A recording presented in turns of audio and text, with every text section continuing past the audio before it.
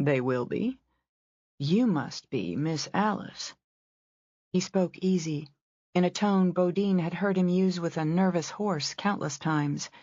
It's nice to meet you, ma'am. One of the sons. One of the sister's sons. An honorary one. Maureen's voice might have been a few shades overbright, but it stilled Alice's fretful hands. This is Callan. Cal's same as family. He's a good boy, Alice. Man, he's not a boy. Alice patted her cheeks.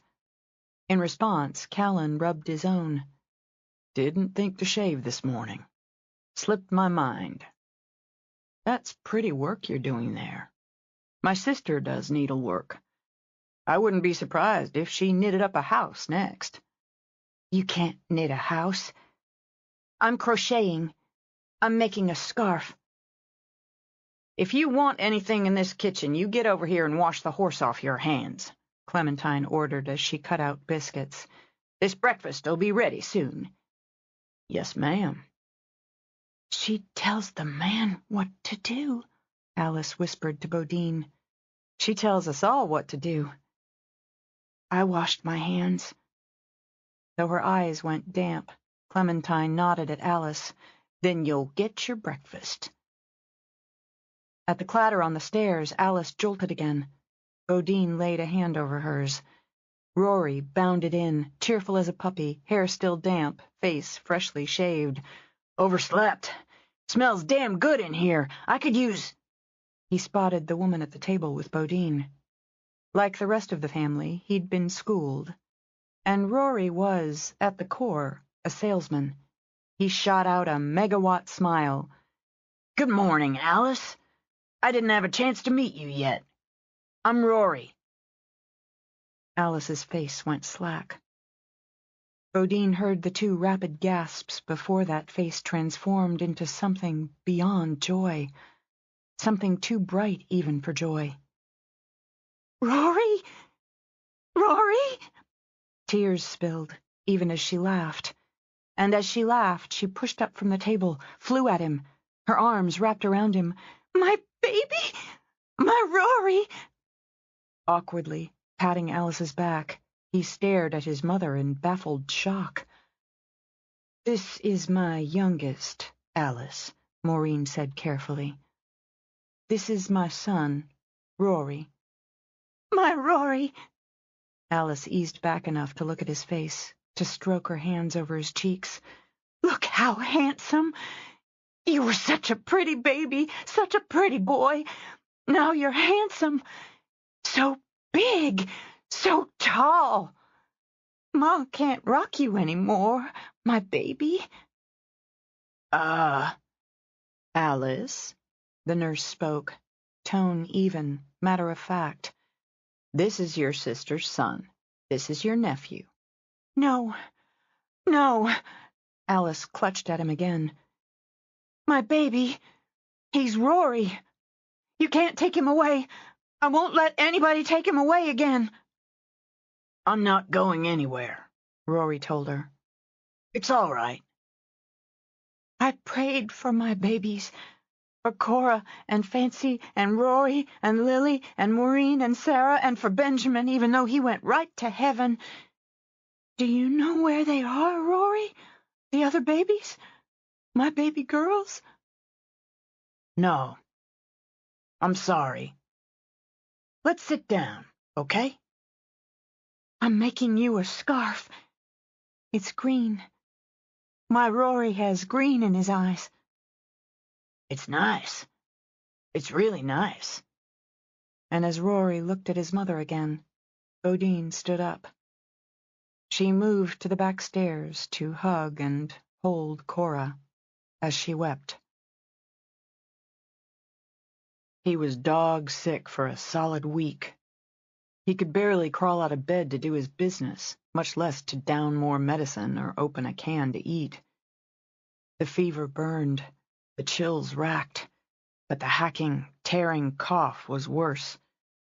It left him weak, restless, his chest fist-tight, his throat raw from the thick yellow mucus that spewed from his lungs.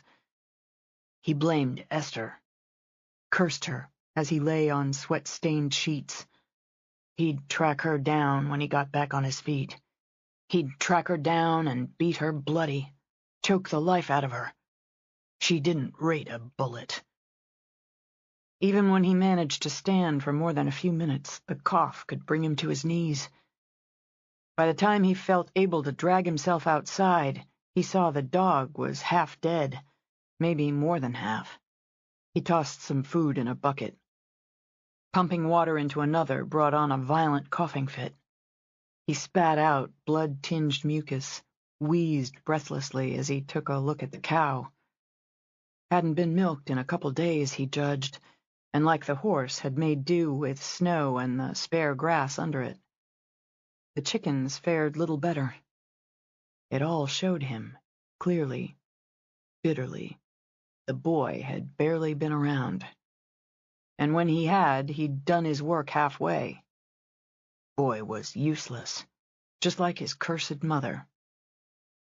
When he got his strength back, he'd take that boy to task good and proper, and he'd go out, get a young wife, get a young one who'd bring forth sons who'd honor their father, instead of one who came and went as he damn well pleased. Made a mistake with Esther, and he could admit it. Wasted too many years on her. Made a mistake or two trying to take on a second wife, but he wouldn't make another. He just had to get his strength back. Even enough to get himself some medicine, some supplies. Dizzy from the effort of tending to the animals, he stumbled back inside. He wanted to check the internet, gain some solace from the words of men who knew what he knew, believed as he believed. He'd paid good money for the Wi-Fi antenna, for the hotspot devices and repeaters, and he'd learned how to use them and stay off the grid. Goddamn government, spying on everybody, stealing land, shoving their gays and blacks and Mexicans down the throats of real Americans. He was a sovereign citizen, he thought, a man prepared, even eager, to shed blood to protect his rights. He'd shed Esther's, he thought. He'd thrash some respect into the whelp she'd foisted on him, and he'd find a wife who'd give him the sons he deserved. But all he could do was crawl back in bed, shiver with chills, wheezing out breath from lungs thick with fluid. Callan's gut knotted when he saw Sheriff Tate pull up. "Let me know if you need anything," he said to the farrier, walking over to meet Tate. "Has there been another one?" No, that's one blessing. Got a little May weather in March. It'll turn on us, but I'll take it." Tate scanned the paddocks, the shelter. "You on your own?" "We got 2 trail rides out, another 2 this afternoon, and a pair of lessons down at the center. May weather means May bookings." Tate nodded. "Is that Spike over there?" "Yeah. Hell of a name for a farrier." "You don't often see a farrier wearing a spiked dog collar and sporting half a dozen tattoos, but he knows his work. Can you take a break?" "It appears I'm already taking one." "Let's walk over this way." Tate aimed for the big paddock. "Some fine-looking horses. We brought more in today. We're going to take them out to pasture tomorrow if this weather holds like it's supposed to. It's been some time since I herded horses to pasture at dawn, rounded them back up for the night." "It sounds like you're looking forward to it." "I guess I am. I like the work here, even though there's a lot of computer and paper involved." He reached out, rubbed a curious bay down the nose. "I know you didn't ride over here to see how I was taking to the job." "No. I'm heading over to the Bodine Ranch to talk to Alice. She'd be having her talk with the psychiatrist now. I'm going to hope she remembers a little more." "I can tell you she's had more to say. I heard her myself when I went over at breakfast. She thought Rory was hers. She named off 7 children. All girls, but for one named Rory and another. The way she put that one, he either died in the birthing or right after." Oh, my Christ. I don't figure I'm telling you anything I shouldn't when I say she latched onto Rory. She talked about how she'd rock him, sing to him, play peekaboo, how he'd learned to walk on his own. It about broke your heart. Have you got anything on this son of a bitch, Sheriff? I wish I could say we did. We're working with the Stadies. We put up her picture, gave it to the media, in case anybody'd seen her. We had dogs out, trying to pick up her trail, but with the rain, and not having a damn clue how far she'd walked up or down the road before she collapsed, we don't have so much as a starting point. You need her to tell you, and you can't push at her. You're right, on both counts. When the curious Bay nudged at his shoulder, Tate gave him an absent pat. But any little thing she can say is one more thing to work with. But that's not why I came by. I heard Garrett came out here in an official vehicle, wearing his official uniform, and went at you again. Clintock doesn't worry me. I suspended him. Callan turned now, shoved at his hat. There's no cause for you to do that on my account. I didn't do it on your account. Temper ruddied Tate's cheeks. He disobeyed a direct order. He harassed and threatened a private citizen. I suspended him rather than firing his arrogant ass, as he's got some good qualities under the bullshit, and I've got 2 manhunts on my hands. I got 2 women dead and a cold trail on whoever killed them. I got a man who kept a woman I have a fondness for locked up we don't know how many years. And right now that trail's cold, too. But if Garrett crosses the line again, he loses his job. And that's for me to say. Tate tapped a finger on Callan's chest. Are you in charge around here? I guess I am. Would you tolerate one of the people out leading a trail ride, giving a lesson, tending the stock, doing the opposite of what you told them? Getting up in the face of one of the guests here? Disrespecting your authority? Wedged firmly in a corner, Callan heaved out a sigh. All right. You made the point. And my next is this. He's as pissed off as it gets. If he comes at you, Cal, I hear about it. I don't want any bullshit from you here about handling him fine, about him not worrying you. He's one of mine, and if he comes at you again, I need to hear about it. I can't have a man who'd do that, holding a badge and a weapon and working under me. You got that clear? Yeah, I do. You don't have to like it. Well, I don't. But I understand it. Your word on it. Tate held out a hand. Hell. Boxed in yet again, Callan shook hands. My word on it. Then we're good. I'm going to go talk to Alice. But Tate stared out at the horses another moment. 7 children. She named them off. She named them. Merciful God. Tate muttered and walked away. When he pulled up to the ranch house, he hoped he'd timed it well. He recognized Dr. Minnow's car, so that was good. He wanted to hear what she had to say, too. When he knocked, Cora came to the door.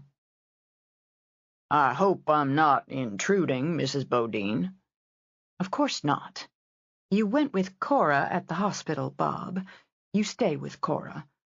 Alice is talking with the doctor, with Dr. Minnow. I think they should be almost done. You come right in. He took off his hat as he stepped in. How's Alice doing, ma'am, since you brought her home? I really think better. I do. Ma, look who's here. Why, Bobby Tate. Setting aside some knitting, Miss Fancy patted the cushion on the couch beside her. You come sit down and give me all the local news and gossip.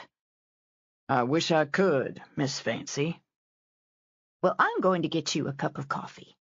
Please, don't trouble, Miss Fancy. The day I can't get a cup of coffee for a good-looking man when he comes calling is the day I meet my maker." The shirt she wore said, "Women belong in the House and the Senate." Miss Fancy believed both statements with equal fervor. "You're going to have to wait a few minutes anyway," she added. "Alice is talking to the head doctor upstairs. You sit down, and I'll get that coffee." "We're looking for things to do," Cora said, when her mother left the room. "Trying to keep busy. I guess you'd have told me right off if you had anything to tell me." "I'm sorry, Mrs. Bodine. Cora, we're doing everything we can." "I don't doubt it. Oh, Dr. Minnow, you're finished? We had a good talk. Sheriff?" "Dr. Minnow? Is she up for more talking?" "Give her a few minutes. She's doing very well, Mrs. Bodine. I think your instincts, Maureen's instincts about bringing her here, were right. It's just the start, but she's calm." "Can you tell me if she remembers anything about her abductor? Her captivity?" "She avoids it, and that's natural, Sheriff. She's struggling with what he indoctrinated in her, and this reality. This reality she remembers in some part of her mind, and this reality is where she feels safer, even happier. She did talk about the house, and when I asked her if it was bigger than her bedroom, the one upstairs, she said it was about the same, but now she has windows and pretty walls." Celia turned another smile to Cora. Painting it the way it had been makes her feel comfortable, gives her a sense of ownership, though she doesn't recognize it as such. And now Celia turned toward Tate. Her captor didn't live in the house with her. I'd say it was more the size of a shed than a house. She wasn't ready to talk about what she could see when she went outside. She mentioned a dog, a mean one, but she closed off on any other details. "An outbuilding and a dog's more than I had." "Here you go, Bob. Oh, Dr. Minnow." Miss Fancy carried the coffee to Tate. "Can I get you some coffee?" "Thanks, but I have to get back. I'll be here the same time tomorrow. For now, don't push her about Rory. We'll give her some time there. I'll get your coat, walk you out." Tate stood with his hat in one hand, the coffee in the other. "Miss Fancy, I'm going to go up and see her, if that's all right."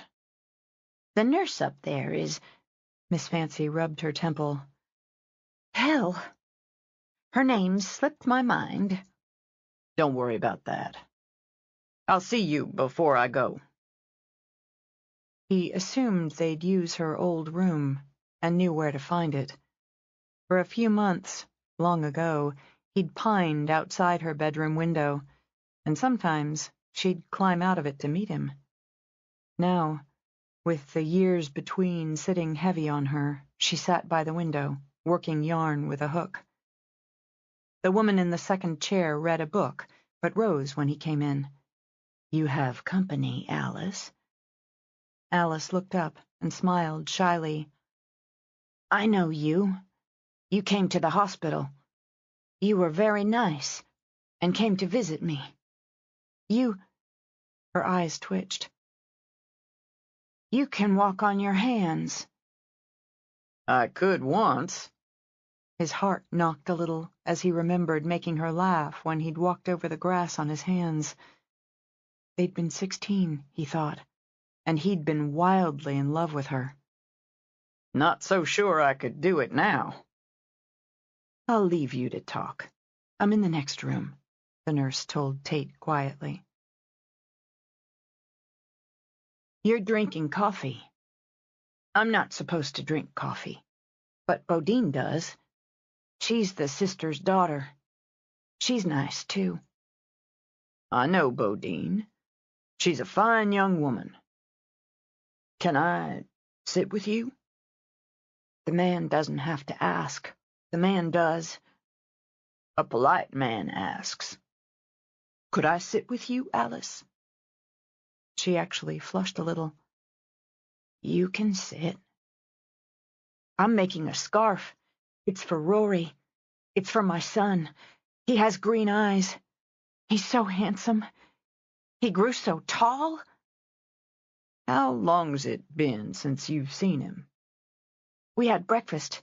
Clementine made biscuits. I like her biscuits. I mean, before breakfast. How long since you'd seen him?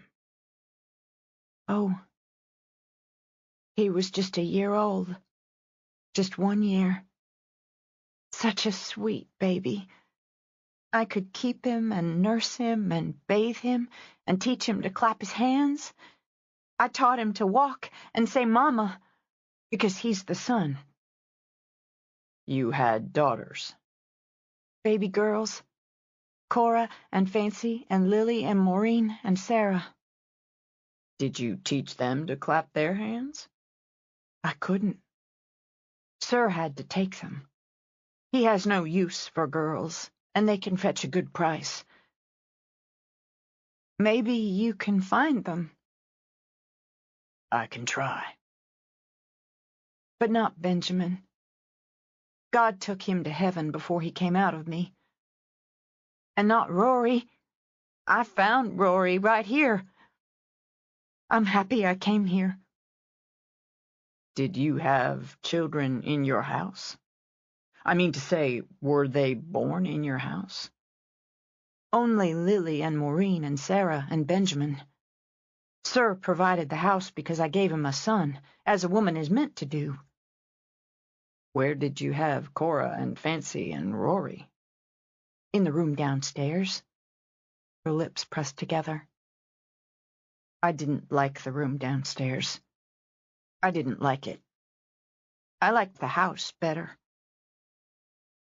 It's all right. He touched her trembling hand. You won't ever go back to that room. I can stay here with Rory, with the mother and the sister and Grammy. Grammy. Grandpa has M&Ms. He smells like cherries, and he has a beard. That's right. It occurred to Tate she wouldn't know her grandfather had died, so he trod carefully. Does Sir have a beard? All over. All over. She rubbed a hand over her cheeks and chin. Does he smell like cherries? No. No. Like the soap that stings at first, and sometimes not. Sometimes like whiskey. Sometimes like whiskey and sweat. I don't like it. I like making the scarf. I like making the scarf. I like making it, and the window, and the biscuits. I like the pink walls. They sure are happy walls. What color were the walls in your house? Gray, with white spots and lines. I like these better. I'm ungrateful. I'm ungrateful for what Sir provided. No, you're not. You're grateful to be home with your family. Can you tell me something, Alice? I don't know. Can you tell me where you were when you met Sir, the very first time? I don't know. I have to finish the scarf. Finish it for Rory. That's all right. I have to go now, but I'll come back, if that's all right. It's all right. I wanted to come home, she said as he rose. You're home now. I should have called Grandpa from Missoula when I got there. He'd have come to get me. He wouldn't be mad. You were coming home from Missoula? From otherwhere. I don't know. I'm awfully tired now. I'll get the nurse for you. You can rest a while. They roast turkey for Thanksgiving, but I like Grammy's ham better. Grammy makes ham for Thanksgiving, and we all make pies. I'm going to sleep. All right, Alice. Here, I'll help you. He helped her to the bed, tucked a throw around her. It's soft. Everything is soft here. Is the mother here? I'll go get her for you. You rest. He went out, signaled to the nurse before he started down for Cora. An outbuilding. A dog. Somewhere on the road from Missoula to the ranch, sometime around Thanksgiving. Though God knew how long ago. It was more than he'd had. Chapter 22. Time moved. While most of home life centered around Alice, what to say, what not to say, what to do, what not to do, spring glided in with all its sweetness and all its demands. The sun came earlier, stayed later, and those daylight hours increased the work. Bodine often thought of that work as an escape from the stress and worry of the eggshell walking required at home, then felt guilty for thinking it. She thought of the nights she spent with Callan in his narrow bed or at an empty cabin as another kind of escape, and didn't feel the slightest twinge of guilt. If she analyzed it, as she sometimes did, she concluded he gave her balance, companionship, a good ear for listening, a steadier hand than she'd ever given him credit for, and really good sex. She liked to think she gave him just the same. Most days she saddled up and rode to work with him, then home again. If she could juggle the time, she rode home again midday to give her grannies a little break from Alice. I like her. Though she had an agenda in mind, Bodine rode easily beside Callan. Every once in a while, someone, peeks out from the trauma, and I know I'd like that someone. And the dogs like her, which is a good gauge. The dogs like Alice. And it's mutual. A lot of the time they sprawl and snore at her feet when she crochets. The sheriff came by while I was there this afternoon. He's got a good way with her, too. Did he get anything more? It came out she was 21. Just turned 21 when she started hitchhiking home, so that gives him a closer when. I don't know what he can do to close up 26 years and find something, but I could see it mattered knowing. She wanted me to stay while he talked to her. She was happy, starting out, like we were all having a little visit. She's making another scarf. For me. She finished Rory's. Lifting her face to the sky, Bodine shook her head. I'm all over the place. Not so much. She likes you, trusts you. She likes Tate. She's shy with me if I'm around, but I don't scare her. It's the same with Dad and Chase, the shy but not scared, and still she won't step outside. People are outside, and that's that. She needs more time. I know, and it hasn't been much time yet, but we all have to be so careful. And it wears, Callan. It's helping, but it wears. Some days she knows Rory's not her son. Others, she digs in there like a mama bear. It's hard on Rory. He's dealing better than anyone could expect. You forget to give him credit sometimes for his heart. He has such a good heart. You want to know what I think? I'm blabbering about it again, so I must. You've always been tight. God, I admired and envied that all my life. Your family pulls together, and this situation made you pull harder. I figure Alice is peeking out from what that fucker made her because she's got that in her. I know what it's like to be 18 and pissed at the world. More than you, he added. I've been pretty lucky in my world. It's more than luck, but yeah. I know what it's like to want to come home, to need to. Nobody stopped me from doing that. Nobody stole more than half my life. And it was hard enough to come back. I never thought of that, she said quietly. I never thought it was hard for you coming back. As they rode, slow and easy, she studied his profile. I should have. You never know what's changed, what's the same, and if you'll fit back again. It's the chance you take, going and coming back. I'd say the fact she's able to make her scarves and talk to Tate, to anyone without screaming, to get up in the morning and go to bed at night, means whoever she was at 18, whatever that son of a bitch tried to turn her into, there's a hell of a lot of Bodine in there. It'll do more than peek through. It took her a moment before she could speak.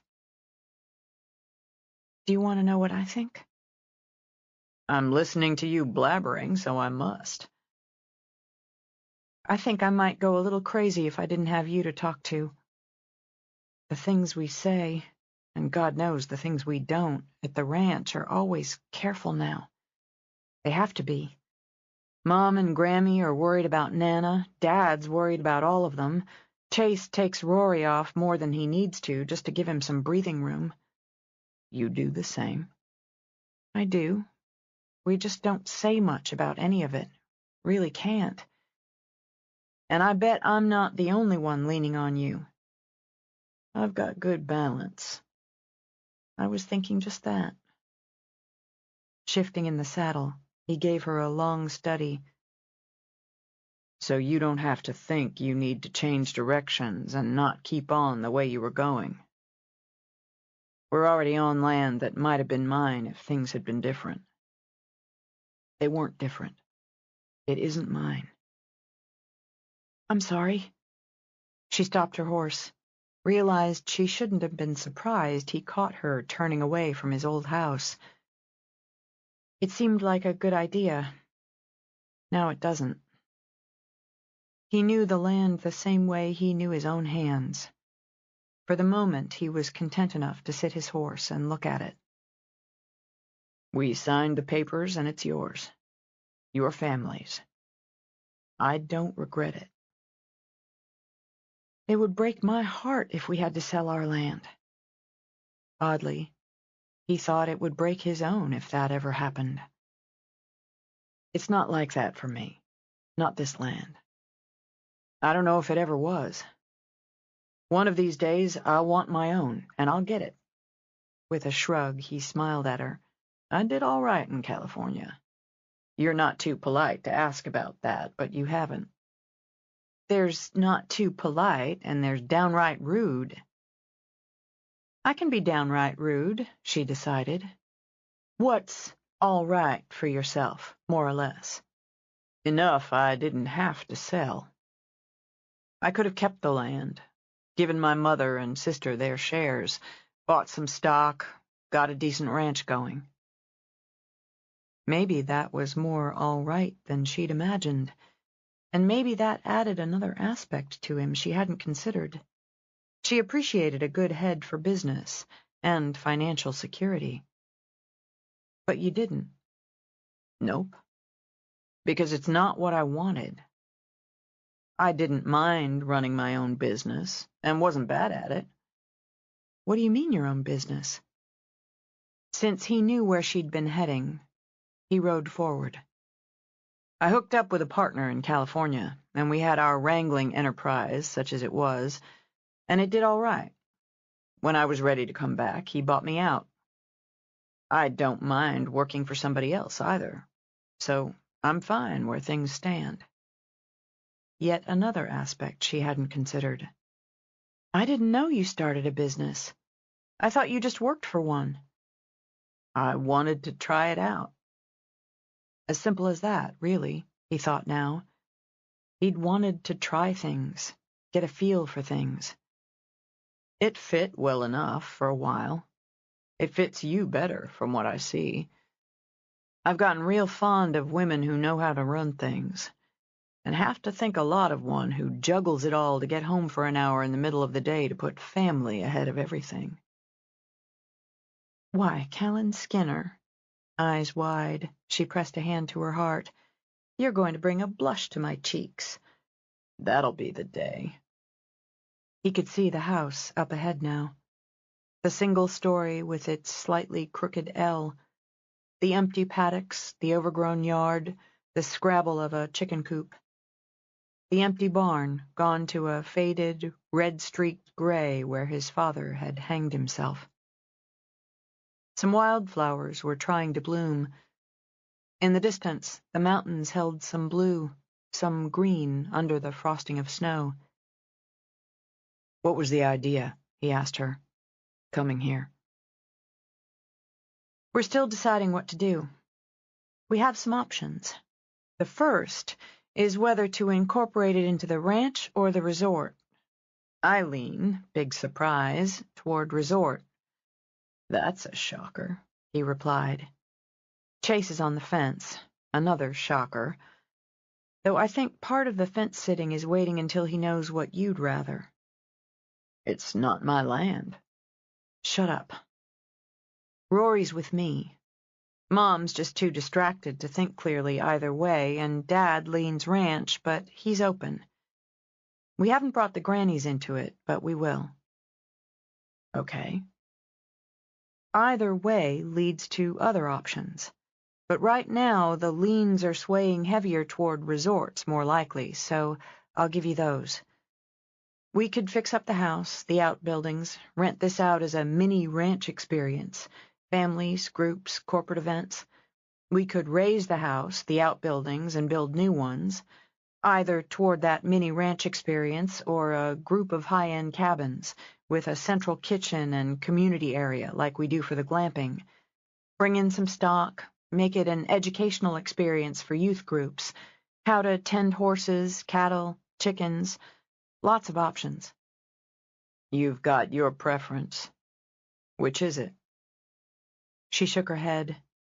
They're all workable, all good, and can all be fluffed up and marketed. I'm asking how you feel about it. I told you, I'm fine with it. It's not mine to say, anyway. She hissed, dismounted. Oh, get off your horse, Skinner. I mean that literally and metaphorically. She walked Leo to the paddock, looped his reins over the fence. You grew up in that house. You worked the land here, raised horses and cattle. You have a damn opinion. You have feelings. He got off his horse and distinctly felt the edges of the corner she had pushed him into. I don't care as much as it seems you want me to. Bullshit. Just bullshit. I'm asking you to tell me, right when we're standing here. Take it down, the house, the barn, all of it, or fix it up and make it new again. Just that. Tell me. Angrier than she wanted to be, she knocked a fist on his heart. Tell me what you feel, what you'd want. She left her hand on his heart. He swore it burned right into it, like the sun burning across the sky on its slow descent, like her eyes into his. Take it down. All of it. Done. Bodine. Done, she repeated. That's all I needed. He grabbed her wrist before she could pull away. The temper they both felt evaporated when she laid her other hand on his cheek. It matters, Callan, what you feel. Not just to me, but it sure as hell matters to me. They're options, and all of them good. Why shouldn't what you want count? It's not mine. It was. It might have been, but it wasn't. If my only choice in coming back was to come here, to this land, to this house, I wouldn't be here. This isn't where I'm rooted, and whatever roots there were so shallow, ripping them out didn't change a thing. He pulled her close so they could look at the front of the house together.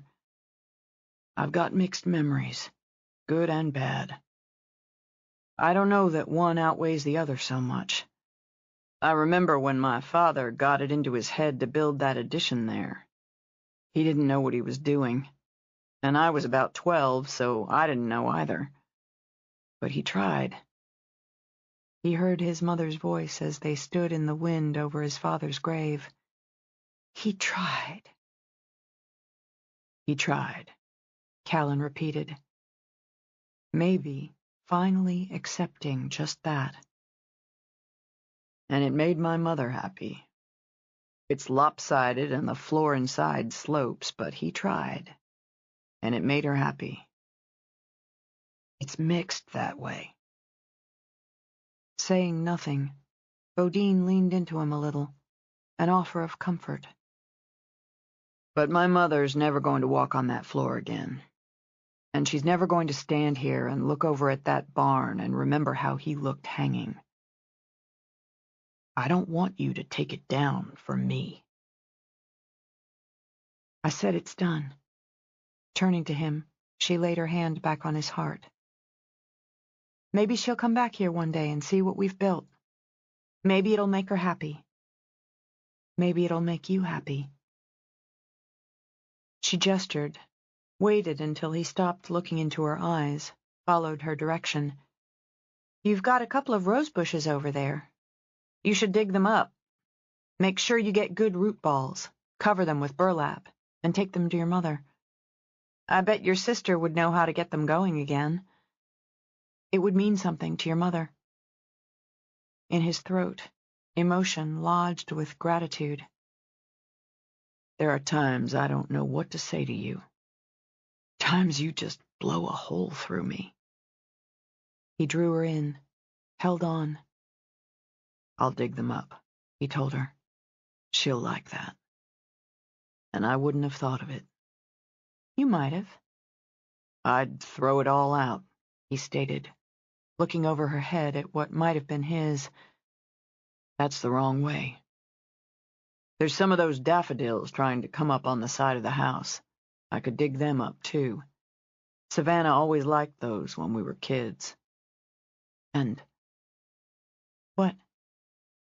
Maybe I'll pry up a couple floorboards before you tear it down. Between Justin and Savannah, they could make something. She'd like that. There you go. Bodine leaned back enough to kiss him. Why don't we walk around for a minute, see if there's anything else? Before he could answer, his phone signaled. Text from my mother. He frowned at the readout. She never texts. She just... Christ. My sister's in labor. Well, you've got to go. Grabbing his hand, Bodine dragged him back to the horses. You have to get there. She's having it at home. Why would anyone do that? There ought to be a law or something. Why is she... Mount up, Skinner. She said it with a laugh, for a moment seriously adoring him and his pure male fluster. You can get to your truck in less than 10 minutes and drive there and ask her yourself. He swung onto his horse. Maybe Vanna doesn't want me in the middle of things. Men are idiots. Bodine sent Leo into a gallop, knowing Sundown would follow her lead.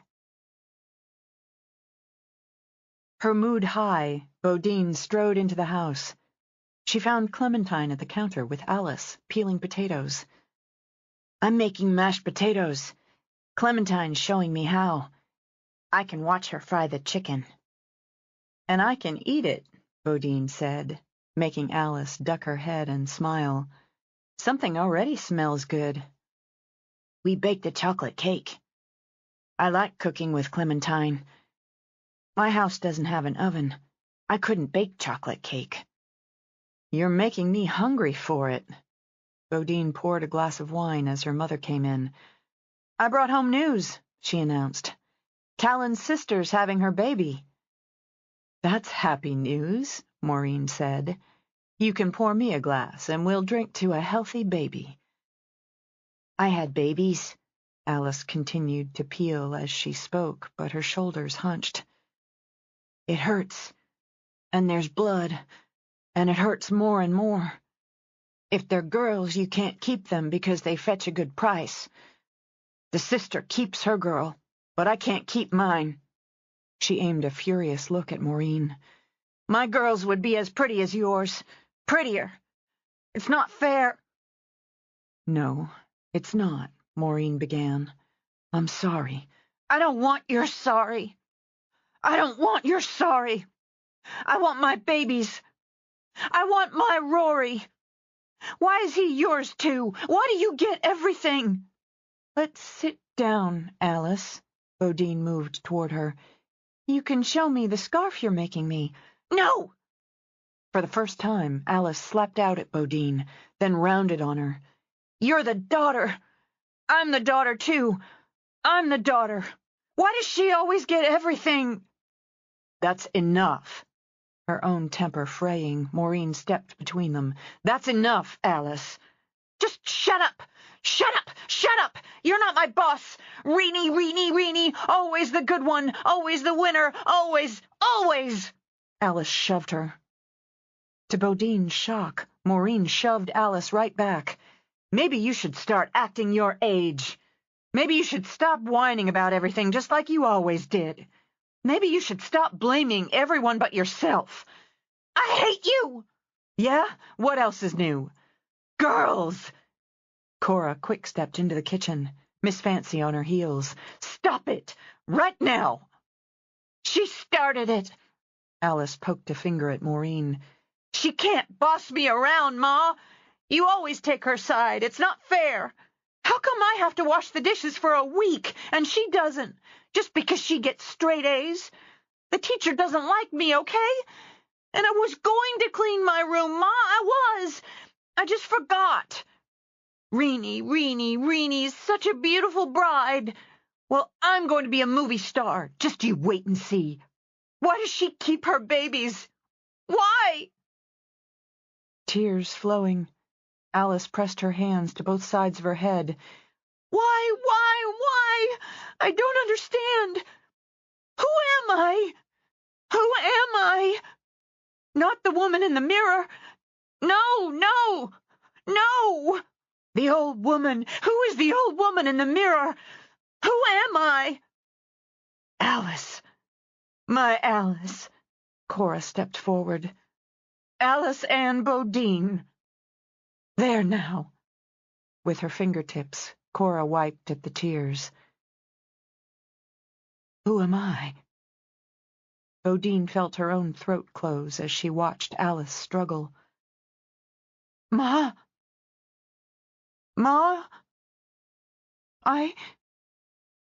I was coming home. I know. You're home now. I don't feel right. I don't feel right anywhere in me. Can I go back? Just go back? We're going to start from here, and it's going to be all right. Reenie's mad at me. No, I'm not. Maureen ran a hand down Alice's braid. I'm not mad. I'm glad you're home, Alice. I was mad. I can't remember why. My head hurts. You can lie down a while, Cora said. I'll sit with you. No. I'm making mashed potatoes. Clementine's teaching me. Clementine. If complaints were $1, you'd be a billionaire. That's right. Though her eyes shined, Clementine tapped a half-peeled potato. They won't peel themselves, girl. I'm going to sit down right beside you. Make sure you do a good job. Miss Fancy walked over, sat on a stool. Grammy. Alice tipped her head to Miss Fancy's shoulder. Grammy always smells so good.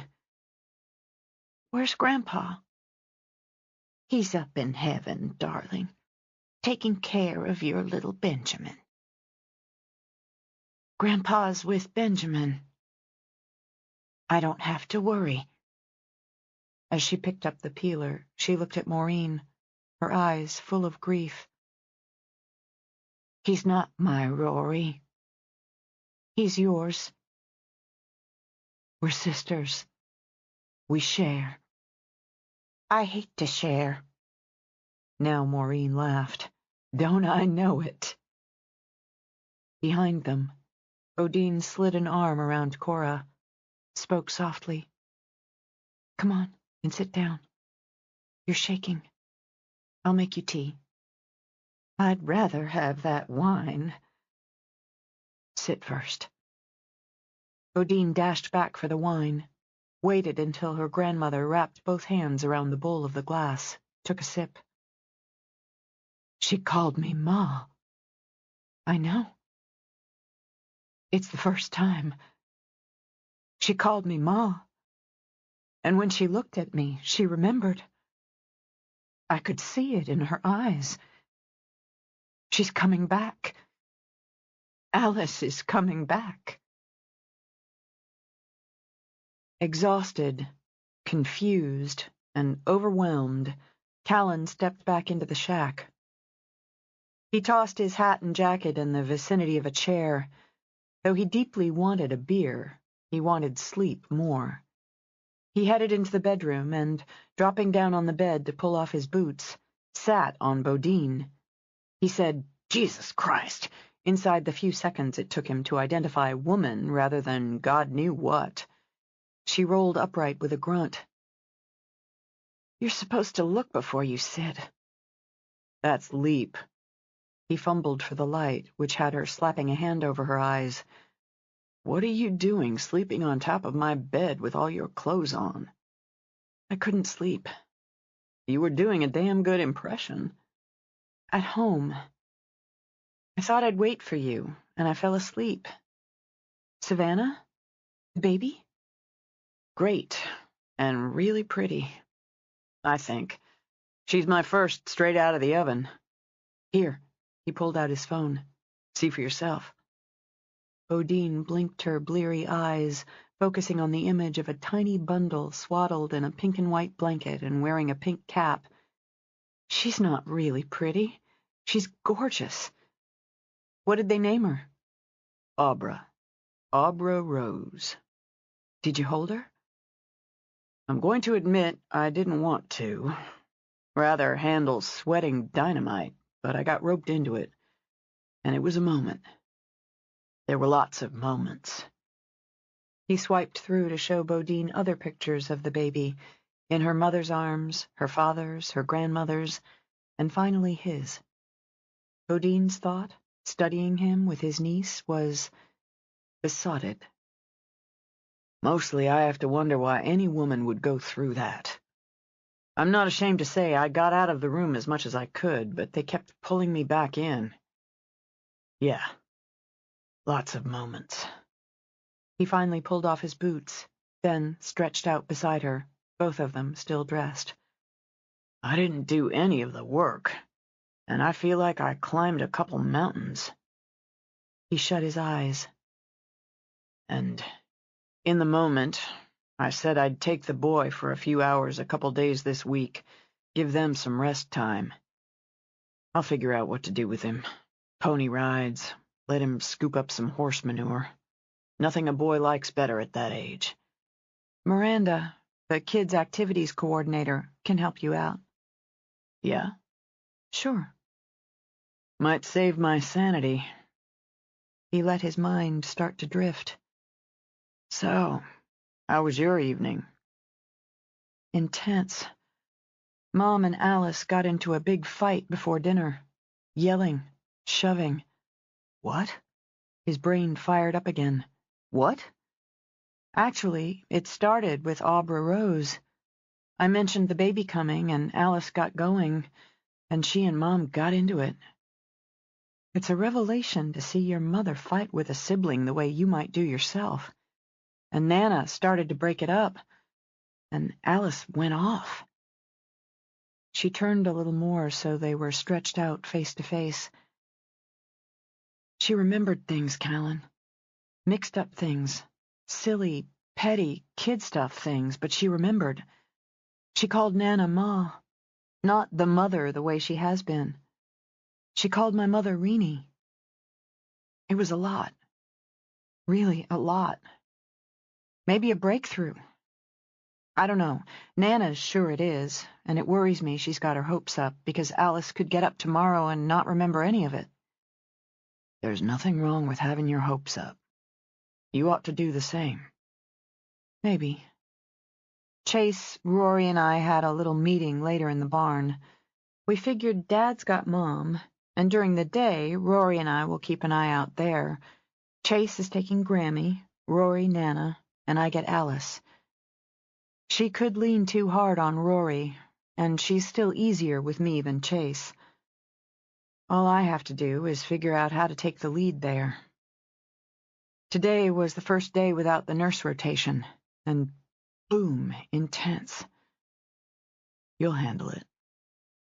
We should get undressed and actually get in the bed. Yeah. In a minute. In a minute, they'd both fallen asleep, just as they were. The man known as Sir fashioned a rough cane out of a sturdy branch. It helped him when his legs got too shaky to finish his ranch work. The dog died on him, but dogs were easy to come by. He'd get another when he felt up to it. He considered shooting the horse, more trouble than it was worth, but felt while a man could do without a dog for a bit of time, a man without a horse was hamstrung. So he fed it sparingly, rationing out the grain. He took more time with the cow. The cow still produced milk, even if milking the thing exhausted him. He wheezed as he walked, but he could walk. At least until the coughing struck. When it did, he had to stop, sit, suffer through it. In a few days, when he felt better, he'd go for more medicine, shell out the money for feed, for hay. Start hunting for a new, young wife. One strong enough to plow the plot and plant it. One vital enough to give him sons. One comely enough to give him pleasure. This was his waiting time. He told himself every night when he crawled into bed that by morning he'd be strong again. Strong enough to start that hunt. He'd readied the basement, and there she would stay. And as she plowed the field, so he would plow her.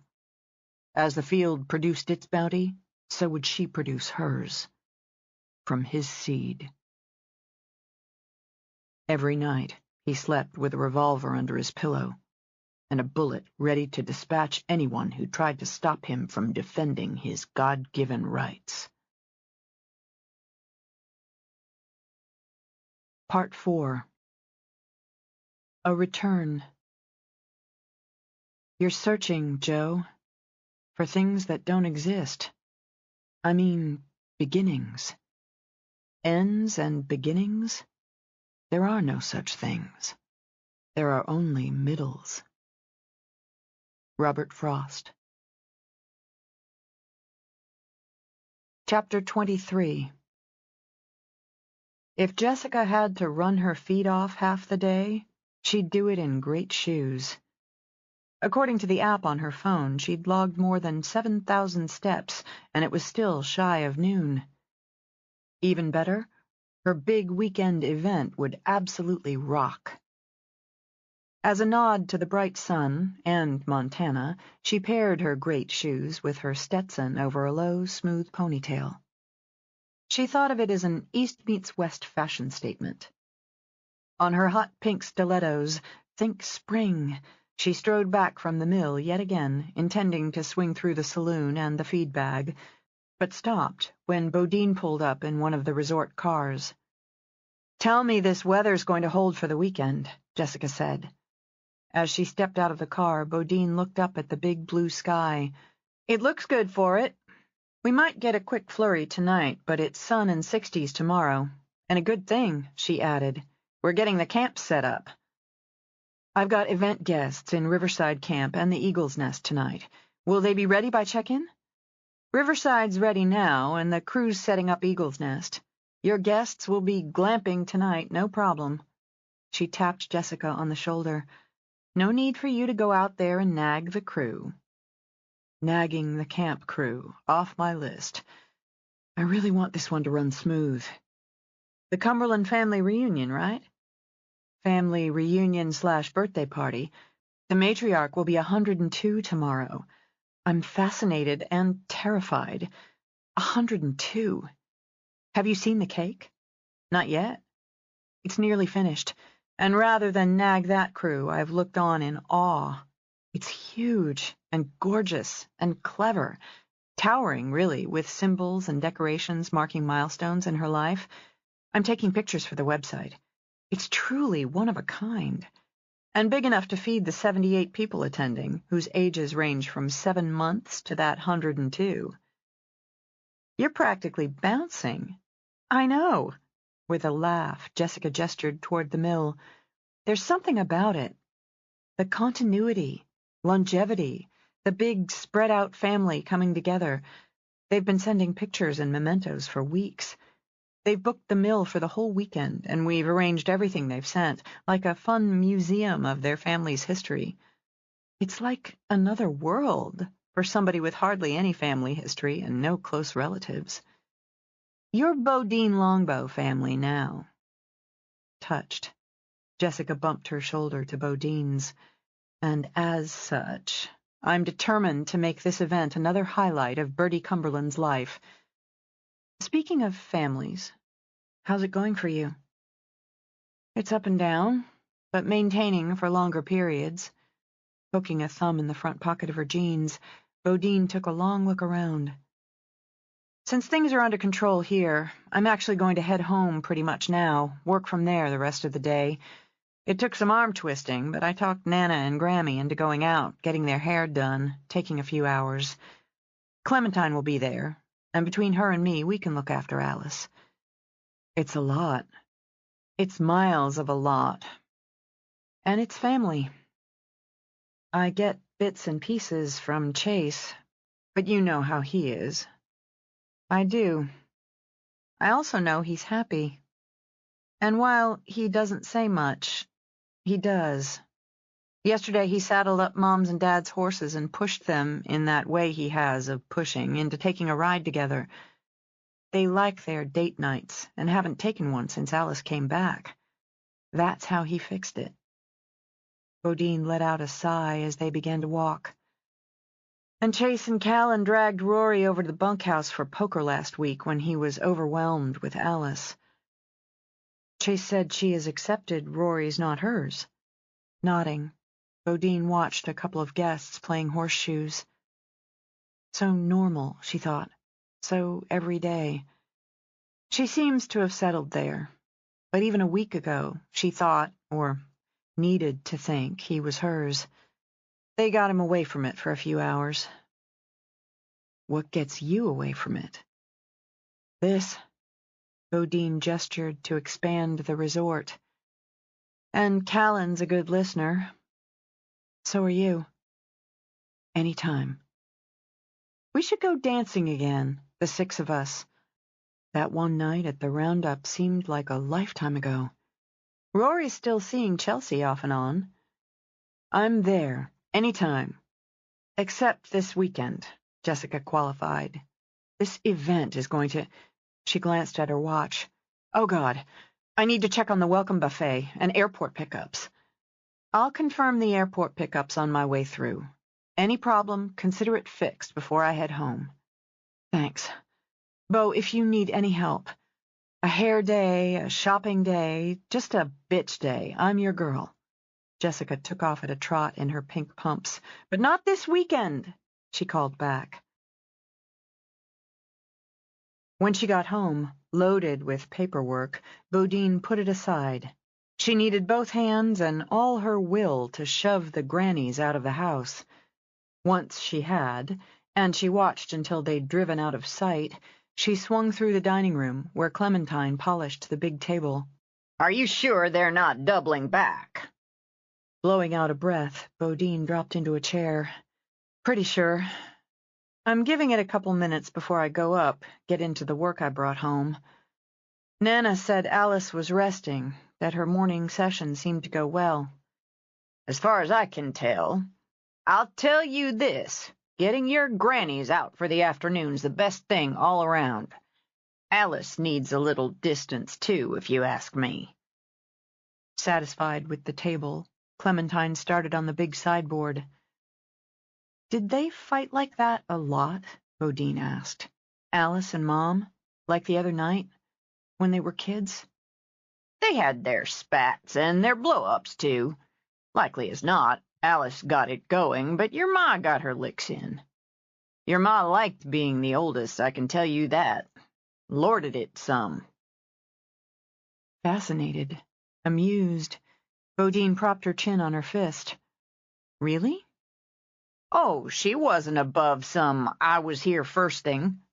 But she'd fall back on Alice getting away with something because she was the baby, just like Alice whined her head off about your ma getting away with stuff because she was older. I've heard the same from you and your brothers over the years. Clementine paused to point a long finger at Bodine. You weren't above pulling those middle child or only girl cards when it suited you. Sometimes it worked. Bodine lifted her shoulders, let them fall. Sometimes it didn't. But did they like each other, Clem? Love's different. I love Chase and Rory, but I like them too. I can get mad at them, slap and snap, but I like them. I think they did. They could be tight as a pair of tangled-up springs one minute and at each other the next, laughing together and telling secrets 5 minutes after they were shouting and shoving. Cora had the patience of Job, keeping up with 2 moody girls. Clementine polished, turning the air into an orange grove. Once, when your ma was pregnant with Chase, I found her sitting upstairs alone, crying and rubbing that little bump she had going. She said she wanted her sister, wanted Alice. You know they picked the names of their first babies? What? How? When they were girls, they let each other pick the name of their first son, first daughter. Charles, after your great-grandfather, and Maureen was to call him Chase. And Maureen picked Rory for Alice after their daddy. Bodine for Maureen if she had a girl, Cora for Alice. Carefully, Clementine set the big pewter candle stands back on the server. I'd say they meant a lot to each other, as they both stuck by that, even when the other wasn't around to know. No one ever told me that. I don't know who knew, besides them and me. They told me, so it was official. Turning back, Clementine smiled. I guess they were around 12 and 14. I'm glad you told me. It helps me see them. She pushed up. I'm going to haul my briefcase up and get started. I'll check on Alice before I do. You're a good girl, Bodine. At least half the time. That'll have to do. As she got her things, started upstairs, Bodine thought of her mother at 14 making a pact with her sister, a pact that would become a family, and of Alice at 12 dreaming of babies the way a young girl might, of Alice having those babies alone in some maniac's basement, of having those babies who might have given her some comfort taken from her. She was now determined to be more patient, more kind for Alice's sake alone, not just from worries for her grannies, for her mother, but for Alice, who'd once been 12. Then she saw Alice, gray-streaked hair hanging limp, eyes wild and angry, and the scissors snapping and shining in her hand. Alice? She had to firmly slide the word over the lump of panic in her throat. Is something wrong? It's all wrong. All of it. I don't like it. I don't like it. I don't want it. Okay. What don't you like? What don't you want? I can try to help. Hoping her tone sounded easy and unforced, Bodine tried a step forward. I can say it's wrong. Alice jabbed the air with the scissors, stopped Bodine in her tracks. I can say I hate it. The doctor said, she said. Sure you can. You can tell me if you want to. Ma and Grammy went out. Alice snapped the scissors again and again. Click, click, click. Ma and Grammy went out to get their hair done. But they're coming back soon. And I'm here. Clementine's right downstairs. Maybe you could show me the scarf you're making for me. It's finished. It's done. Teeth clamped. Alice jabbed the air with the scissors. I can make one for Chase. All of Rainie's. All hers. Hers. All hers. I'd love to see it. Could I try it on? With her eyes on Alice's, Bodine tried another step forward. Just a few more, and she'd be close enough to grab Alice's wrist. She was stronger, quicker, could take the scissors. Yes, yes, yes, but I don't want it. Alice grabbed her hair with her free hand, pulled viciously. Okay, that's okay, you can... And she understood. Your hair? You want to get your hair done like your ma? Like Grammy? I don't want it. Squeezing her eyes tight, Alice pulled again. Sir said it's a sin for a woman to cut her hair, but the doctor said I can say. I can say I don't want, or I do. Which is right? I don't know. You can say, Bodine agreed, moving another step forward. That's your right. You can say because it's your hair, Alice. I hate it. Then we can change it so you don't. We can go get your hair cut, Alice. I'll take you. Not out there. No, no, not out there. As she looked at the walls, the doors, her breath came fast. No, not out there. I can cut it off. I want to cut it off. He can't stop me if I'm in here, in the home. Oh, the hell with him. Bodine's words had Alice's eyes going wide. The hell with him, Alice. It's your hair, isn't it? Nobody's going to stop you. But how about I cut it for you? You... Alice lowered the scissors, stared. You can do it? You can? Well, you'll be my first, but I can sure try. Maybe Bodine's heart skipped, but she smiled as Alice meekly held out the scissors. How about we set up our salon in the bathroom there? You can sit on the stool. Do you know how short you want it? I don't like it. I don't want it. You can cut it. Bodine guided Alice to the stool. I was just thinking. I know this girl, and she grew her hair really long, almost as long as you. She grew it long, then cut it because she was donating it to this place that made wigs for women who got sick and lost their hair.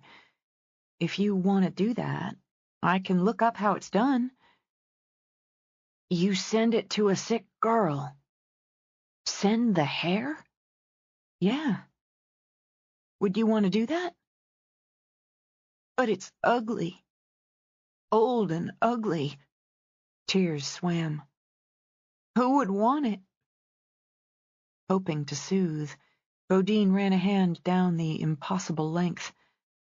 I bet they'd fix it up, make it look nice. I'll look it up on my phone while you brush out your hair. Bodine got a brush, watched Alice frown in the mirror. Following the instructions, Bodine braided the long, long hair. I bet there are at least 2 sick girls who'll be grateful to you. I'm going to turn you a little now so you can see from the side. Do you want it this short? Bodine held a hand to Alice's mid-back. More. Bodine climbed up inch by inch until she held the flat of her hand above Alice's shoulders and got a hard nod. Okay. Let's see. She bound both ends with a band, blew out a breath. I'm nervous. You're sure about this? I don't want it. All right, then. Here we go. Praying the result wouldn't send Alice into a rage or into tears, Bodine cut.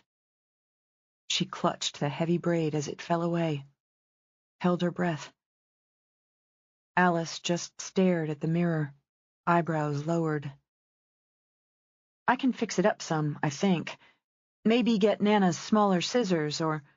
Slowly, Alice lifted her hand, pulled her fingers through. It's still ugly, but better. It's cut away, and he can't stop me. You cut it away, and he can't stop you. But I don't know who that is. She pointed at the reflection in the mirror. I don't know. Bodine laid the hair aside, set her hands on Alice's shoulders. That's my Aunt Alice, who named me. Alice's gaze met hers in the glass, and she smiled a little. You're Bodine, because we promised. That's right. I've got this other idea. You know, Grammy has some hair dye in her room. How about we color your hair now? Red? Like Grammy's? I love Grammy's hair. Me too. Let's color your hair, Alice. Now Alice smiled, lips and eyes. I want that.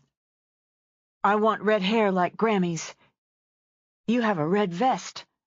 It's pretty. You like it? Bodine ran a hand over the red leather vest Jessica had talked her into buying. You can borrow it sometime if you want. Renee hates me to borrow her clothes. I don't mind so much. And I'm offering. Let me go get the dye. As a precaution, she took the scissors with her. She didn't get much work done, but she'd make up the time. As a hair and makeup consultant, Bodine figured she was in the lower 10th percentile, but she did her best. Flushed with success, she talked Alice into jeans, a first since her return, a pretty shirt, and her own red vest. She even dug out some earrings. When Alice stood in front of the full-length mirror, studying herself, Bodine ranked it as one of the best moments of her life. I can see me, Alice said with wonder. I got old, but I can see me. I can see Alice. Alice and Bodine. You look really pretty, too. I was pretty. Alice lifted a hand to her cheek.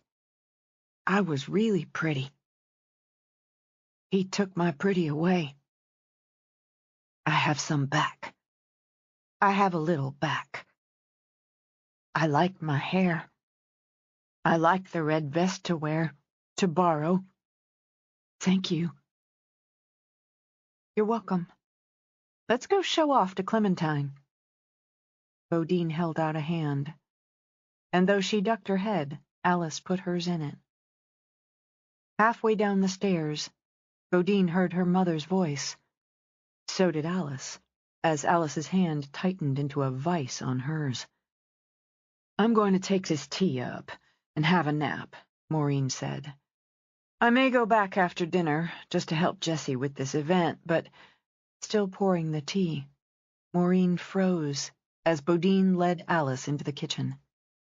The hot water spilled over the rim of the cup before Clementine caught it, took the pot. Alice! Tears springing to her eyes, Maureen pressed both hands to her mouth. Alice! Alice! She rushed forward, and though Alice jerked back, went stiff, kept coming until she'd caught Alice in her arms. Oh, Alice! I didn't want it. Bodine cut it. A sick girl can have it. Oh, Alice. Drawing back, Maureen fluffed her fingers through the red hair Bodine had managed to style into an uneven, amateur bob. I love it. Absolutely love it. I love you. She clutched Alice to her again, held out a hand for Bodine's. She kissed her daughter's hand, closed her eyes, and rocked her sister where they stood. As Jessica's event included trail rides, pony rides, cattle drives, and lessons, Callan put in some overtime. He'd need to be back at it by sunrise, but for now, he could enjoy an easy ride home. He hoped he'd find Bodine on the other end of the ride, maybe get her to sit out with him, have a beer, watch the sunset. And maybe, if their schedules meshed up over the next few days, he could take her out to a fancy dinner. He couldn't figure why he wanted to. He'd never been one for fancy dinners, but he wanted to try one with her, see how it set. He wanted her back in his bed again, and for more than sleep. He just wanted her, and it was time to admit it. Everything about her fit, so why make it less than it was? He hadn't come back for a woman, but he'd found the one he wanted, the one he could see building a life with. Maybe she wasn't there yet, but he didn't think she lagged far behind him. The puzzle of the moment was, did he wait for her to catch up, or did he give her a push? Something to consider. Doesn't get much better than this. Leaning forward, he rubbed Sundown's neck. Does it, boy? Cool evening coming in after a warm day, wildflowers popping. Deer over there, see 'em? Yeah, you see 'em. Losing their winter coats. Fields are greening up some. We'll be bringing some of the horses down to that pasture there at sunup. Still snow on the peaks there, but that just makes the sky bluer. He pulled his horse up to enjoy the moment, watched the white tails of the deer bob across the near field. When he actively thought of dismounting, picking some of the wildflowers for Bodine, he embarrassed himself. A man could take things too far. He walked the horse around a slight curve. Let's stretch those legs out. He'd no more than given the signal, and Sundown was bounding forward. He felt the sting low on his calf, heard the sharp snap of a bullet. Sundown let out a cry of pain, stumbled. Instinct took over. Go! He felt his horse labor, but they were in the open, so he pushed until he could pull up again where the ground rose, where a cabin sat, where trees provided some cover. He leaped off, didn't spare a curse for the shock of pain in his leg, not when he saw the blood seeping low on Sundown's belly. Easy, easy, easy. Dragging off his bandana, he pressed it to the wound. It's okay. You're okay. He heard the sound of an engine, the echo and roar, yanked out his phone as he scanned the trees, the ridge, as he vowed vengeance on whoever hurt his horse. Bodine stepped outside, hoping Callan had gotten back. She imagined what a kick he'd get out of her cutting Alice's hair, giving her a makeover. She'd like to sit out in the cool, watch the sunset, and tell him about her day, hear about his. She liked the idea of knowing she could, knowing they might wander in sometime after dusk and make good use of his bed. Thinking about that, smiling about that, she turned sharply when she heard Chase give a shout and bolt out of the house. Her first thought was Alice, but her father ran out too, and Rory, and every damn buddy. What is it? What happened? Somebody took a shot at Callan. Hit his horse. He's a mile down on Black Angus Road. Chase kept running toward the horse trailer. Rory streaked into the stables. Equine first aid kit, Bodine thought, as she charged after him. She grabbed a bridle, had Leo in it within seconds. "What are you doing?" Rory demanded. "I'm going. I can get there faster on Leo, cutting through." "Stay here. Whoever did it might still be out there." "Then you stay here," she snapped back. Swinging onto Leo's bare back, she rode out at a gallop. She'd heard the shot, she thought now. Heard the echo of it when she'd stepped outside, and hadn't thought a thing of it. Now the idea that the shot had been aimed at Callan, had struck that gorgeous horse, filled her with fury. Bent low, she took Leo into the trees, cutting off the longer length of the road, pushed him thundering down the narrow, uneven track, slowing him only to navigate down the slope. She saw Callan, felt a dizzying wave of relief when she saw him standing, saw Sundown standing, and another dizzying wave of fear at the blood soaking the ground. He glanced up, his face carved with rage. It didn't fade off when he spotted her. "What the hell are you doing?" "How bad is it?" she called out, picking her way down. "They're on their way. How bad?" "I don't know. God damn it, Bodine, you've got no business." He cut himself off. She'd come, and he couldn't change that. "Take his head, will you? Talk to him. He's hurt. He's shaken up." Quivering, Bodine thought as she jumped off Leo, went to Sundown's head to soothe. "It's all right. It's all right. We're going to get you home and all fixed up." "His belly?" "I think it's a graze. It's long, carved a damn groove. It's bleeding heavy." He'd yanked out the spare shirt from his saddlebag once the bandana had soaked through. "Did someone call the vet?" She said yes, because someone would have, and Callan needed as much soothing as the horse. "Don't worry. He's going to be fine. Here they come." She held both horses steady as her father maneuvered the truck and trailer. Rory jumped out while it was still moving. "Vet's on her way. So's the sheriff. Can he walk? We've got the hoist." "He'll walk. He'll load in."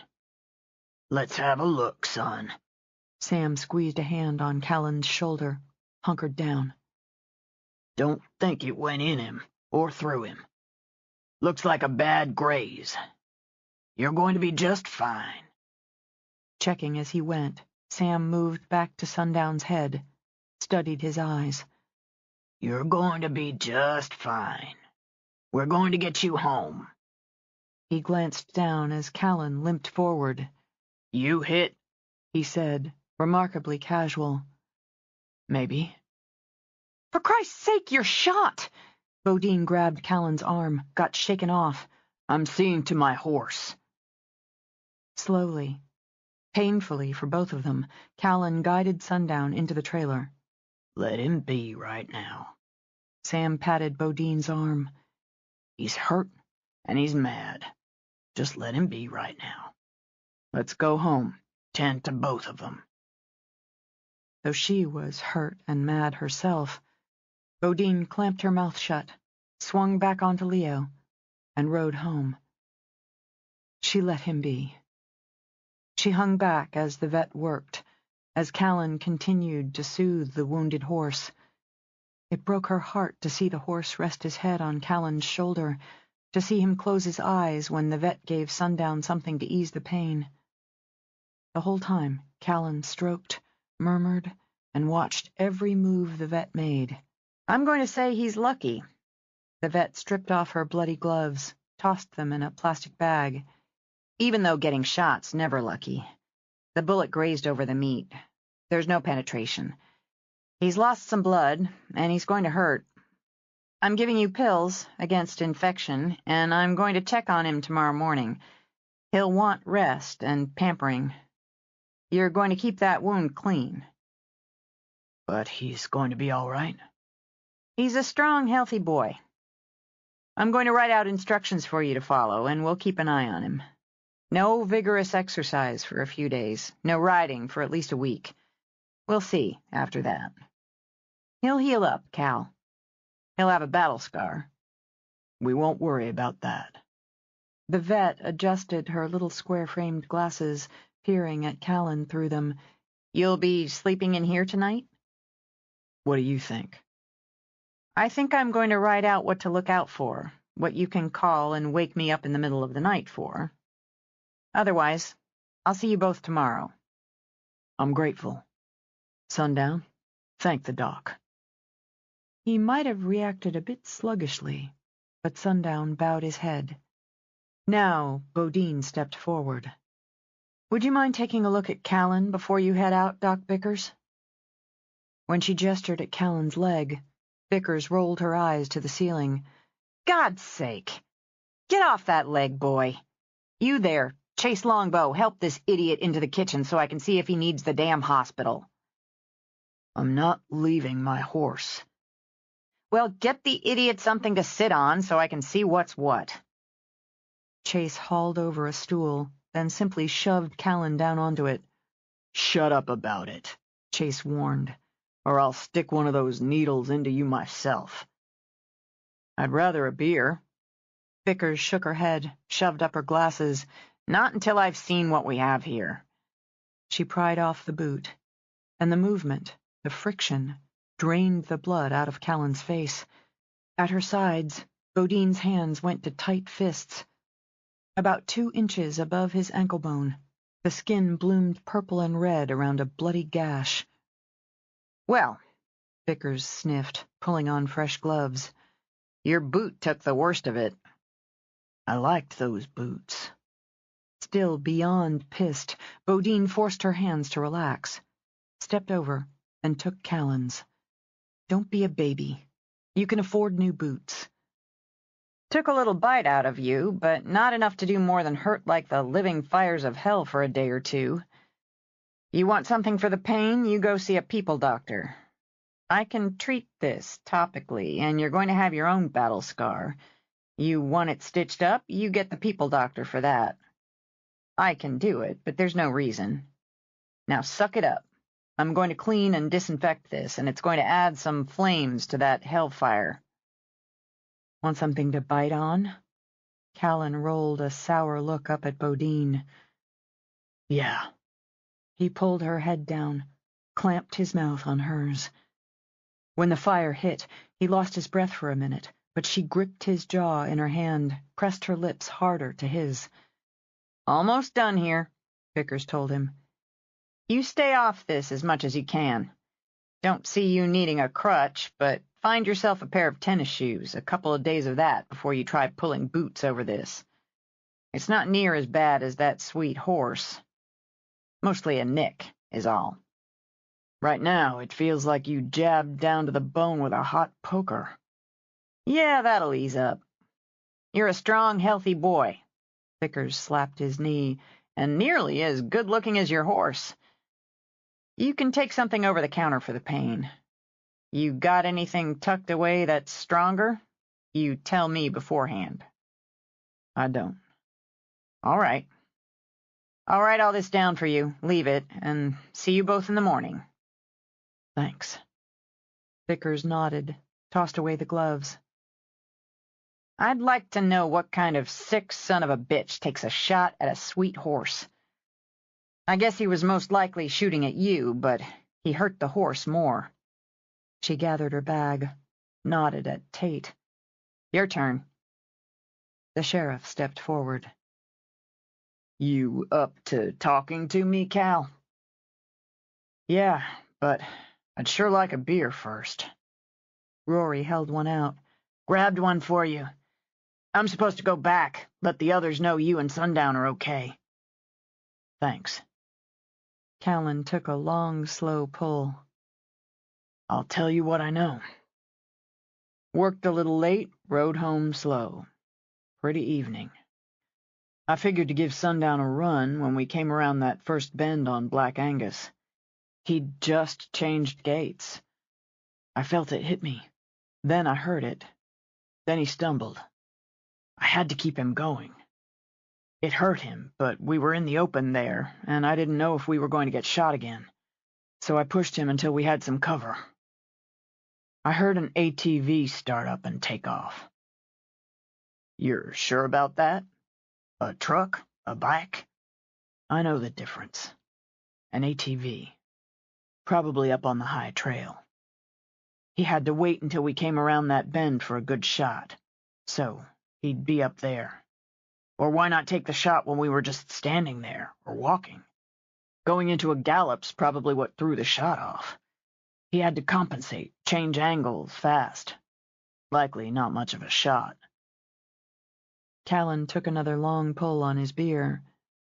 As memory serves, Garrett Clintock's not much of a shot.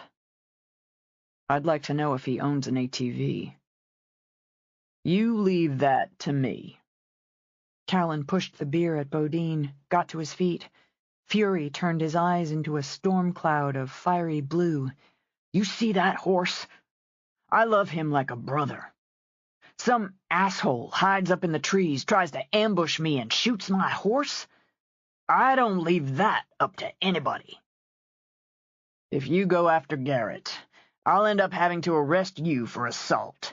And that'd be after he kicks your ass because you can't put all your weight on that leg. Do you think if he did this, I'll let it go? I don't. Do you think if he did this, I will? Tate sighed, rubbed his face. I'm going to deal with this. Don't do anything stupid. Because his leg throbbed like a bad tooth, Callan sat again when Tate left. I'll take care of Clintock for you, Chase said. He looked at Chase, shook his head. I know you would, but I have to deal with this myself. Tate's right about getting my ass kicked right now, so I'll just heal up for a couple days. Tate'll have him in jail by then. He's got an ATV. Callan nodded. He'll get out, sooner or later. I can wait. Well, I'll get you a bedroll. Get two, Bodine told her brother before he walked away. Callan looked up at her as Chase walked away. Are you sleeping out here? What do you think? He pushed himself up again, pulled her to him. I don't have it in me to shake you stupid for riding out there that way. Good. I'd hate to kick your ass under the circumstances. What I will do is go get you the plate I expect Clementine has warming in the oven, and get you another beer, a couple of Motrin. 4. 4, she agreed. Bodine. As his horse had with him, Callan lowered his head to her shoulder. Scared the shit out of me. I know. Just as she knew he didn't mean getting shot. He meant coming close to losing his horse. I'm going to go get your supper. He let her go, limped back to his horse. He thought how he'd nearly stopped to pick Bodine wildflowers. He wished he had. Chapter 24. Bodine woke, snuggled up against Callan. That, in itself, had become pretty usual, but the fact that they both were pillowed on Sundown's chest added a brand-new element. They'd slept better than she'd anticipated, especially since they'd left the lights on in case they'd needed to deal with any medical issues in a hurry. Right now, the stall smelled of hay and horse and antiseptic, and the horse snored. She took that as a good sign as she eased herself away and sat up. She used her phone to check the time. 5:15. No, not bad at all. But her stable companions could use a couple more hours. If it wasn't inside the bedroll, she'd have checked Callan's leg. Instead, she picked her way around, staying hunkered down to carefully examine Sundown's wound. Nasty, she thought, and there'd be some pain when he woke. But the wound looked clean. She laid a careful hand on Sundown's belly. Warm, not hot. After she crab-walked back, she stood, studied them. Unable to resist, She lifted her phone again, took a couple of pictures. She'd print one out, frame it for Callan. Hell, she might even toss one on the website. Thinking of that, and Callan's fancy riding show, she hunkered down again for another angle. A nice companion shot to the one of Callan, arm thrown up, and Sundown's forelegs pawing the air. Morning, Callan mumbled. Seriously? Barely. Go back to sleep. He's fine, she said, as Callan sat up. I checked the wound. No heat. Looks clean. Let me take a look at yours before I go grab a shower. It's fine. Then let's see. He grumbled about it, but worked himself out of the bedroll. The bruising, Bodine noted, bloomed glorious, but when she unwrapped the bandages, like Sundown's, the wound looked clean. No streaks of red, no troubling heat. Got some swelling, but no more than expected. Looks like you're both on the mend. And you've both got the day off to keep mending. I'm fine. We've got a full plate today. Which the rest of us will handle. Getting shot equals a sick day, horse and rider. She tapped her finger against Callan's chest. I'm the boss of you. You're not going to want to leave him anyway. She sat back on her heels. I was so pissed off at you. For getting shot? His fingers raked at his hair. Doesn't seem quite equitable. For not saying you'd been shot, and for shoving me away once I realized you had. I can apologize for that part. No need. After I stopped being pissed, which was mostly from being scared brainless, I thought about it. I'd have done exactly the same. We've got that in common, I guess. Enough that I'd have been pretty pissed at you if the situation had been reversed. So we're good there. Try for some more sleep. I'll bring some coffee out after I get that shower. Then you can grab one of your own and some breakfast. Dad, Chase, Rory, Mom, any of the hands will stay with him while you get cleaned up and fed. I know it. She started to stand, but he tugged her into a kiss. I value a woman who'd sleep in a stall with a hurt horse. It wouldn't be the first time for me. Unlikely it's the last. I value it. She patted his knee, rose, pulled on her boots. Stay off that leg. Listening to her bootsteps recede, Callan gave Sundown, he knew the horse had waked, a rub. Looks like I've crossed into new territory. She puts an ache in me I don't know what to do with. He glanced down, met Sundown's eyes. Hurts some, doesn't it? Well, let's get up easy, you and me, and see how we stand. Seconds after Bodine shut her door, Alice opened hers. She walked quiet and had a quick flash of the girl she'd been sneaking into the house, or trying to, after curfew. She knew about the hurt horse. Everyone had jumped up, and there'd been shouting and running. It had scared her at first, scared her that Sir had come to take her back, that he'd hurt her because she'd cut her hair and made it red like Grammy's. But it hadn't been Sir. Somebody had been mean to a horse, and she wanted to see it. She liked horses. She could remember riding them and brushing them. She even remembered helping one get born once. She wanted to see the hurt horse, but everybody said she shouldn't worry. Everything was fine. But she wanted to see the hurt horse, so she would. Hard-headed, mile-wide, stubborn streak. For some reason, hearing those words in her head made her giggle. She had to slap a hand over her mouth to muffle the sound as she crept down the back stairs. And she knew. She remembered where the creaky ones were. Oh my gosh, she remembered.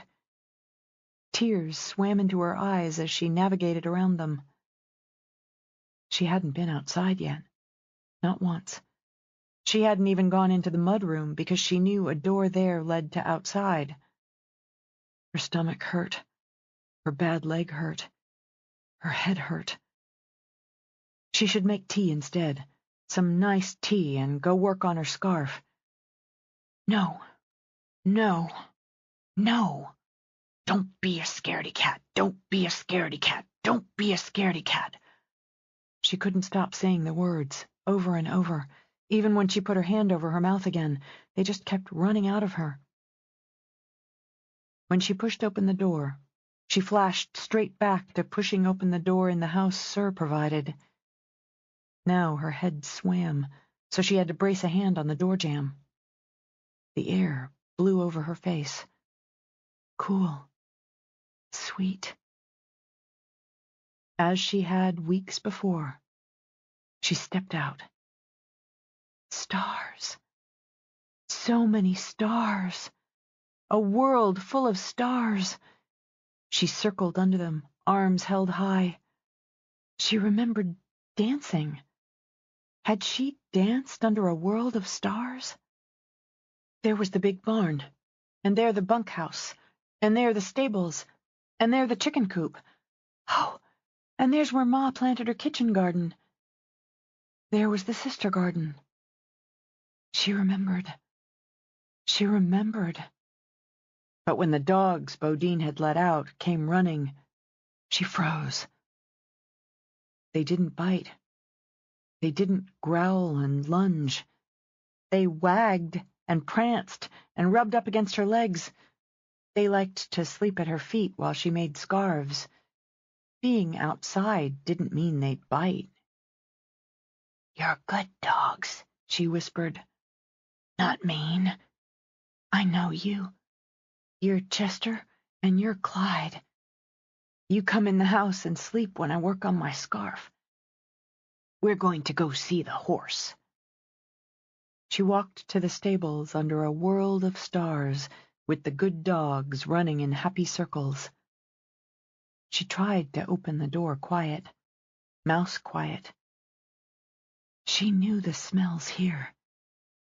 Nothing scary, nothing mean.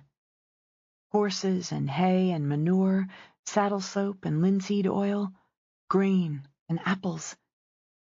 She walked mouse quiet, too, on her house slippers, creeping along in the flannel pajamas she liked so much, so soft. A voice made her stop again, push a hand to her heart when it beat hard. "You're going to take your medicine and no whining. No use giving me that sad look, either. I'm going to take mine. You see me whining and looking pitiful? Fine. I'll take mine first."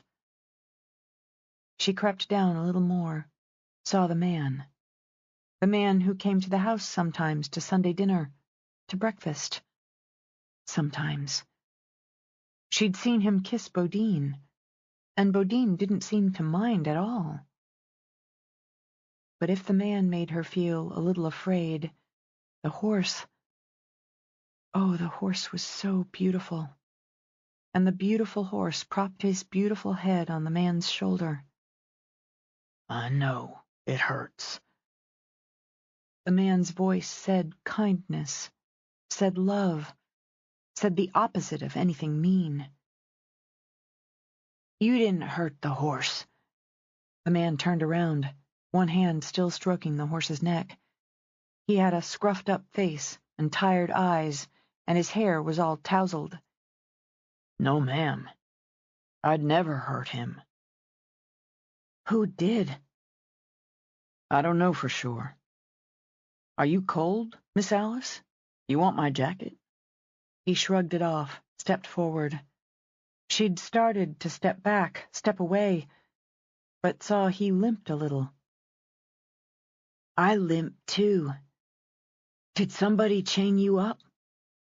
"No. I got a little hurt when Sundown did." "This is Sundown." "Sundown, this is Miss Alice Bodine." To Alice's delight, and to Callan's ridiculous pride, Sundown bent his forelegs into a bow. "He's so pretty," He sure thinks so. You can pet him. He really likes being petted by a pretty woman. I used to be pretty. I got old. Bodine cut my hair and made it nice again. Did she? More pride. It looks real fine. A lot like Miss Fancy's. He kept talking as she edged closer, lifted a hand to stroke Sundown's cheek. You know, I'm pretty sweet on Miss Fancy. Alice laughed, a little high, a little rusty. She's even older than me. It doesn't matter a bit. Sundown, Alice murmured. Your name is Sundown. I like to watch the sun go down. It makes the sky so beautiful, like magic. I like horses. I remember. Things get so mixed up in my head, but I remember I like horses. I like riding them, riding fast. I'd be a movie star and have a ranch in the Hollywood Hills. I'd shop on Rodeo Drive. Here, let's put this on. She didn't jerk away when he helped her into his jacket. Maybe when he's better, you'd like to ride Sundown. She pressed her hand to her lips, her eyes wide and full of wonder. I could? When he's better. The doctor needs to tell us when, but you could ride him when she says he can. I might not remember how. That's okay. I teach people how. Me and Sundown here. You can think about it. I can think about it. Nobody can stop me. I can think about it. Where did he get hurt? Right along his belly. See here?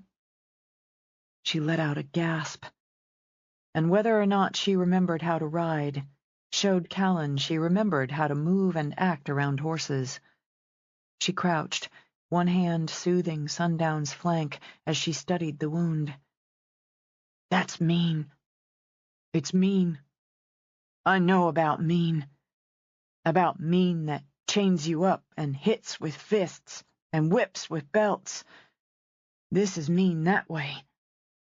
He'll have a scar. I have scars. I'm sorry. She crooned it as she straightened, moved back to Sundown's head, stroked. I'm so sorry somebody hurt you. Somebody mean. When Sundown rested his chin on her shoulder, she closed her eyes a moment. Opening them, she looked directly into Callan's. You're not mean. I know mean. I know there's meaner than you ever think. But I don't remember you.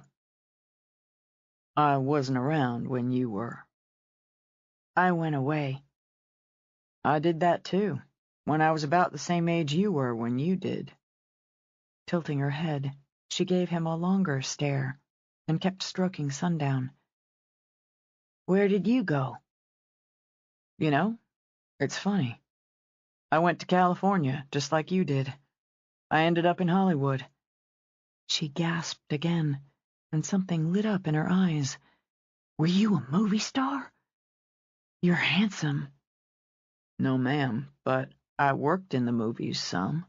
I worked with the horses in movies. There was something young and wondering in her sigh. Was it wonderful? I liked it. But you came back. I missed this place. The ranch, the people. I've got a mother and a sister, and they needed me around more than I wanted to think when I left. I missed the ranch, my family. I was coming back. Nobody stopped you when you came back. No. I'm real sorry somebody stopped you. I got old there, she told him. Old and weak and crazy. Miss Alice, that's not what I see when I look at you. Not what I'm hearing having this conversation with you. conversation," she said slowly. "We're having a conversation." What I see, what I hear, is somebody hurt, but strong over that. Just like Sundown. Strong and smart and good. Just hurt some. "I'm not scared of you." He tried a grin on her. I'm not scared of you either. She laughed a little, pleasing him. "I feel more like Alice with my hair cut and red like Grammy's. I feel more like Alice with Sundown. When he's better, I can ride Sundown, but I can't remember how. Will you help me?" That's a promise. Maybe you could do me a favor back? "I can't do much yet. I can make you a scarf. Your eyes are gray and they're blue, gray and blue all at once. Maybe Ma has yarn like that, and I can make you a scarf." That'd be nice. But I was wondering if you'd help me with Sundown for a minute here. He needs to take some medicine, and he doesn't want to. He needs it to get better and stop hurting. Maybe you could talk to him for me. He caught the look Sundown gave him, one that clearly accused Callan of being sneaky. Callan just smiled back. If anyone claimed that horse didn't understand every damn word said, Callan would call them unimaginative at best, a liar at worst. Dressed for the day, Bodine carried a thermos of black coffee toward the stables. She'd already addressed Callan's schedule, texted Easy, who'd had the day off, to ask him to fill in. Done. Texted Maddie to take one of Callan's lessons. She'd have to cancel Sundown's show when she got in and was working on something fun to replace it, but everything else she'd covered. The ranch hands would be stirring in the bunkhouse as her father and brothers were in the main house. Clementine, she imagined, would drive up any minute. Another day would begin. She hoped Garrett Clintock's day, because she joined with Callan there on who'd taken that shot, began behind bars. She nearly tripped over her own feet when she saw Alice walking toward her in the pearly dawn light. "Alice? Alice, what are you doing out here?" "Wearing Callan's jacket," she noted. "I went to see the horse. He's hurt, and the man, I can't remember his name. Callan? Callan. Cal. I'm Cal," he said. "He got hurt, too. I helped him give Sundown his medicine, and we had a conversation. He's going to help me ride Sundown when Sundown's better. Somebody was so mean. Mean. Mean. I hate mean. You can get used to it. I got used to it, but now I hate it. There were stars. They're gone now. The sun's coming up." Bodine gestured east. "See? The sun's coming up. I like it. The men are coming out." Recognizing the jolt of panic, Bodine put a hand on Alice's arm. "They're not mean." "How do you know?" Alice hissed. "Sir didn't look mean when I got in the truck. How do you know?" "Because I know them. Every one of them. I know they'd all protect you from the mean. You remember Heck, don't you? He'd never be mean." "I think it's all right. It's already a lot before sunrise. I'm going to make Cal a scarf. I like his eyes. Are they blue? Are they gray? Are they blue? Are they gray? It's fun. I'm going to tell Dr. Minnow I went outside. She'll be surprised. Maybe when I get home from work today you can walk over and visit Sundown and Callan with me. You can meet my horse, too. He's Leo. I want to. If I don't feel crazy again." "Fair enough." Bodine continued toward the stables and decided she owed Callan more than a day off. Word spread. While she hadn't expected otherwise, Bodine hoped to eke out the information rather than tamp out firestorms everywhere the minute she got to work. Sal leaped at her literally the second she stepped into the lobby. "Is it true? Nobody's here but me," she said quickly. "I heard it from Tess at Zentown. Zeke texted her about it last night." Zeke, ranch hand, brother to Tess, massage provider. God. "It's true. Callan and Sundown were both grazed by a bullet. We don't know if it was intentional. Sheriff Tate's looking into it." Sal fisted both hands on her hips. "It's me, Bo, and I know when you're hedging." "I'd like to keep it to that officially, and away from the guests, so please say that if and when you're asked." "What's going on around here, Bo? Billie Jean's killed, and that other girl, now this? Oh, my God, is it connected? Is it all—" "No, I can't see that. That's not hedging." "But your aunt—" "Sal, God's truth, I don't see how one thing links to another." "They still don't know who killed Billie Jean." Just saying it had Sal's eyes going damp. "Nobody even talks about it anymore. Hardly at all." "We haven't forgotten her. You know that. What happened yesterday, it was something else. Just mean stupidity." "You know who." "I think who, and that's different." "I didn't even ask if Cal's all right." Sal rubbed her eyes. "And that horse. Everybody loves that horse."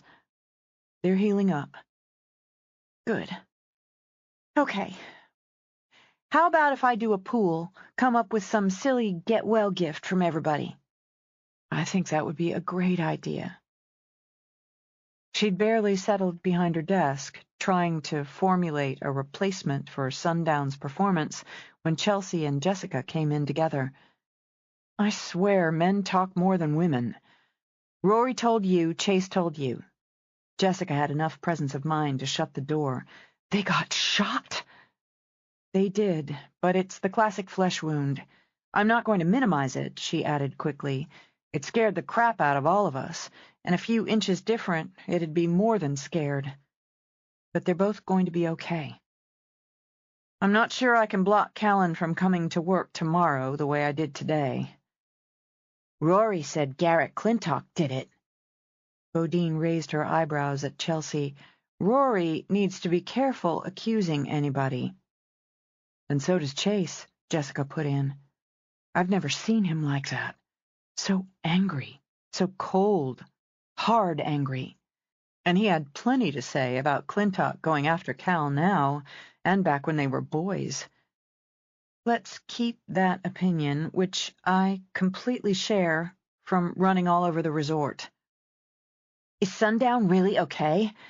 I mean, Cal, too," Chelsea qualified. "It's just—" "I know. And he is. He's hurt, but he's healing. It's going to be a little while before he can come back to work here, which is another problem. I need to come up with something to replace his show. I know that's part of the weekend agenda." "Hell." Jessica tapped a finger to her temple. "Went straight out of my head. We can just say the horse isn't well. I can come up with something. Let me think about replacing that program." "Actually, I was thinking—" Jessica put an arm around Chelsea's waist. "Didn't I tell you? This girl's always thinking. Let's hear it." "Well, Carol does barrel racing. Easy and Ben have both done rodeoing. It'd be a scramble for today, but I bet they can put something together." "That's good. Chase does some fancy rope work." "He does?" Bodine smiled at Jessica. "I'm surprised he hasn't lassoed you yet." "He'll make excuses, but I'll have Mom put the pressure on there. If the others agree, and we've got Thad at the ranch who's done the rodeo, we can put together an hour to fill the gap. Keep your family reunion happy. I'll head down to the BAC, lay out the plan." "You've got a meeting in 5 minutes," Chelsea reminded Jessica. And you wanted to talk to the kitchen about today's lunch? I'll run down. I can have the program written up in about an hour. Don't ever leave me, Jessica told her. Jessica's faith in her always gave Chelsea a boost. She loved the work, the people, the place, and really loved having someone she admired give her opportunities to create, even take charge. Still formulating how to pitch the alternate program, she drove to the BAC.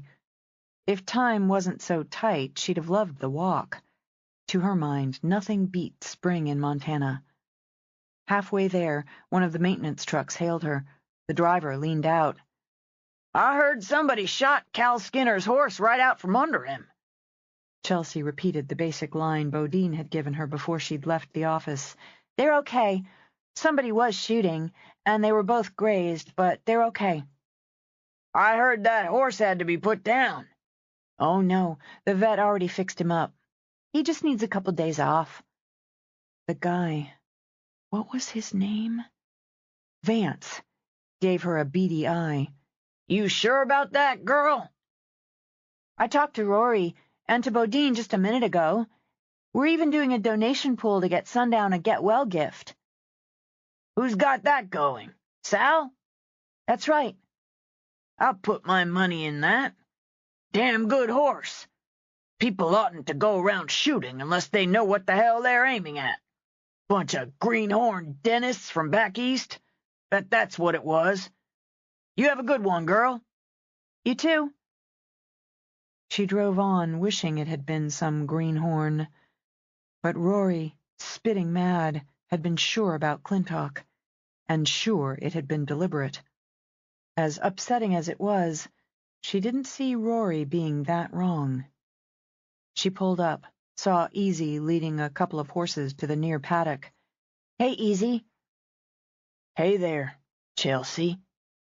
Is Ben around? Just went in to get us a couple Cokes. How about Carol? Early trail ride. She'll be back in... He looked up, squinted, gauged the angle of the sun. Oh, about a half hour, maybe. Something I can do for you? Yeah, actually. You, Ben, Carol, we need to replace Sundown and Cal's program this afternoon. Cal take sick? Got a text from the big boss asking if I'd come in today. Just figured we were extra busy. You haven't heard? He tethered the horses, turning. Heard what? Well, you're going to hear, and the story's getting bigger, so it's better to hear it straight. Somebody was up in the woods above Black Angus Road yesterday and took a shot. Cal and Sundown were both hit. What? He grabbed her arm. Shot? Wait, I should have said grazed. Both of them were grazed, and they're going to be fine. Jesus H. Christ. How bad? Cal's a damn good boss, and that horse is something special. Grazed Cal's leg, Sundown's belly. Easy's face hardened. It was that damn deputy. He'd released her arm, and now Chelsea took his. Why do you say that? I was right here when he came after Cal the one time. Went at him hard, too. And I saw him riding around on an ATV yesterday when I was bringing in a trail ride. Out of uniform, like, but I knew who he was. Didn't see he had any business on resort property, but I had guests in line and couldn't go after him to say so. You saw him? Chelsea repeated. On property? On an ATV? I did. About 4, I'd say. Right around then.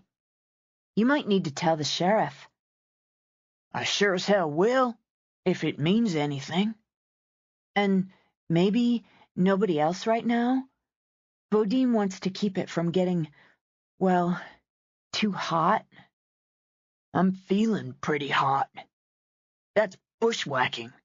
Shooting a horse. Easy muttered, stroking the bay mare. What kind of son of a bitch does that? A heartless one, I think. He looked back at her. Me too.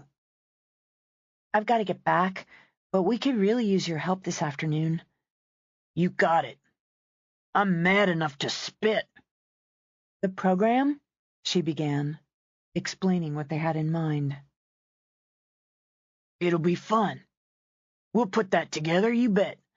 I'll talk to Ben and Carol. I don't know Chase so much, or this other one. We've got that. If you could figure out what you'd do, who goes when, that kind of thing, and if there's anything you'd need. If you could do that by noon, I think we could pull this off. Then that's what we'll do. I'm right pleased to be part of it. Great. I've got to get back and start working on it. He looked over as Ben came running, shouting as he did. Holy shit! Holy shit! Somebody shot Cal in Sundown! Easy tipped his hat back. Go on ahead. I'll tell him. Not about Clintock, okay? Not yet. Easy winked, put a finger to his lips. He admired the way she looked walking away, then shifted to the breathless Ben. Hold on, Ben. I've got the full story. Chapter 25. Easy puzzled on what to do. He'd never had so much on his plate at one time and, along with Ben, was almost, sort of, in charge of things.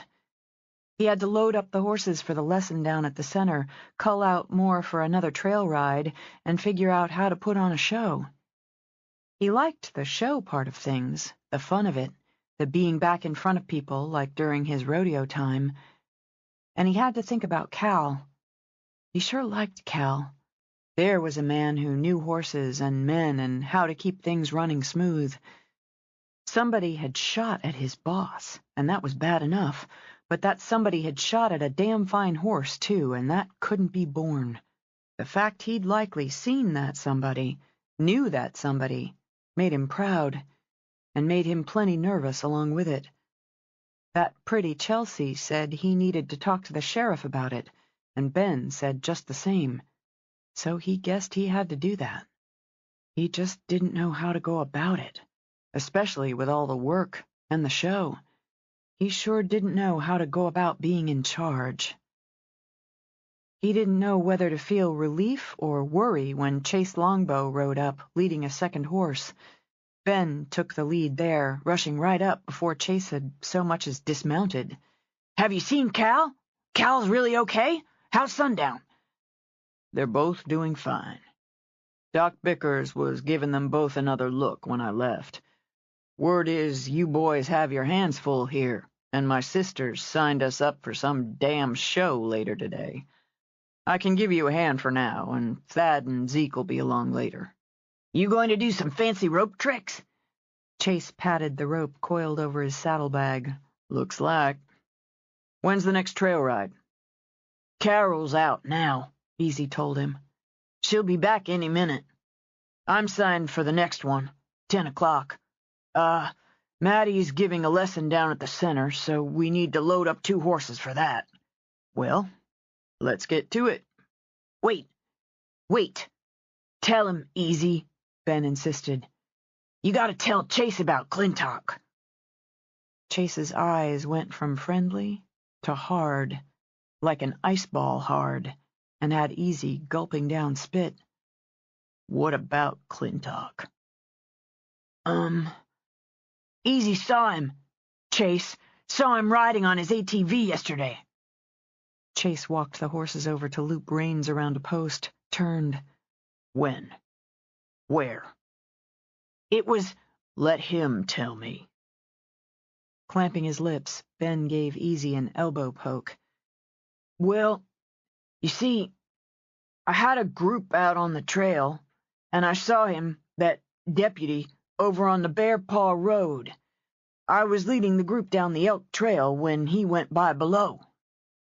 When? Had to be about 4. You're sure it was him? Sure it was Clintock? Yeah, I'm sure on it. He had goggles on, but wasn't wearing a helmet. He came around here once going hard at Cal, so I recognized him right off. How about the group you were with?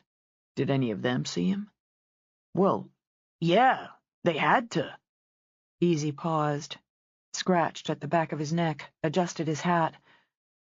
The lady right behind me even said something about riding the ATV and not wearing a helmet. Asked weren't they required, 'cause her son signed up to ride on the Ghost Town trip tomorrow. Well, today. That would be now, as this was yesterday we were talking. Do you remember her name? No, not right off. But they were all with that big group that's here. That big family group that's keeping us all hopping. Okay. Hold on a minute. Here comes Carol and her group, Ben said. You go on. Give her a hand with them, Ben. You hold on here, Easy. Chase pulled out his phone. Bodine, I need you to see who Easy had out on the trail yesterday about 4. Just look it up. Tell me if that group's still here. Do I sound like I care how busy you are? Easy shifted his feet, cleared his throat, looked longingly at Ben and Carol. All right, Chase said after a minute. We're going to have to shift around Easy's schedule some. Shut up a damn minute, he snapped. He saw Clintock on an ATV yesterday afternoon, riding on Bear Paw. That's what I said. You track down that group of people. Just get a handle on where they might be. I'll take care of this. Well, Jesus, Bo, of course we're calling Tate. I'll let you know. We sure got a lot to do around here, Easy began when Chase lowered his phone. That's right. And now you're calling Sheriff Tate. If he can't come here and talk to you, you're going to go to him. We'll cover you. Holy cow, Easy said under his breath. Do I call the 911? No need. Chase scrolled through his phone for Tate's contact number he'd added in after Billie Jean's murder. Use mine. I don't know what to say, or how to say it right. I never did this before. Tell him who you are and what you told me. Okay. Easy let out a breath, tapped the contact. Sheriff Tate? This is Easy. That's Esau LaFoy. I work with the horses at the Bodine Resort. Chase, Mr. Longbow said I needed to call you up, tell you what I told him just now. Before he'd finished, Bodine drove up in one of the little cars. Easy's palms were damp by the time he handed the phone back to Chase. "You're sure?" Bodine asked without preamble. Yes, ma'am. I surely am. The sheriff's coming to talk to me. Says I should stay put here until he does, but I've got a trail ride and we'll cover you. The group with you saw him too? Had to. I held them up for a minute. Well, not half a minute, I guess, while he rode by below. She nodded, looked at her brother. Her eyes weren't ice-ball hard, Easy noted. They were fireball hot. They're all part of the weekend event. 2 are headed to Garnett on the ATV ride, 1's on the cattle drive, and 2 are booked into Zentown. If Tate needs more than Easy's word, he can talk to them. She checked the time, drew a breath. All right. Easy, you see to the horses that just came back from the trail. Carol can transport the horses down to the center for the lesson coming up. Ben can take your guided ride. We got another going out just about the time that one gets back. I'll take it, Chase said, without much enthusiasm. If you're not finished with Tate, I'll take the ride. You want that show about 3 o'clock, so... Bodine shoved a hand through her hair, realized she'd forgotten her hat. Here's what we do about that. She laid it out, fast, complete, in a way that left Easy breathless and impressed. He couldn't for the life of him figure out how anybody thought so quick. And the pony rides, she continued, ticking down the list. I can call in the grannies if we need more hands. I can clear my load if we need, take one of the afternoon rides. You do whatever the sheriff says you need to do. Easy scratched the side of his neck. Yes, ma'am. We're grateful, Easy. She gave his arm a pat. This is important. She debated whether to contact Callan, considered it while she helped saddle the next group of horses, decided if she'd been left hobbling around and tending to a beloved horse and he didn't tell her right away, she'd skin his ass. Before she could, Tate pulled up. She made her way back as he headed to Easy. Bodine? Easy? You got here quick, Bodine commented. I was down on Black Angus Road with Curtis. You know Curtis Bowie? Sure. He's down there now, taking some pictures. So, Easy. Let's just start here. How about you tell me what this ATV you saw looked like? Okay, sure. Wasn't one of ours anyways. It was smaller, one of them sporty ones like, done up in camo paint. I didn't pay much more mind than that. Tate nodded. Though he wore dark glasses that shielded his eyes, Bodine read resignation in his body language. Bodine, you got a private place nearby where Easy and I can talk? I'll take you down to the back office in the BAC. That'll do. As they walked, he glanced over at her. The group Easy here was leading. They're all here? Yes. 2 are in Zentown and should be finished there in about a half hour. The others won't be back until afternoon, but I can give you their basic locations if you need. I'll let you know. How about you text me their names to start?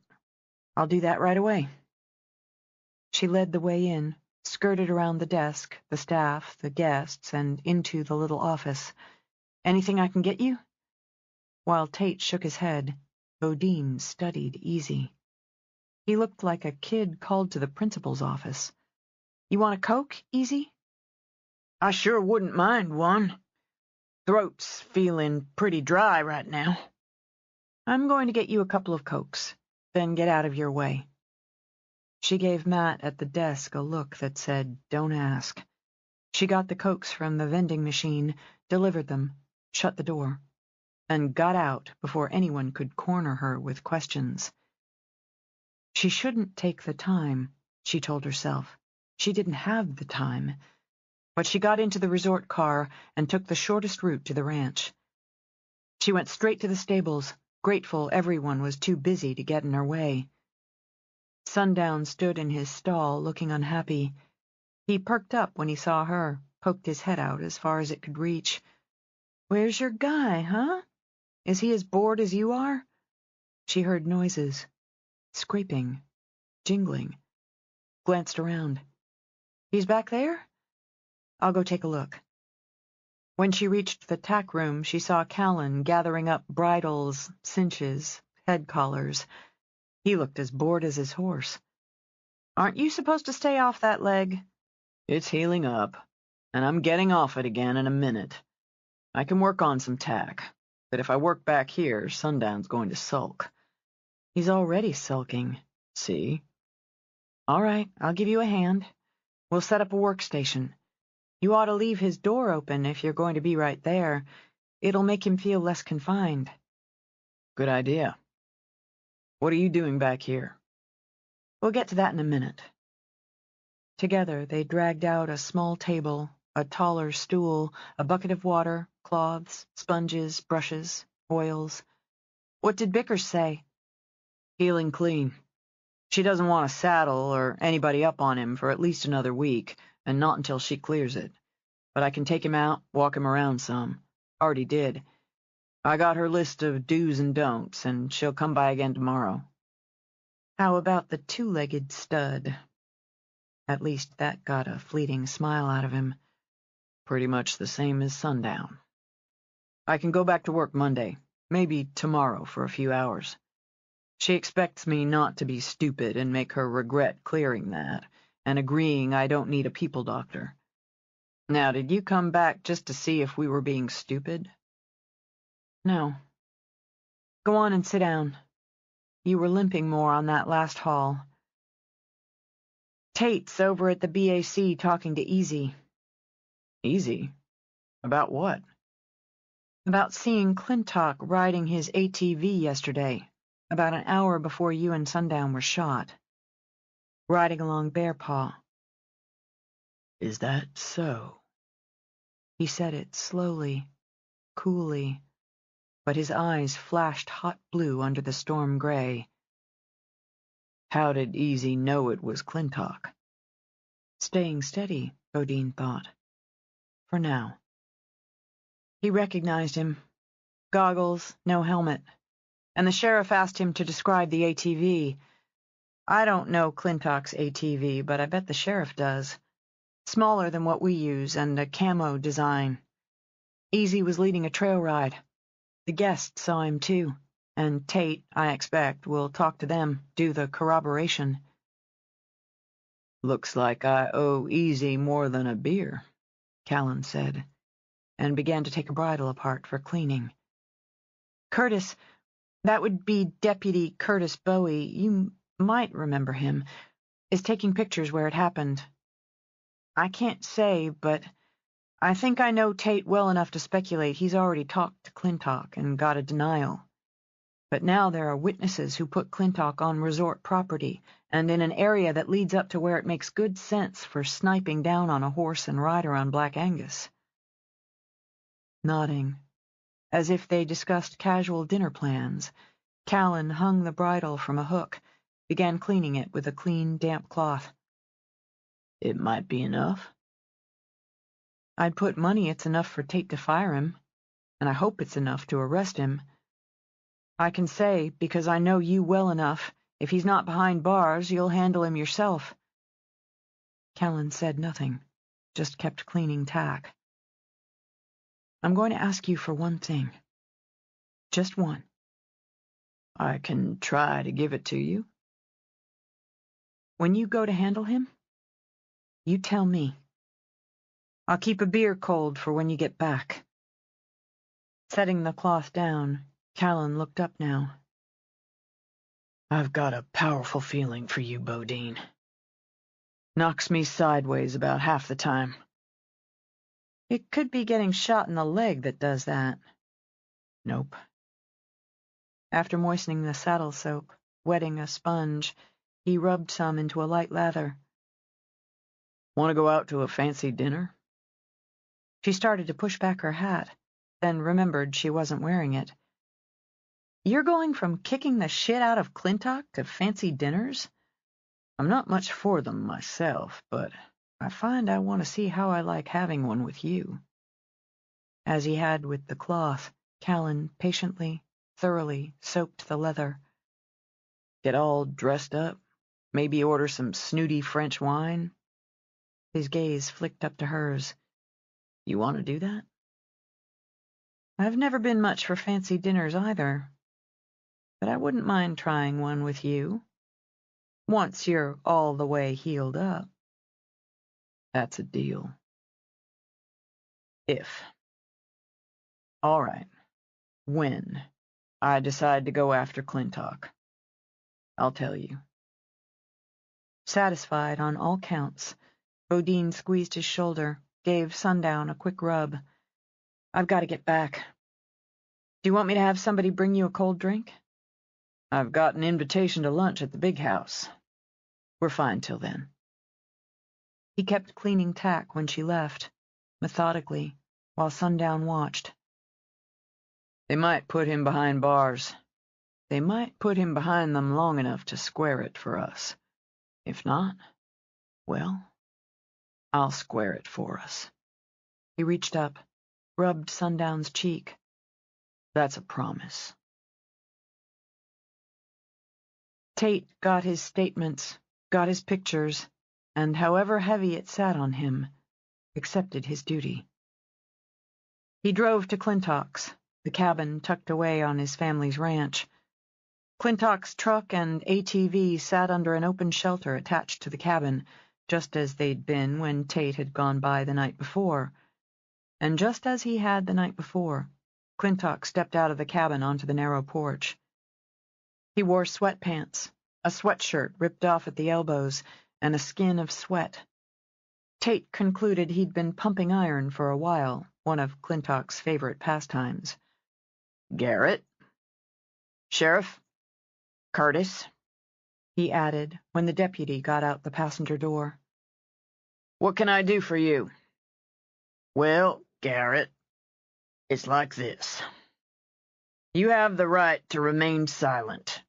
"What the hell bullshit is this?" Tate just continued reading off the Miranda warning.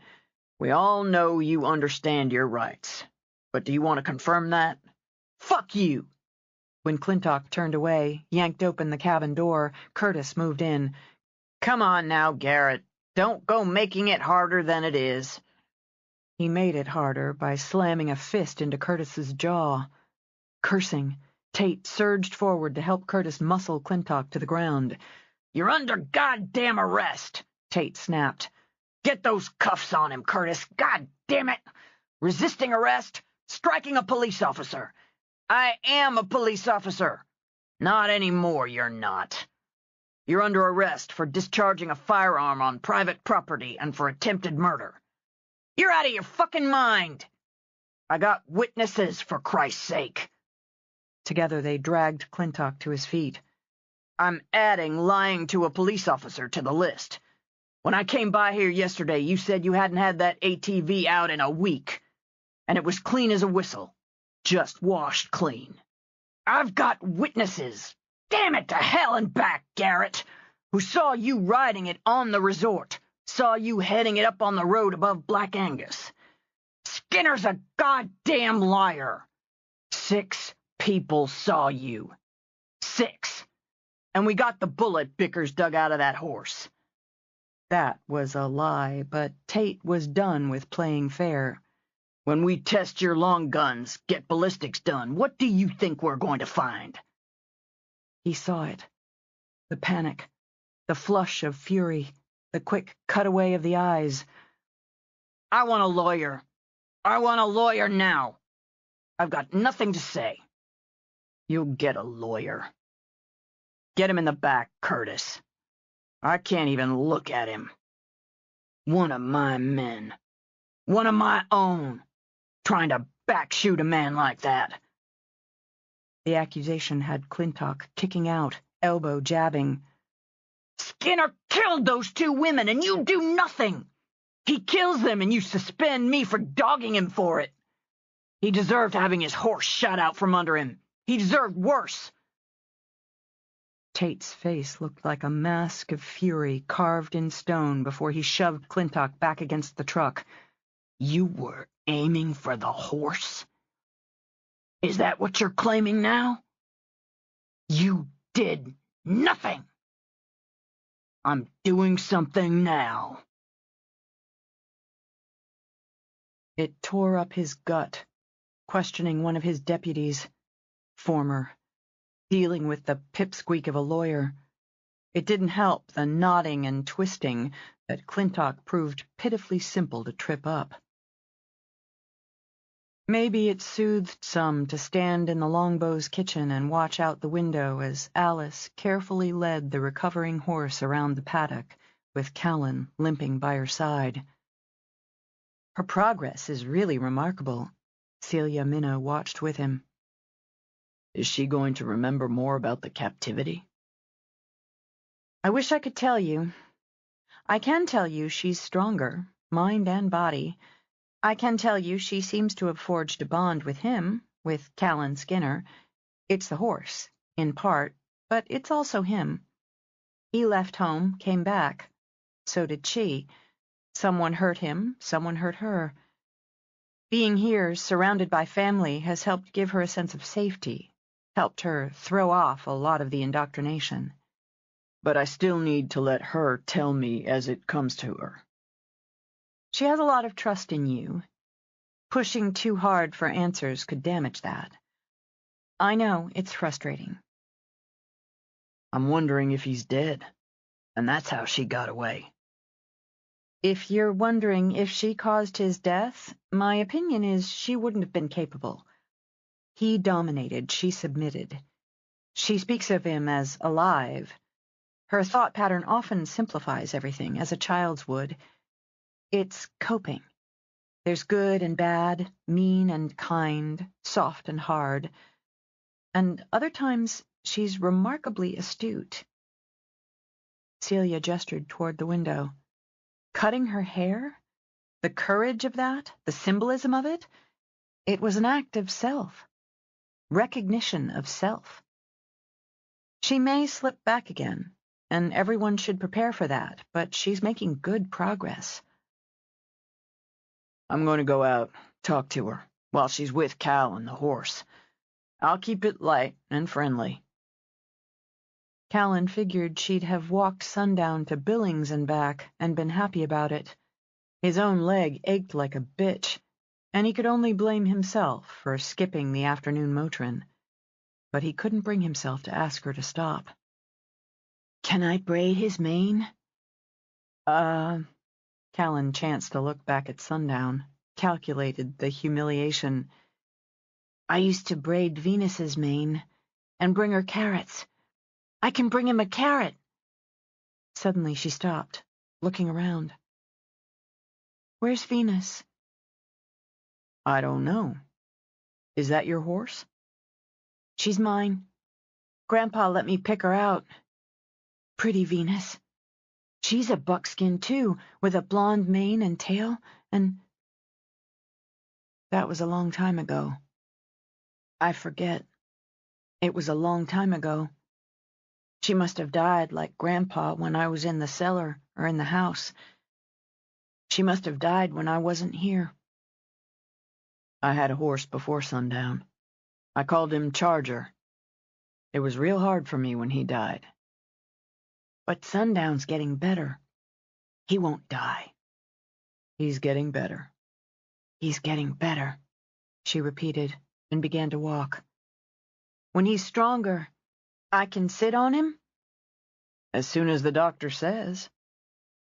I talked to my doctor today, too.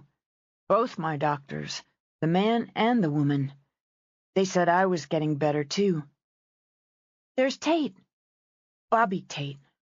I know him. He's not mean. I know him, too.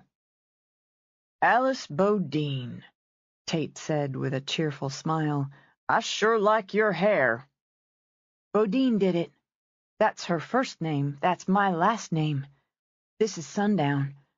Somebody hurt him and Cal, but they're feeling better. So I see. You're the sheriff now. Bobby Tate's the sheriff.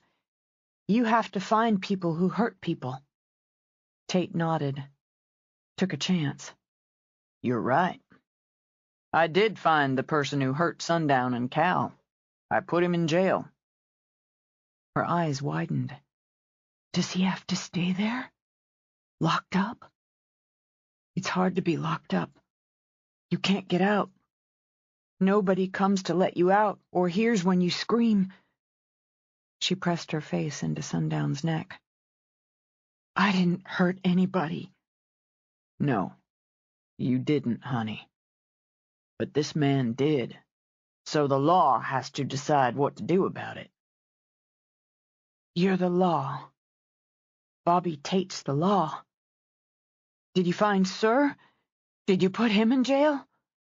I sure want to. I'm trying to. She angled her head around again. We used to kiss, didn't we? We did. You don't kiss me now. Well, I got married. Tate tapped his wedding ring. But before we kissed, after, too. We were friends. We are friends, Alice. Sir didn't kiss me. I didn't want him to, but he would have no matter that, but he didn't. We did other things. You did other things with me. Tate cleared his throat as Callan looked discreetly away. Well, yeah. We did. But you weren't mean. You weren't hurting. We laughed and laughed, and you walked on your hands. Sir doesn't laugh. He hurts. His hands are hard and mean, and he rapes me. Dr. Minnow says it's rape, not marital rights. He rapes me, so it hurts, always. The words tumbled out, the pitch rising. It's rape, Dr. Minnow says, even when I don't fight. If I fight, he hits me, and it's worse. Even when I just lay down and let him, she says it's raping. Is that the law? Is it? You're the law? Is it the law? It is. It's the law. If you find him, you'll lock him up? I want that. She surprised Callan by reaching out, gripping his hand. I want him locked up, where he can't get out, where nobody comes when he screams. I want that. I'm going to keep looking so that happens. I promise you, Alice. You said he had a beard all over and dark eyes. Dark eyes. I close mine when he does it. Maybe you could tell me more about how he looks, and we could draw him. I can't draw. Rennie can't either. Even I can draw better, but I can't draw faces. I know somebody who can draw faces. If you want to try to tell me more of how he looks, how you remember. I don't know. Her hand tightened, a small vice on Callan's. I don't want to see his face. I'm going to make Cal a scarf. I'm going to ride Sundown when he's better. That's okay. Swallowing frustration, Tate kept his tone easy. It's too pretty a day to worry about things. Maybe I'll come see you tomorrow, Alice, just to visit. She nodded at Tate, then looked at Cal. What would you do? You went away, you came back. Somebody hurt you in Sundown. Would you see his face so they could draw it? I think sometimes if you look at something straight on, look it right in the eye, it doesn't seem as scary as it does when you close your eyes. And I think you're about the bravest person I know. So if you need more time with your eyes closed, you should take it. Bodine said I was brave. The doctor said I was brave. You said I'm brave. But I don't feel brave. I don't want to go back to the house. I don't want him to find me. I want to stay here. Can you come tomorrow? She said to Tate. Ask me again? I sure can. It's good to see you, Alice. And you, Cal. Callan hesitated as Tate started off. Miss Alice, could you watch Sundown for a minute? I need to ask the sheriff something. We'll be right here. Callan caught up with Tate at the gate. Did he admit it? Tate leaned back against the gate. He's changed his story half a dozen times. That hot head of his isn't helping him. Neither is lying to me about being on the property on that ATV, and he knows he's caught there. He's slipped up plenty, and trying to stick to shooting at a snake, not realizing the shot went wild and hit you in the horse. That won't hold. But in one of his slips, I think I got the truth. He wasn't shooting at you. Now that's bullshit. He was shooting at your horse. Callan rocked back on his heels, waiting for his temper to peak and ebb. He aimed at Sundown? I'm going to say that's my opinion. I'm going to say it comes down to a goddamn dog and a goddamn poker game when you were kids. His father lost a dog to yours, and Garrett shot the dog out of spite. He was trying to kill your horse for the same reason. Pure spite.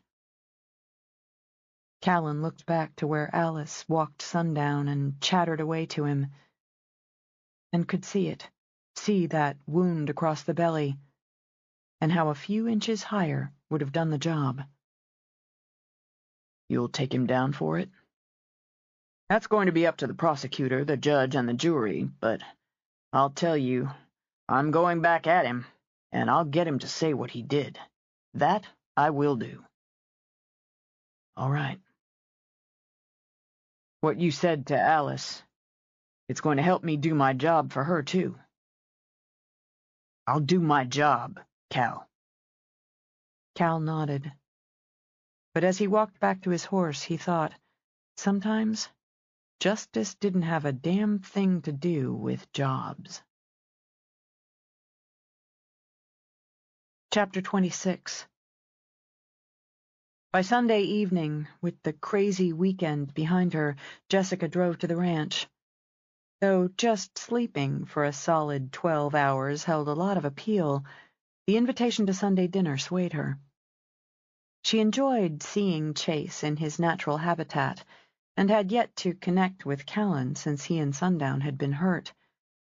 She accepted her western transition as complete when she realized she wanted to see the horse as much as the people. The transition didn't, and likely never would, include footwear. When she saw Sundown in the paddock, and to her delight, Chase spinning a rope, lariat, she corrected, she left the huckleberry crumble, which she'd made, in the car, and walked over to watch. Rory sat on the fence beside a woman with red hair pulled into a short tail. The woman clapped enthusiastically when Chase jumped in and out of the spinning rope. When Chase gave Jessica a tip of the hat with his free hand, the woman glanced back. Though she'd heard about it, seeing Alice's transformation left her stunned. "This is someone else," Alice murmured, and reached for Rory's hand. "You might not remember me, Alice. We only met for a minute a few weeks ago. I'm Jessica Bazoff. I work for Bodine." "Bodine's Reenie's girl. This is Rory. Not my Rory, he's Reenie's Rory, and Chase is Reenie's. He's putting on a show for me because I didn't get to see it." "He's really good, isn't he?" "Uncle Wayne did rope tricks. Chase said Uncle Wayne taught him. Sundown does tricks, too. Cal taught him. Cal's not just Reenie's, he's mine, too." "I wanted to see Sundown and Cal." "Grammy fussed at Cal and said he had to go in and put his leg up a while. In a couple days, I can sit on Sundown. He's much better, and the man who hurt him's locked up." Alice looked at Rory for confirmation. "He's locked up?" "That's right. We don't have to worry about him anymore." "Bobby Tate does his job." Alice applauded again as Chase took a bow. "It was a good show," she told him. "Jessica's here. I remember now. She's your girlfriend." Chase lowered his head, concentrated on coiling the rope. "It's looking that way." "He's shy," Alice told Jessica. "I never used to be shy, but I feel that way a lot now." "We'll go help with dinner." Alice patted Rory's arm, "so Chase can be with his girlfriend." Barely blocking a snicker, Rory hopped down, lifted Alice off the fence. "I like your shoes," Alice said. Jessica barely managed a thanks before Alice walked away with Rory. "I can't believe that's the same woman who came home from the hospital." "It's Spine." Chase looped his rope around a fence post. "That's Bodine Spine. Dad told me she's going to work with an artist tomorrow. Agreed to it, to try to get a picture of the man who took her."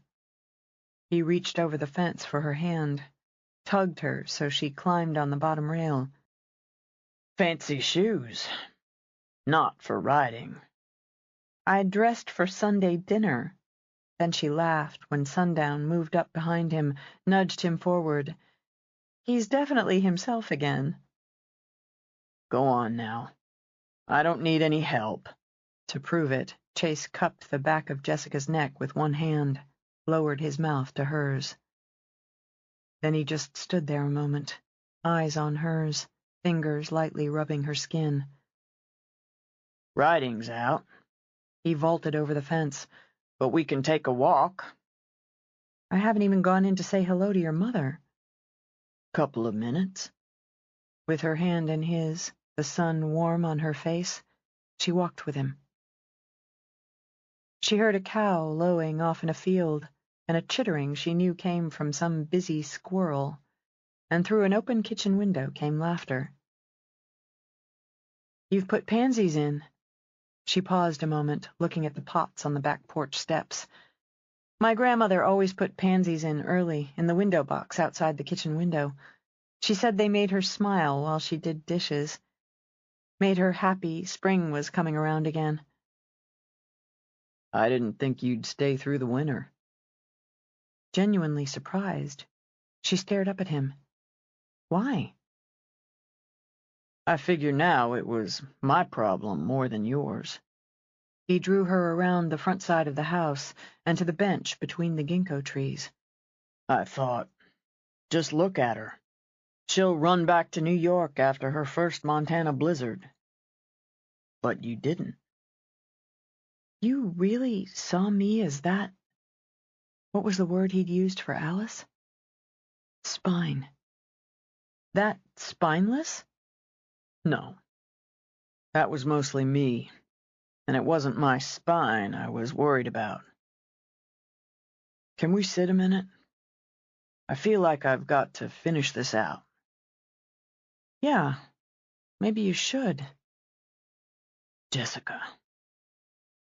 I'd say I saw you as this exotic bird, so pretty it hurt my eyes, and just out of my reach, apt to fly off. Exotic bird my butt. I've worked all my life and worked hard. More about me than you, he reminded her. The first time I saw you, you were wearing a red suit, and your hair was coiled up, and you smelled like something mysterious blooming in a hothouse. You shook my hand and said, Jessica Bazoff, it's nice to meet you. I could barely get my tongue to work. And all I could think was I hope like hell Bo doesn't hire this one. Well, that's nice to know. He just put a hand heavy on her shoulder when she started to get up. I told her it was a mistake when she did, and I've come around to seeing that was a lot more about me than you. In a defensive gesture, she folded her arms under her breasts. If you'd taken such an instant dislike to me, I'm surprised you didn't put a lot more pressure on Bodine. It wasn't dislike. And pressuring Bodine when her mind's made up's a waste of time. Taking your time's not wasting it. And he took his time now. I thought it was a mistake. Believed it was, because I didn't see you staying. So pretty, so polished. I didn't see how you'd fit in. And since I was damn near struck deaf, dumb, and blind the first time I saw you in that red suit, it didn't bode well for me. I figured to keep my distance until Bo came home and said how I was right and you were leaving. Apparently you've been disappointed there. No, just wrong. I kept my distance as best I could because every time I saw you, I wanted to touch you. And I knew if I touched you, I'd want more. I knew when you left, even keeping my distance, I'd think of you.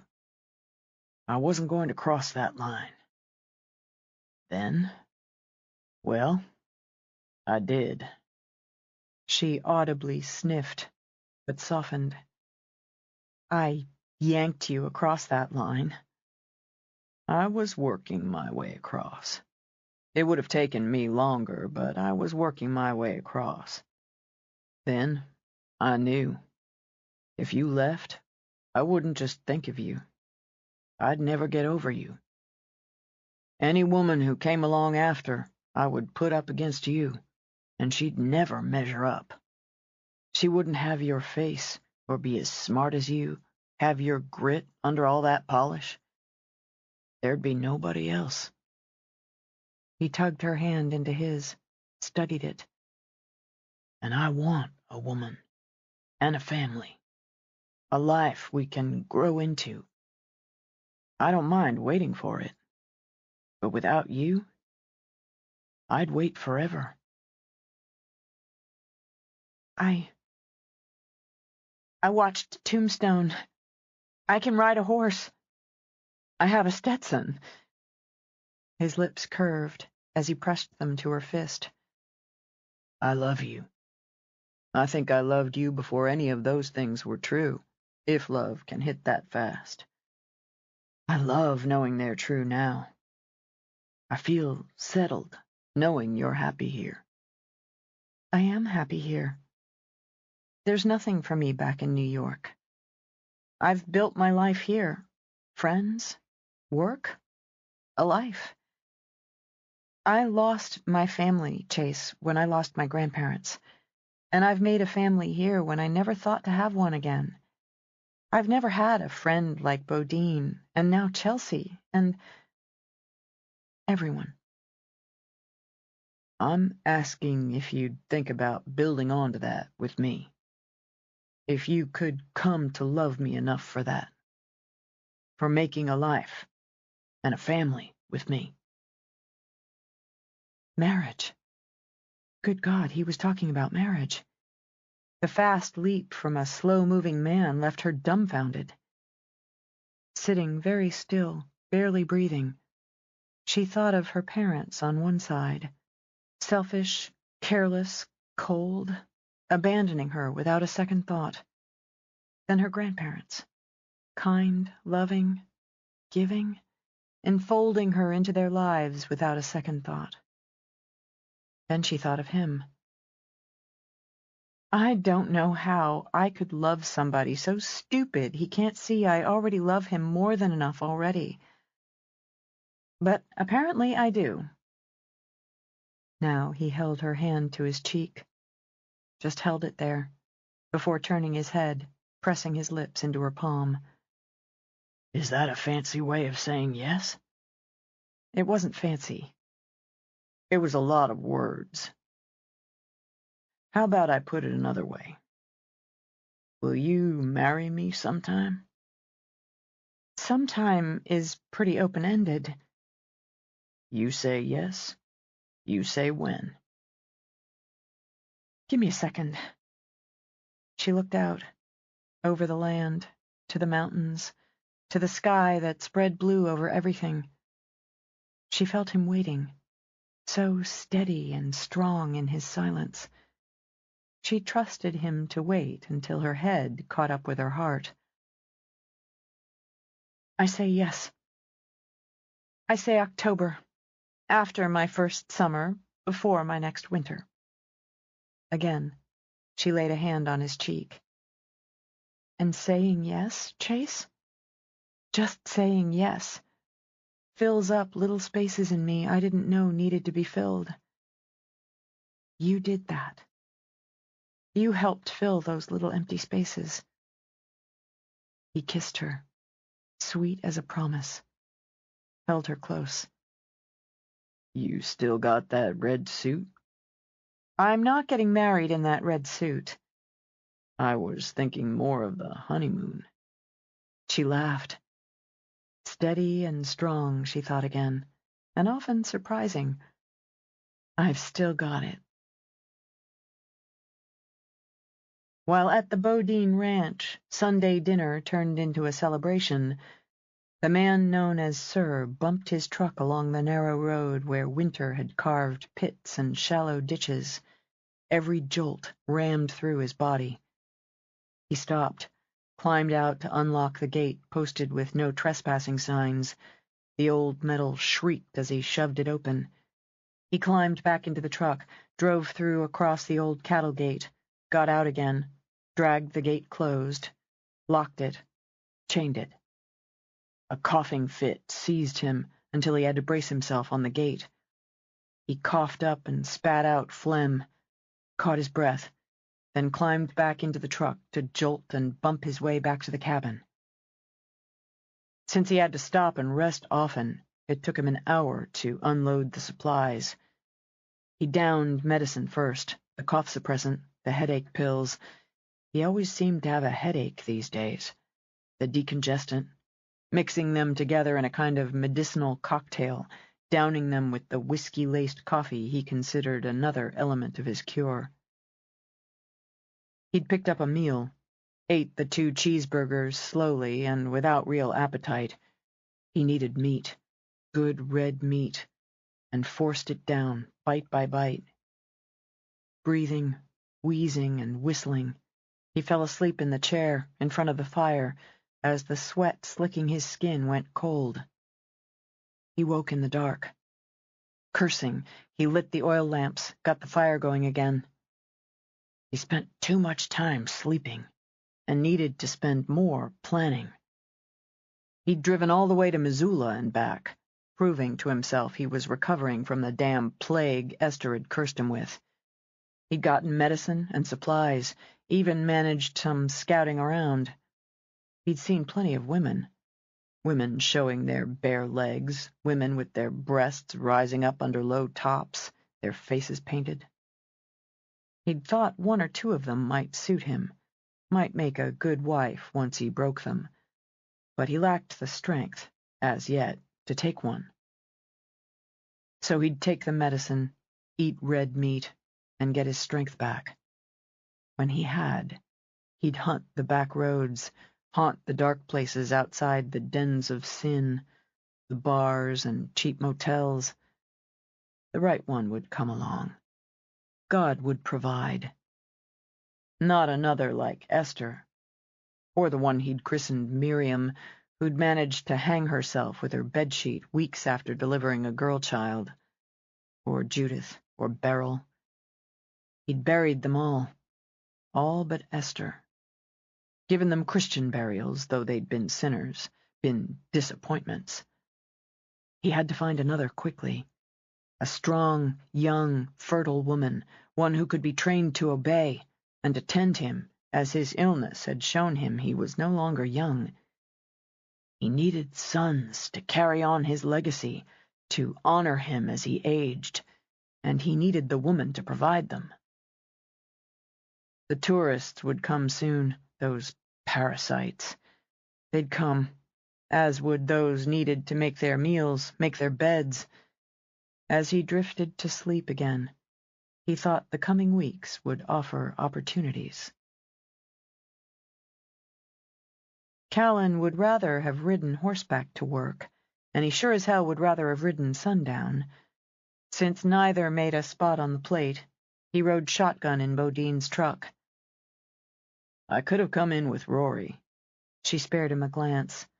Something wrong with my driving, Skinner? I'd rather be behind the wheel. Take what you get, but she glanced again. What's bothering you? The leg? Christ, it got grazed. I didn't get gut shot.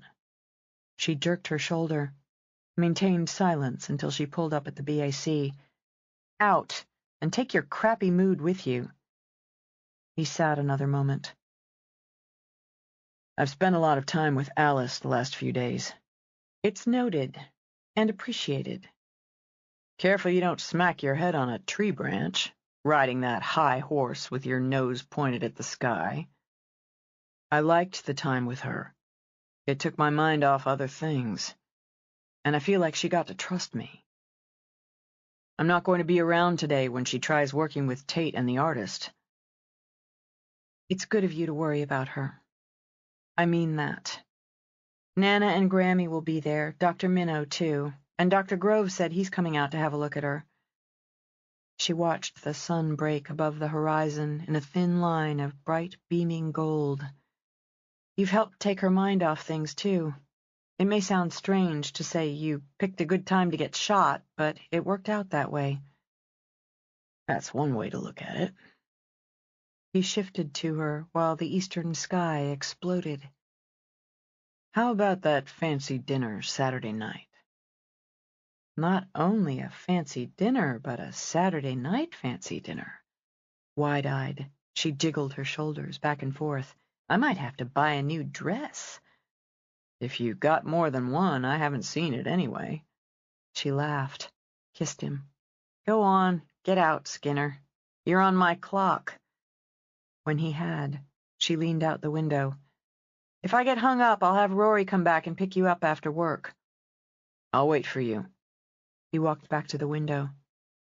Come home with me tonight. I'll pick up something from the kitchen here for both of us. Come home with me. All right.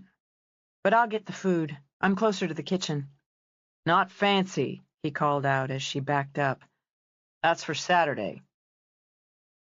It occurred to Bodine as she turned, flicked a glance back at him in her rear view. They weren't just sleeping together. They were dating. She did work longer than she'd hoped. Seasonals were dribbling back, others needed to be hired. New hires meant interviews, vetting, training, orientation. It's all a good thing, Bodine told Jessica as she packed her briefcase. Bookings are up for spring right through to the first of the year, and they were solid last year. With us adding more activities and packages, it's only going to head up from there. You need a full-time assistant.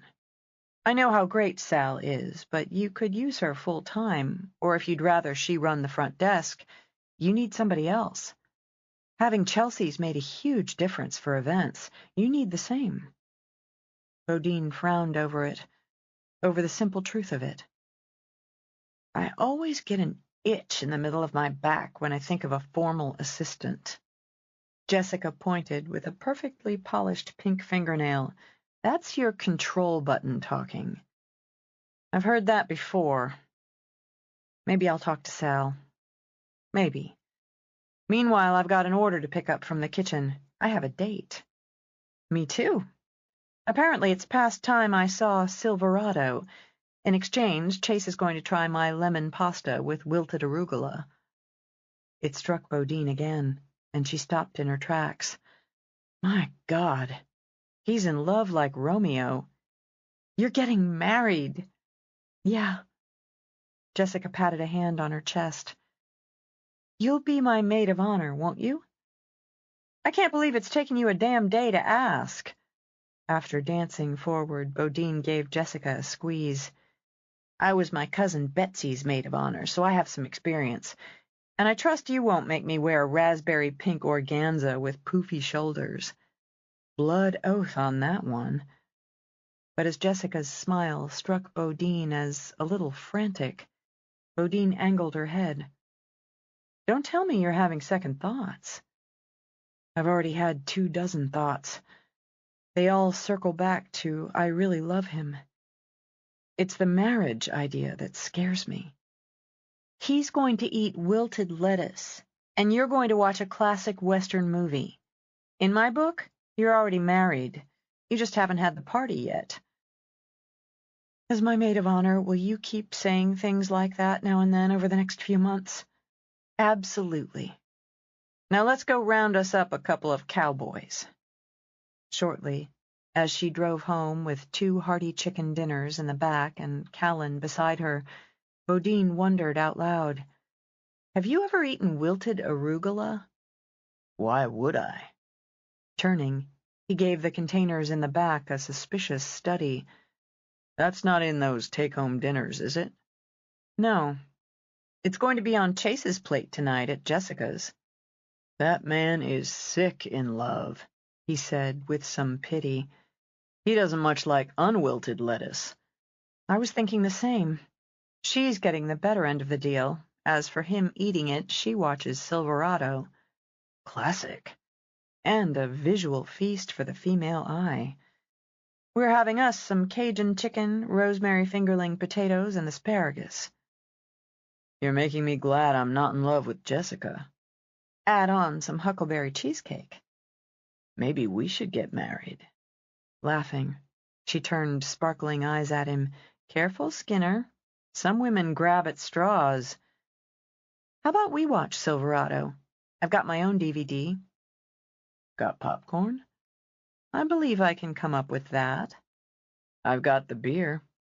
He reached over, touched her arm. Alice is sitting out on the front porch. Even as he spoke, Alice rose, her hands clutched together at her waist. As if she'd been waiting for her cue, Cora stepped out. Bodine pulled straight up. I faced it head on, Alice said. I looked in my head, and I told Pete. Pete's the artist, the one Bob Tate brought here today. Cora slipped an arm around Alice's shoulders. Alice has been waiting to tell you. How do you feel about it? Callan asked her. I'm glad it's over. It hurt. She pressed a hand to her belly. I had to stop, and start, and stop, and start. I'm glad it's over. You have to look at it. We have one, and Bobby said everybody should look at it in case they know, sir. Ma? I'll go get it. I like being outside. I like... Alice stopped, tapped a finger to her lips. What is it? Bodine asked. I keep wanting to say things over and over. I'm trying not to. I like being outside, she said carefully. Maybe because I had to be inside for so long. Coming out whenever I want makes me feel good. Now she pressed her lips tight as Cora came out with the sketch. This is Sir. It doesn't look exactly right, but I can't explain better. His hair got gray like mine did, and his beard, sometimes he had it, sometimes he didn't, but most times he did, and his face got old like mine. This is how he looks, as best I can explain, now. Bodine studied the sketch. Were his eyes truly crazy, or did Alice only see them that way? In the sketch, they had a wild, fierce look about them. The hair hung thin, unkempt, straggly. A grizzled beard covered the lower half of a thin, hard face. The mouth made a cruel, compressed line. Do you know him? Alice demanded. Do you know who he is? Bobby says he has a real name. Not Sir, a real one. I don't think I do. Bodine looked up at Callan. I don't. But we know what he looks like now. It'll help find him and stop him. Because he knew he could. He stepped up, hugged her. You did really good, Alice. On a sigh, she rested her head on his chest a moment before stepping back. He's not as tall as you, but taller than Bobby. That's what I told Pete. His arms are strong. He has big hands, harder than Rory's or yours. He has a scar on his palm, this one. She tapped her left, slashed a line across it. And one here, like that. She drew a curve on her left hip. He's got a mark. She looked at her mother. Birthmark. A birthmark. Here. She touched her right outer thigh. Like a smear. I said I'd remember when he locked me up. I said I'd remember when I got away. And I did remember. I remembered. Can we go see Sundown now? I don't want to think about it anymore. Sure we can. Did you keep an eye on him for me today? I went out this morning, and I went out after I helped draw the face. I gave him a carrot, and one for Leo with the pretty blue eyes, too. And I brushed him and sang him a song. He sure likes when you sing. So do I. Maybe you can sing for us again when we see how he's doing. He offered Alice his arm, made her grin. I can see her coming back, more and more, Cora told Bodine. And today, I watched her suffer through memories and fears. He looks like a monster. He looks like a monster, and he had my girl all those years. He'll never have her again. Nana, he'll never touch her again. I don't believe in vengeance. The war took my husband, the boy I loved, the father of my babies, and I grieved, but I never felt hate in my heart. I feel it now. I feel it every day now. My girl's home and coming back, and under the joy of that, I feel such hate, Bodine. It's black and it's bright, that hate. Nana, I don't think you'd be human if you didn't. I don't know if them finding him and locking him away for the rest of his miserable life will ease that for you. I don't know either. Cora let out a long sigh. I have to remember to look at her, to see her as she is, as she's coming back, and be grateful. But it doesn't stop me from wanting to cut his balls off with a rusty knife and hear him scream. After shaking herself, Cora arched her eyebrows at Bodine. That's not something most people would smile at. Most people aren't me. Oh well. I'm going to put this ugly thing away. She took back the sketch. Do you want to ask Cal to dinner? Actually, he asked me. I've got a couple of take-home dinners in the truck. We're going to watch a movie in the shack. Now, I've got something to smile about. I'm just going to run up, grab the movie we're watching, and a couple bags of microwave popcorn from the pantry. Don't forget your toothbrush, Cora called out. Honestly, Nana. On a laugh, Bodine looked back. Think who you're talking to. I've had a spare over there for weeks. While Bodine ran upstairs, Callan checked Sundown's wound. Alice stroked the horse and sang Jolene. You sure can sing, Callan said when she finished. I sang with Renee, and I sang to my Rory, and I sang to myself. I couldn't have a radio or records or a TV. Renee's Rory, gave me a... It's little and has songs on it, and you can put things in your ears and listen. An iPod? Yes. It's the nicest present. Rory is so good. He's such a good boy.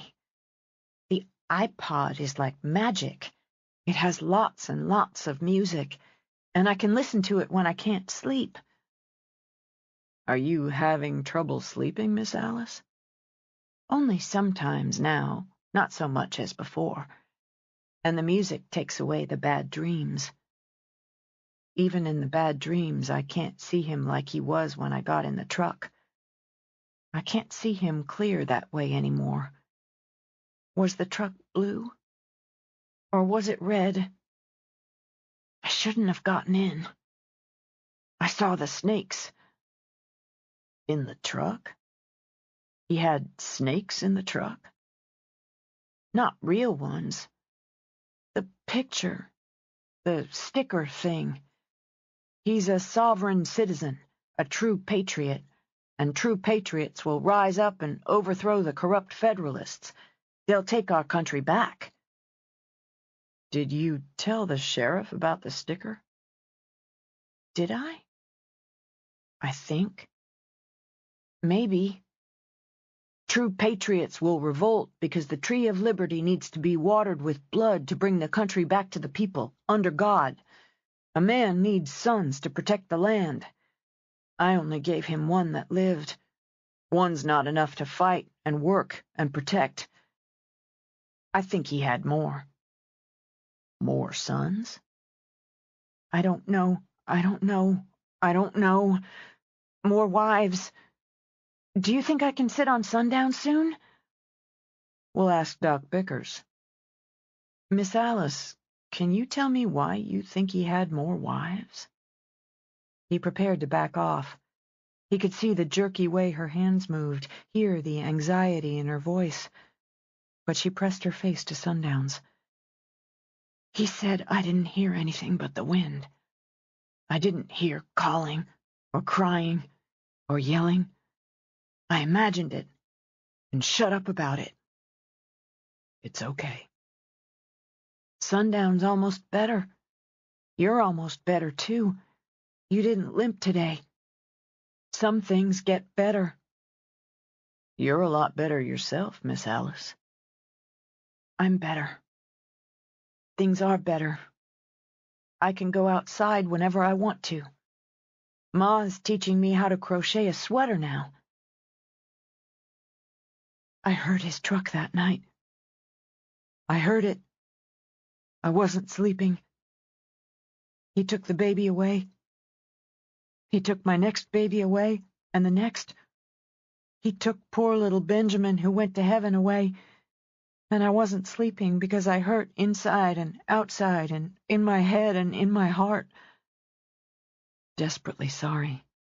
Callan brushed a hand over her hand, laid it on her shoulder.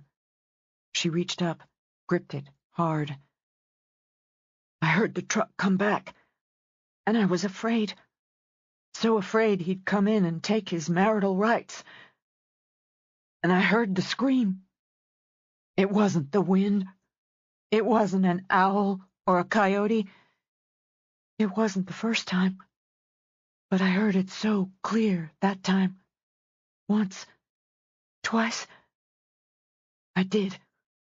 And I heard him, too, shouting, cursing. And he didn't come for his marital rights that night, or the next, or the next. Were you in the house or the cellar? The house. It was night. It was dark out my window. And once after, not the next or the next, but after, in the day, in the light, I heard calling. Help! Help! Help! I think. I couldn't hear it very well, but I heard. Then I didn't hear it anymore. But the crying once. I heard crying sometimes when I worked in the garden. Maybe it was the babies crying for me. I had to stop hearing the crying because I couldn't get to the babies. It's how I went crazy, I guess. You're not crazy. She stepped back, smiled. A little bit. I think I was more crazy then. I had to be, or I'd have killed myself. He went with his heart, with his gut, and framed her face with his hands, kissed her softly on the mouth. You may be a little bit crazy, but you're still the sanest person I know. Her eyes teared up even as she laughed. You must know a lot of crazy people. Maybe I do. When she left him, singing to herself, he pulled out his phone to call the sheriff. There might be more women locked up in some cellar, being driven mad. Chapter 27. It took the best part of a week, with a delay of a solid day of soaking rain, but on a soft April evening, Callan saddled Sundown for what he billed as the big reveal. Maybe everybody shouldn't watch yet.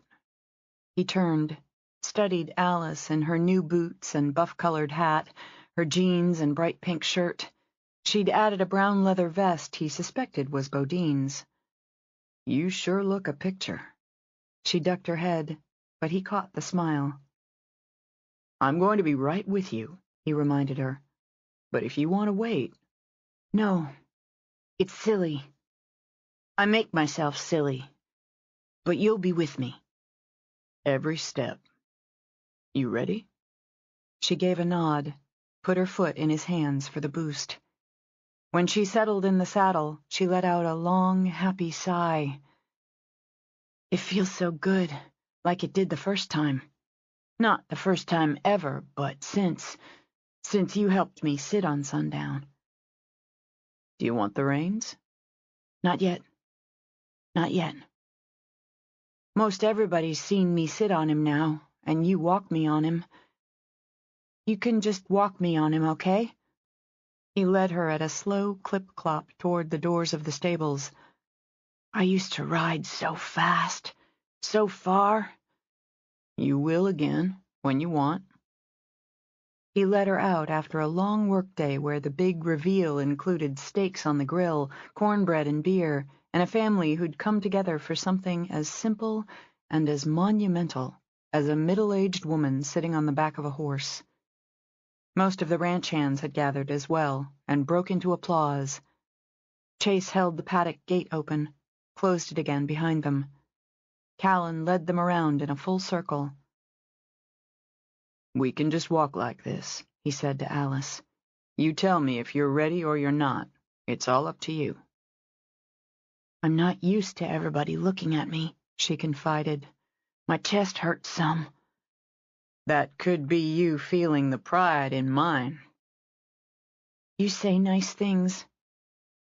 I feel good when you talk to me. My Benjamin went to heaven, but maybe if he didn't, he'd be like you." The onlookers sat on the fence, or stood with a boot perched on a rung. She knew the faces, knew the names, but still, they all watched her. "They're proud of you, too." "Proud of me." She murmured that as well, as if letting it slide into her mind. "And happy to see Sundown's well again." "That's right. You helped him get better." "I helped. I can do it. I can do it, but you'll stay with me?" "You know I will." He handed her the reins. "You go on and take a ride, Miss Alice." She felt the leather in her hands, old memories and new ones, the feel of a good horse under her, the frisky spring breeze over her face. Sundown stood absolutely still until she nudged him into a walk. Callan stayed close, but she rode, and it made her proud. It made her remember being young and safe and free. It brought that bubbling up inside her she knew now was happiness. She looked down at Callan. "Can I?" "Just let him know." When she moved into a trot, all on her own, she heard the clapping, even some cheers, but she paid little attention to that. She was free. "You didn't say anything about her learning to trot," Bodine said. Callan just shrugged, stood by the fence. "You don't have to know everything." When she stopped, face flushed, in front of the fence, she looked for Callan's nod. She took off her hat, held it high over her head, as Sundown bowed. When Callan helped her dismount, she threw her arms around Sundown's neck, then around Callan's waist. "Can I ride again tomorrow?" "You can ride any and every day you want." "Alice, I took a video."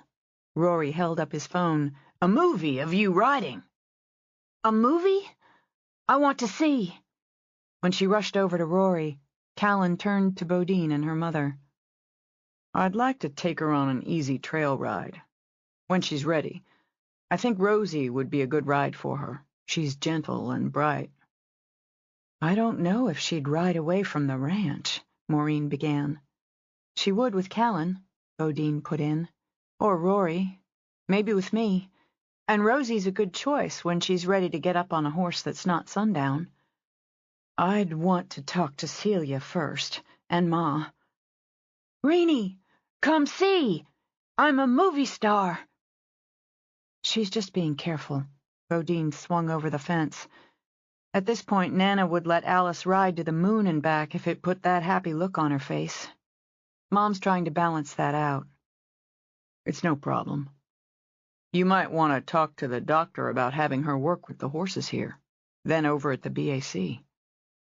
"The BAC?" "An hour here and there with me. I read up on some therapies, and a lot use animals.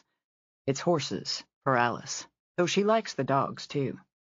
She grooms Sundown as if he's going to a beauty pageant. She could handle more of that."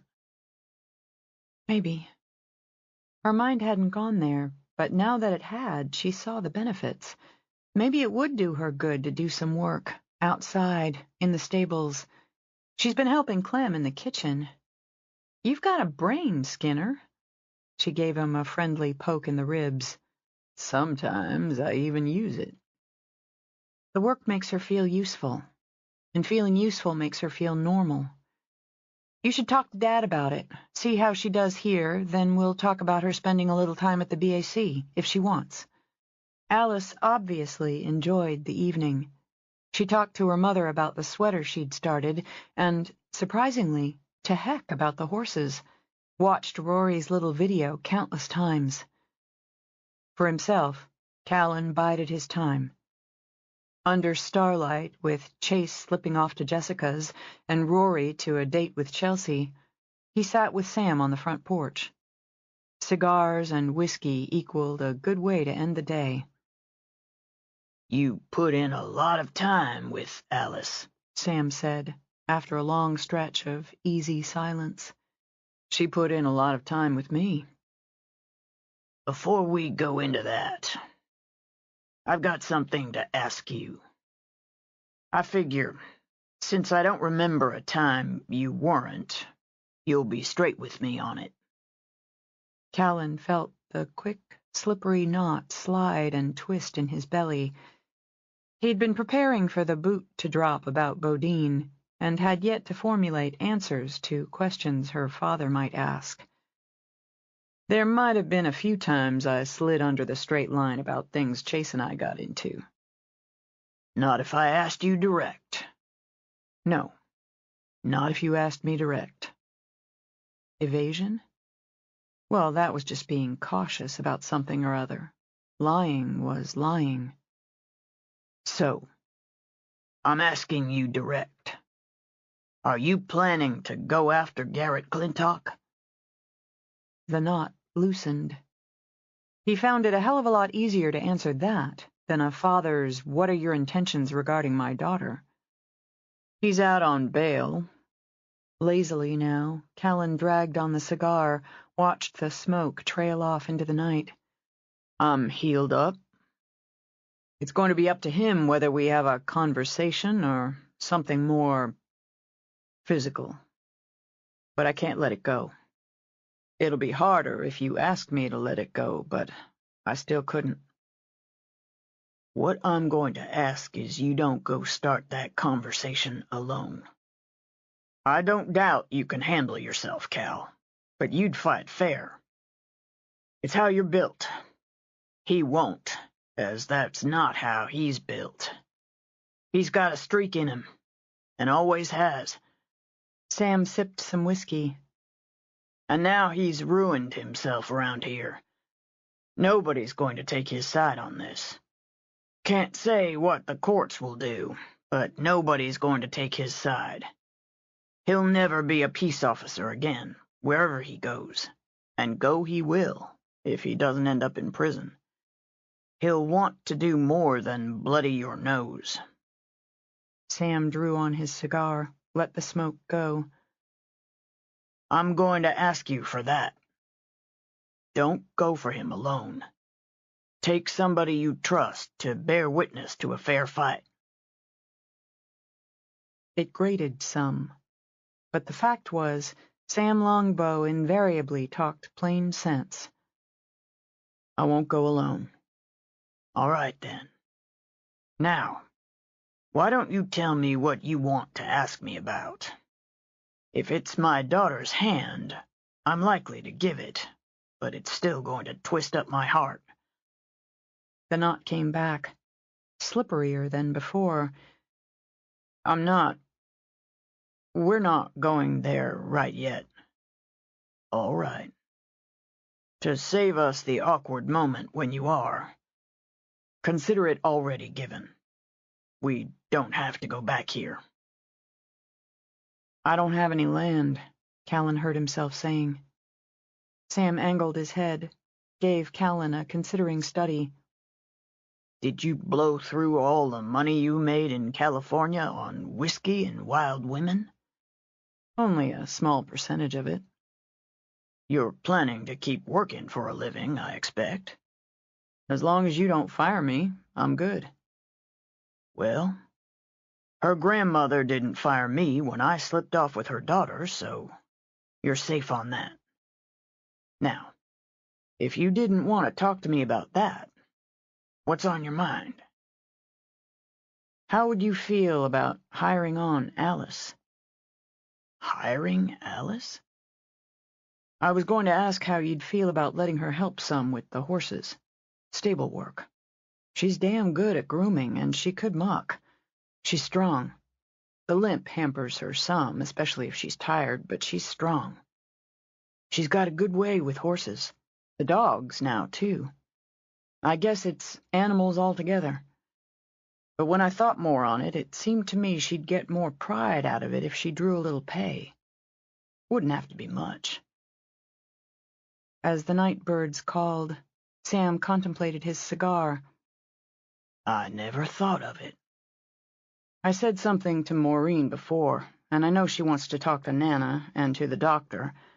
That'd be the right way, but you run the ranch, so... It's a good thought, Cal. A good one. And judging from what I've seen the last couple weeks, the right one, too. We'll see if we can make it work. Somebody's coming. Even before he saw the headlights, Sam heard the engine, off in the quiet of the night. Late for visiting, Sam added, but crossed his boots on his stretched-out legs, a man confident in his own. Sheriff Tate, Callan said quietly when the truck got close enough. They waited as Tate stopped the truck, got out. Evening, Sam. Cal? Evening, Bob. You look tired out. Because I am. How about a chair, a whiskey, and a cigar? If I take the cigar, I'll pay for a week. You could have a hazmat team hose me down. My wife would still smell it. But the whiskey, I wouldn't mind. I'm off duty. Take the chair. Callan got to his feet. I'll get the whiskey. Appreciate that. Before Callan could reach the door, Bodine opened it. Sheriff? Evening, Bodine. I'm just getting him a whiskey. I'll get it. When she shut the door again, Callan picked up the cigar he'd set in the ashtray, leaned back against the porch rail. I was on my way home, and felt I should come on by, tell you where we're at. I've been talking to some people the last few days, pushing on the business Callan passed on that Alice passed to him. People we know are active or more than sympathetic to militias, true patriots being one. That's the phrase she used to you? A couple times, Callan agreed. He paused when Bodine came out. Thanks. Long day. He took a slow sip. Long, dry one. Those people dug into those groups aren't very likely to cooperate with a police investigation, especially with one who isn't what they call a constitutional sheriff. He paused again, took a longer sip. Still, we went out, talked, showed the sketch, made sure they heard what this individual we were asking about is being investigated for. Only the hardliners are going to hold that line when a man's done what this one's done. Still, we didn't get much of anywhere on it. Until today. At that, Bodine walked over, stood by Callan. I got a call from somebody today. I won't say the name, couldn't say if you'd know it, but I've got to keep it confidential in any case. Says he recognized the face, has seen this man at the compound they have a few times. Doesn't know his name for sure, says he goes by J.G. Says this man drills with them every few months, not regular. Runs some supplies for them. Claims he hasn't seen this individual for months now. The compound's a good way east of here, but this character thinks our man has a patch of land around here. Lives, as some of them do, off the grid. We're going to push on this, but carefully. Would a reward help? Money never hurts, Bob told Sam. 50,000, if he can lead you to the son of a bitch. 10's enough for this type. You clear me to offer 10, he'll find out more than I think he already knows. Then you're clear for it. Saves me from asking. Bob drank again. There's more, on the other information Alice passed to Callan, about there maybe being other women. The time she gave for hearing the screams and the calls for help. Going after, we figure he moved her into that shed. I did a search for missing persons in the age span that makes the most sense. I've got one who's never been found. 19-year-old girl, doing some hiking and photography on the trails in Lolo. Called her ma and her boyfriend from Stevensville on July 16th, fresh off the Bass Creek Trail. She planned, she said, to get some food, maybe another quick hike, then camp for the night. That's the last they heard from her. Last anybody did. Not a damn trace of her. He might have had more than Alice, Bodine offered. He might have another woman locked up right now. I talked to the agent who has that case, that still open case. We'll talk again. I went to Stevensville, talked to the people he talked to back then who remembered seeing her. Still daylight when she walked off, and Alice says it was dark when she heard the scream. We're going to follow this through, try to narrow down when and where he grabbed her, if he did. I'm going to need to talk to Alice again, about when she might have heard the other sounds she told Cal about. Other things that might mean other women. He let out a breath. On the next, I need to tell you all we haven't gotten anything panning out on Billie Jean's or Karen Allison's murders. The couple of leads we thought were viable just weren't. We're still working it, but we don't have anything new, and it's been months now. Longer it goes, the colder it gets.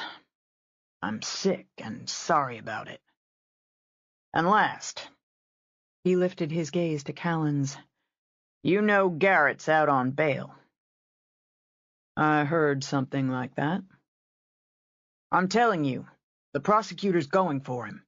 Feels the evidence and Garrett's own stupidity mean a solid case. The lawyer might work out a plea, but he'll do time, Cal. He will do time, and he'll never carry a badge again. Glad to hear it. You ought to stay clear of him. I'm just having a cigar on the front porch. Tate shook his head, rose. You ought to stay clear. Thanks for the drink. I'm going to plan on talking to Alice tomorrow, but now I'm going home and hoping Lolly will warm up whatever she made for dinner. He pushed up, started down the porch steps, looked up. We got a clear night. You see something like that sky, no matter how long you've been the police, you just don't understand why people do what they do to people. As Tate drove off, Sam picked up his empty glass, then Tate's. I'd better tell your mother all of this.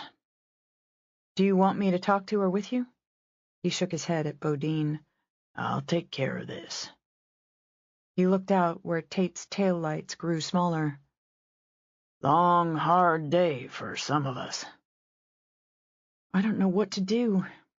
Bodine lifted her hands, let them fall when her father went in. What to do, or think, or feel? Nothing to do but take it as it comes. I need to say, you know I've had an ear to the ground about Clintock. He's spending some time at the Step Up bar. I'm going to take a drive over there in a few days. What's wrong with tomorrow? I believe we have a date and a fancy dinner. She flicked that away like a gnat. We'll have the fancy dinner next Saturday. Get this done, Skinner. It'll eat at you until you do. We'll go tomorrow. Bodine, are you saying you'd rather go to a potential bar fight than a fancy restaurant? I don't understand anyone who wouldn't. Grinning, he held out a hand. There come those powerful feelings again. Let's take a walk under this big sky. He picked his wife. He had a plan. This time around, there would be no mistake. Evenings, most usually, he worked on organizing, on preparing, supplies, and security. A woman needed to be locked up tight until she understood the order of things, and even after that. He had the leg irons bolted strong to the wall, added 2 more sturdy locks to the door. Thinking of the noise some of them could make, he took time to staple up strips of foam on the walls. Not that anybody ever came around the cabin, but that sort of precaution should have been done long ago. Once done, he took a good look around. Imagined his wife in the bed. Stripped down she'd be, he'd see to that, and ready for planting. The image made him hard. So hard he was grateful he wouldn't have to wait much longer. The long winter was over, and spring had come. The time for planting. To every time there was a season, he thought, and this was his. The seed, his seed, would take, grow inside the young, fertile womb, and then he'd make another change. Leave the son in the care of the mother. Honor thy father and mother. Yes, this time that would be done. He'd even bring the boy to her for visits, maybe some schooling as he grew, and do the same with the sons who came after the first. They'd make a family, with him as the head, the woman as the helpmate, the sons as legacy. Confident in his plans, in his choice, he lay down on the bed where he'd plow and plant, and considered how once that seed took hold, he might choose another wife, start another son. He had room, could keep them separated until they learned to be sisters. 2 to keep him pleasured, to grow the sons, to grow the crops, tend the stock, to clean and cook as time went on. 2 to see to the women's duties while he took on the men's work, pursued the men's interests. He closed his eyes, building it all in his head, a kind of kingdom, he thought, and slept a little while, to dream of it. Callan planned to throw together a meal after work on Saturday, then drive out to the Step-Up bar about 9. He'd put in a full day. Spring weekends proved to be packed tight at the resort, and had seen to Sundown's feeding and grooming himself, and spent some time rubbing vitamin oil into the raw pink scar on his horse's belly. Battle scar. He straightened, gave Sundown a couple of good strokes. I can't balance the scales unless I shoot the bastard, and I just don't have that in me.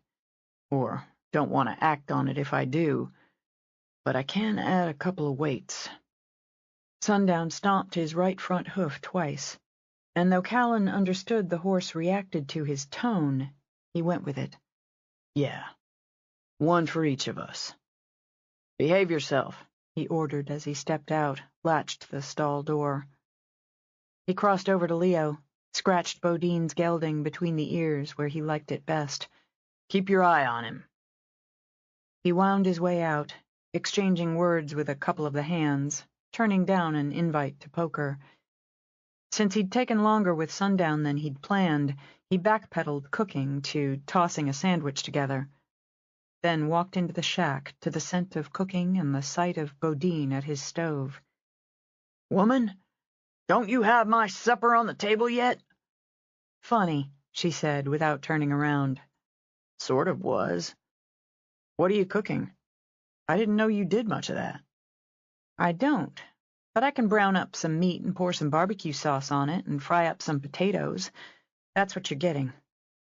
It smelled a hell of a lot better than a cheese sandwich. I'll take it and say thanks. Thought you would. Want a beer? She glanced back to see him shake his head, nodding hers. Saving that for after. While a few beers makes an interesting fight, a clear head's a smarter one. I wouldn't mind a Coke. He got out, too, opened both. Bodine. Callan. That made him smile and kiss the top of her head. I've got words turning around in my head, looking for their right spots. When they get there, I've got things to say to you.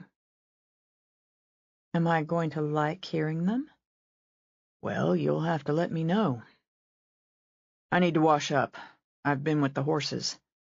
You've got about 5, maybe 10 minutes before this is on the table. When he came back, she spooned generous portions of the sauced meat onto buns, scooped up fried potatoes, added a hefty portion of mixed vegetables. I stole the vegetables from Clementine. She had plenty done. After she sat with her own plate, he two-handed the filled bun, sampled. It's good. Got some bite to it. That's the hot sauce. I figured you could take it. Take it and like it. Meant to ask, since we're not booked real heavy on Tuesday, I'd like to have my mother bring the kid in for a while again. Brody loves the horses, and he's been asking for another pony ride. You don't have to ask about that, Callan. I like checking with the boss. The boss says any time you can work it out, it's fine. Text me when they get in. I'll come down and see them if I can. I'll do that. I told her they've started tearing down the old place. How'd she take it? She was fine with it. Didn't matter. It didn't seem like she was putting that on, and I made a point of asking Savannah about it. She said the same. Ma's okay with it. She really loves having the piece of flooring, especially since Justin made it into picture frames, and the rose bushes, especially those. So, it was the right thing to do. Was that weighing on you? Some. Off and on. Now it's not.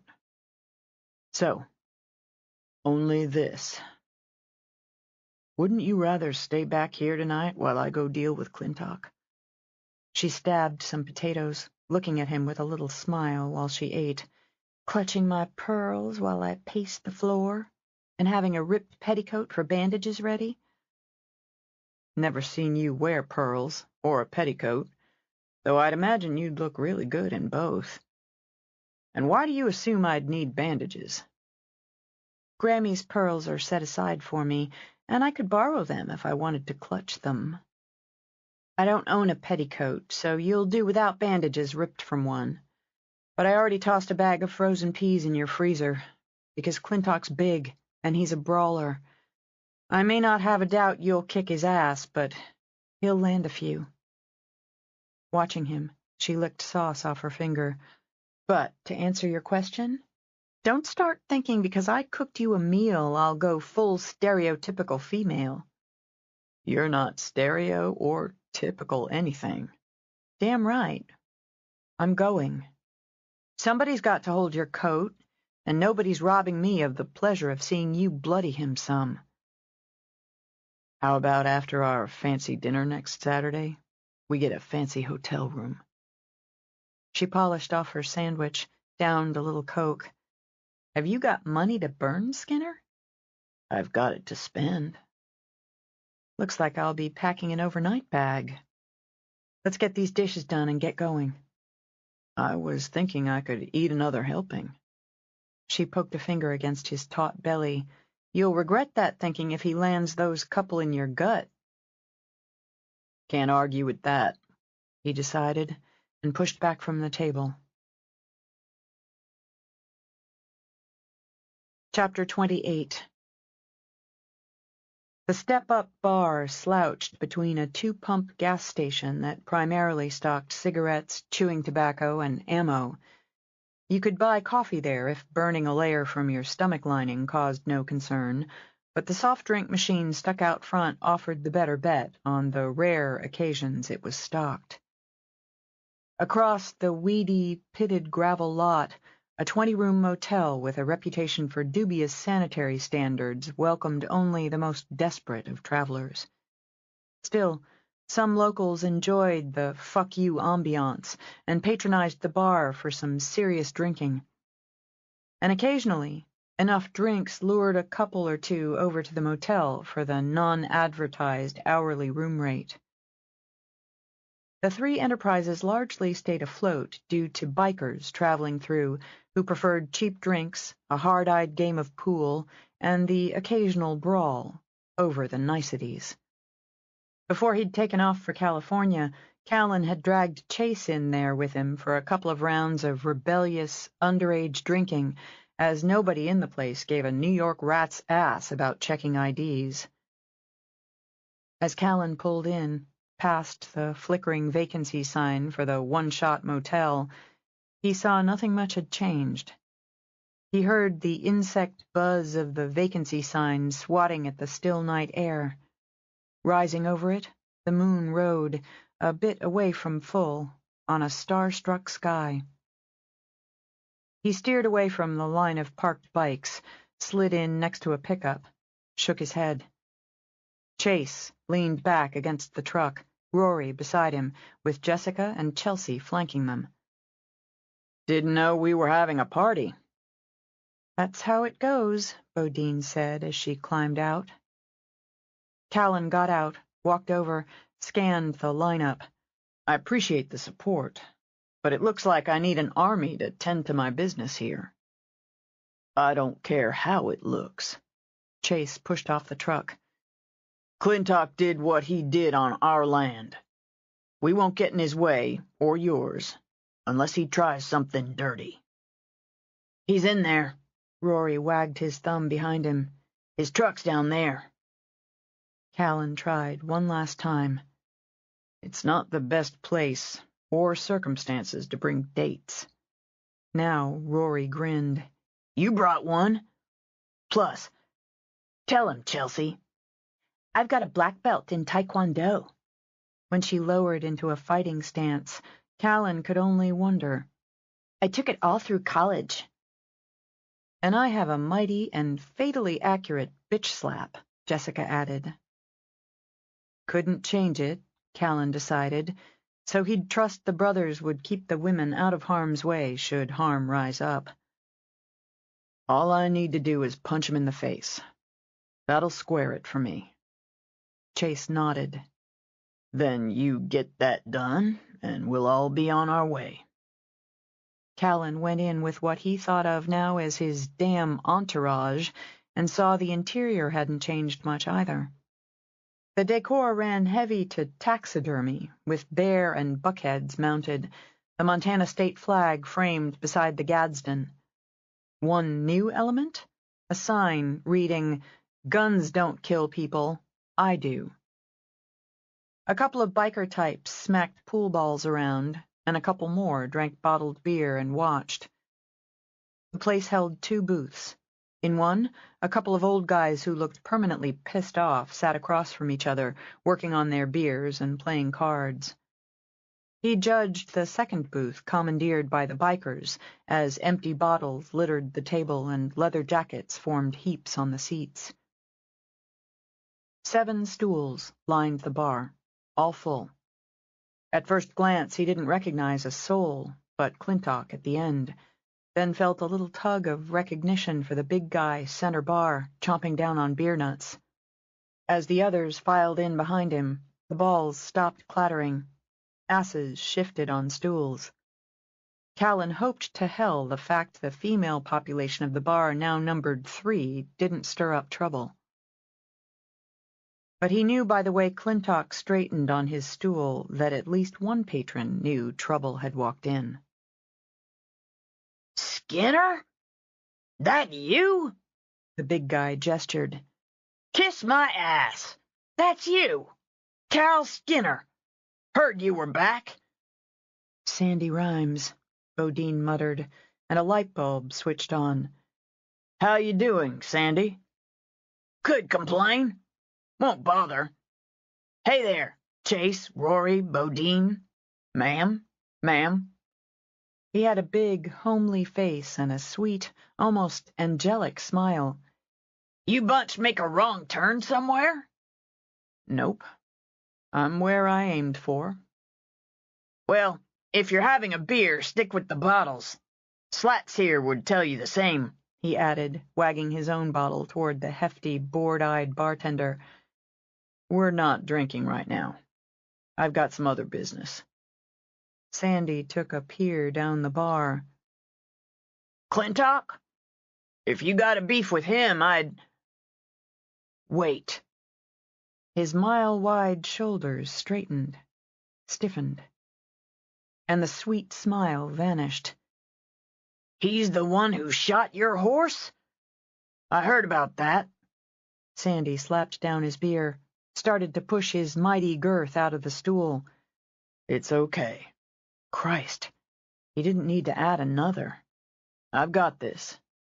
"Hope you do."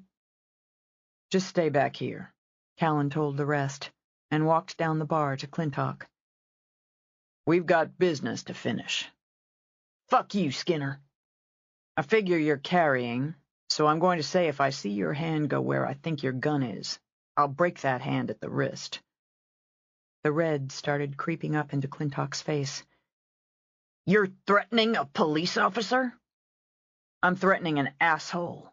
An unemployed one, I hear. I'm threatening a coward who hides up in the trees and shoots a horse. So you're going to want to keep those hands where I can see them." Callan felt rather than saw the man on the stool behind him slide off, ease away. "Coward?" Clintock pushed off the stool. "You're a murdering coward.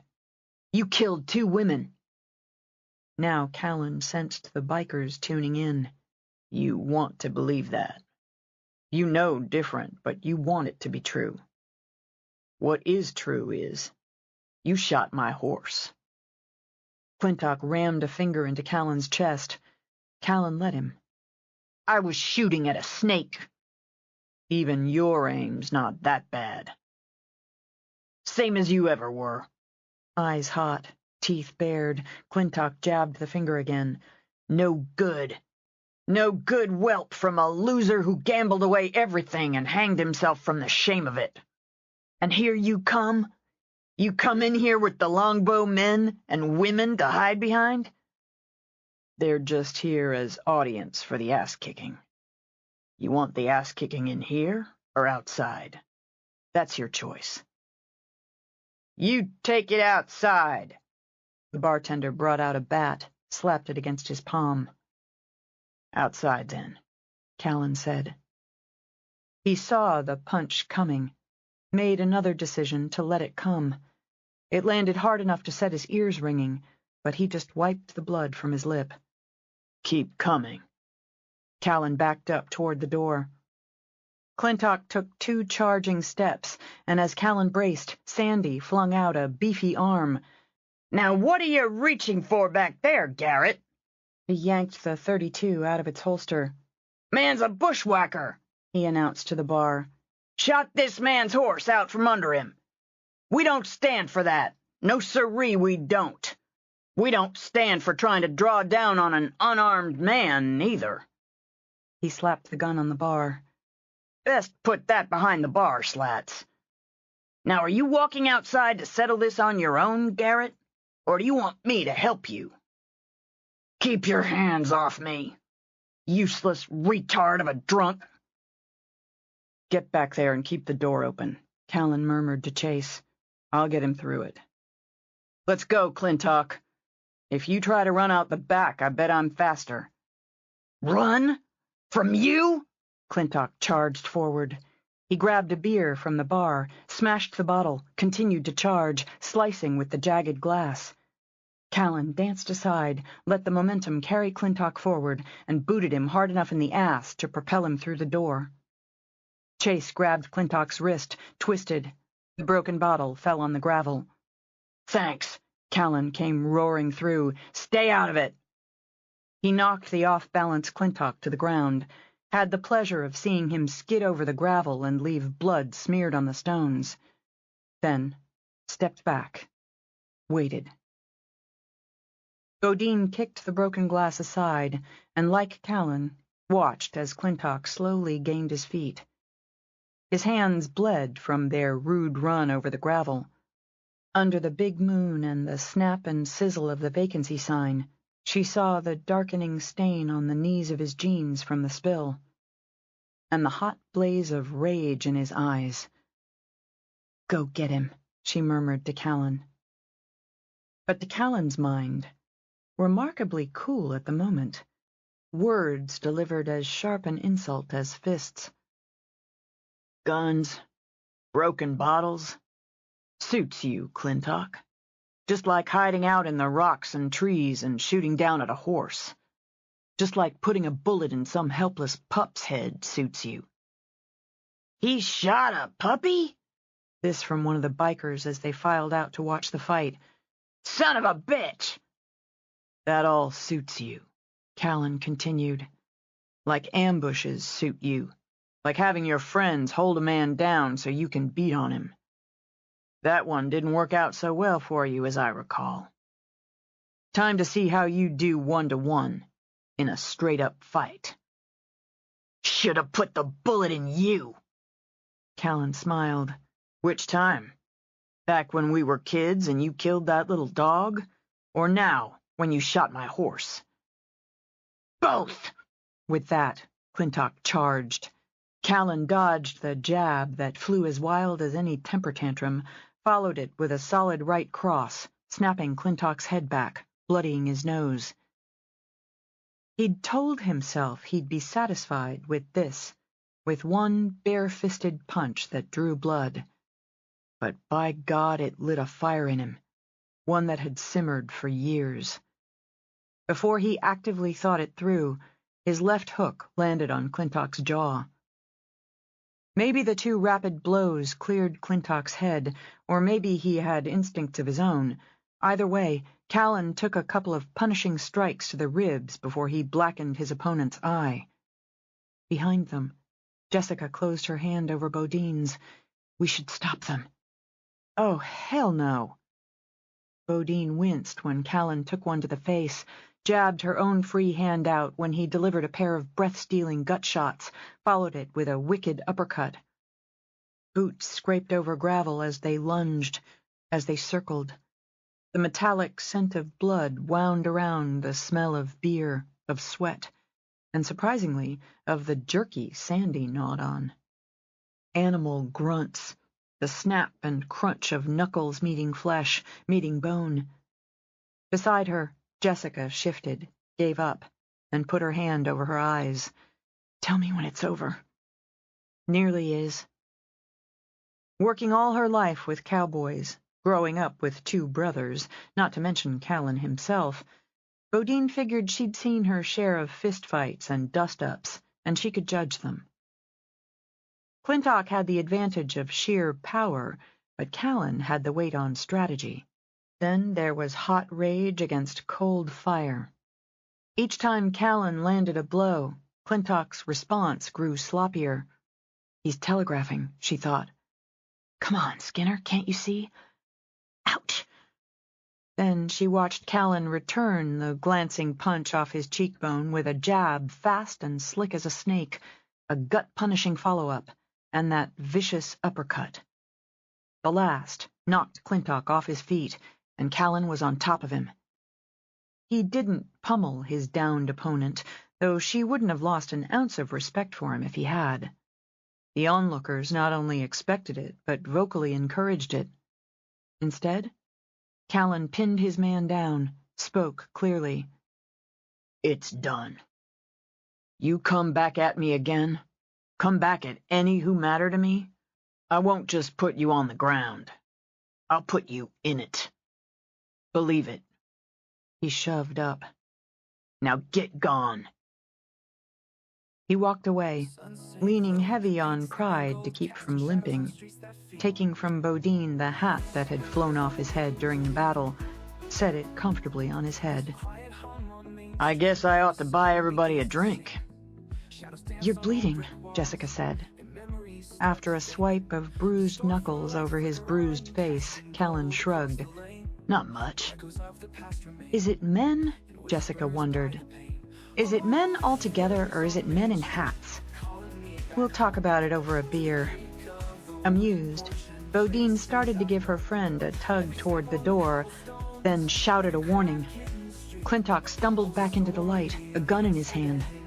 Callan shoved her clear, stepped quickly away from the group as Clintock raised the gun. Her world stopped in an instant, slowed to an endless spin in that same snap of time. She heard shouting, like voices in a tunnel, felt someone drag her back as she tried to surge forward. Then, nothing. She saw, horribly, she saw Clintock's finger pull the trigger. Once, twice, a third time. And nothing. The baffled look on his face might have been funny if the ground hadn't undulated under her feet. As it did, Callan strode over it. The roundhouse was pure fury, sent Clintock flying back before he landed, and stayed down. "You could have hit my woman, you miserable son of a bitch!" He picked up the gun, checked it. Empty. Rory figured he had one in his truck. Pale but game, Chelsea gripped Rory's arm, so he checked.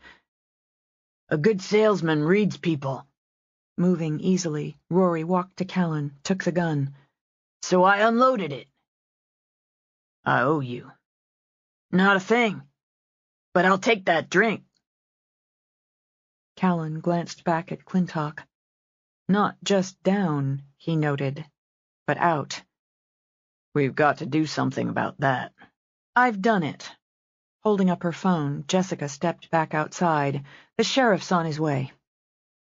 Oh, now, Jessie, why'd you go and do that? She only gaped at Callan. Why? He tried to kill you. She's right.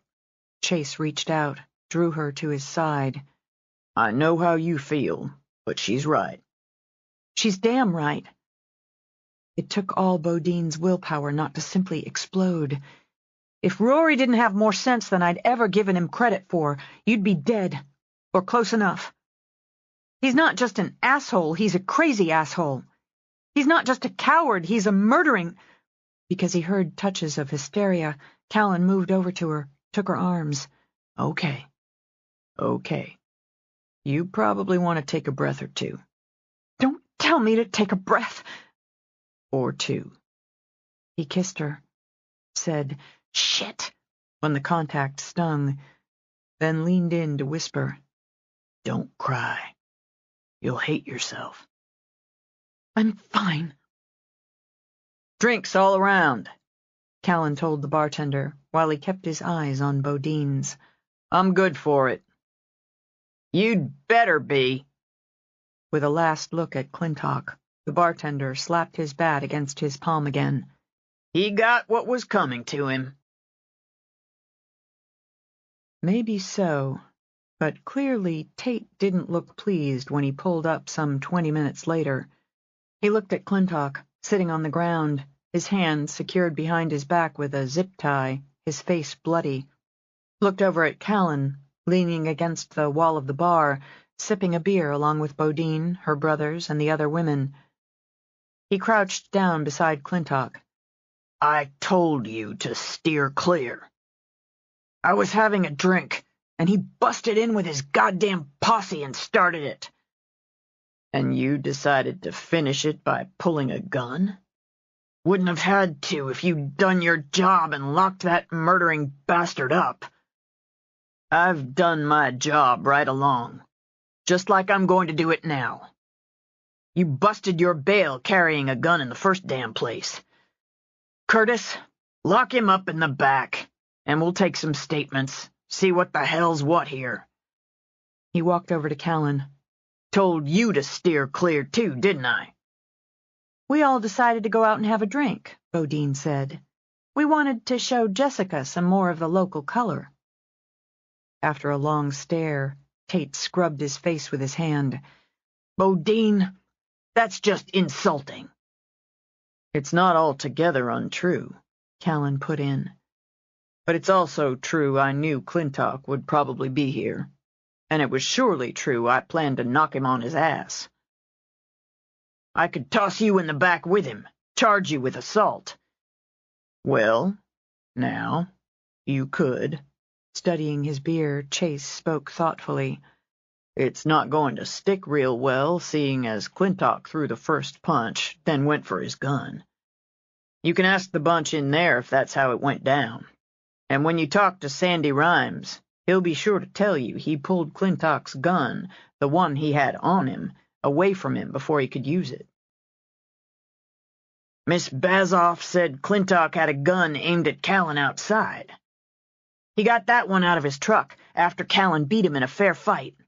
I unloaded that one, Rory added.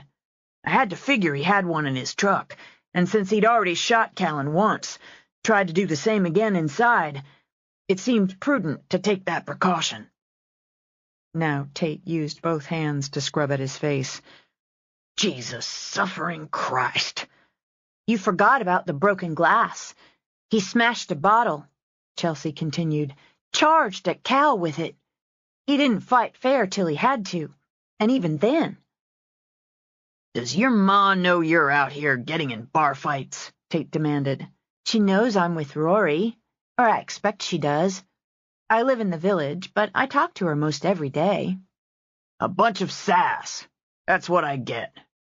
Curtis, you go in, start with Sandy Rhymes. Get his statement. Miss Bazoff? Jessica. Jessica. We're going to take a walk over to the vending machine, since I can't have a good shot of whiskey as I want. I'm going to assume you're the one standing here with the most sense. So you're going to tell me every step of what happened. I'd be glad to.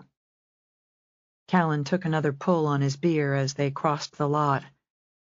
He's going to be pissed a while. He'll get over it.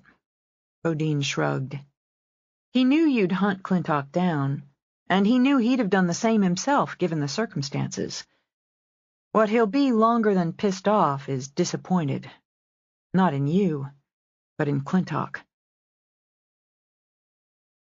It took more than an hour, and by the end of it, Callan felt every bruise and scrape. He thought fondly of the bag of peas Bodine had tossed in his freezer, and only wished she'd tossed in a half-dozen. Still, he considered every twinge, throb, and ache well worth it. Garrett Clintock would look through bars for a very long time. He supposed Jessica's comment before they'd all gone their separate ways hit the mark, too. Clintock needed some serious head-shrinking. If he gritted his teeth against the banging in his ribs when he got out of the truck, he could remind himself Clintock had worse.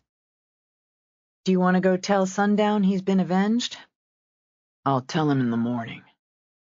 With some sympathy, Bodine put an arm around his waist. You can lean on me. And, looking up, she sighed at the moon. I have to say this ranks as the prettiest night in my experience for a fight. Jessica got some strange and arty-type pictures of the step-up and some of the patrons while Tate gave you the final lecture. She opened the door, took off his hat, tossed it aside, then brushed her fingers over his face as she surveyed the damage. You won't look pretty for a few days, but you broke his nose. I thought so. Don't ever shove me aside like that again. Now he arched his eyebrows. Even that hurt. I can guarantee you, should some fuck-headed asshole ever wave a gun around in your direction, I'll shove you aside again. Then next time I'll be ready, and shove you first. She gave him a little one, tugged him back to unbutton his shirt. Let's have a look at the rest of you. He gripped her hands. It stopped my heart. Shut it right down. The idea of you getting hit. It didn't do mine any good either when you stepped aside and gave him a clear shot at you. Damn Gary Coopering. Clint Eastwooding.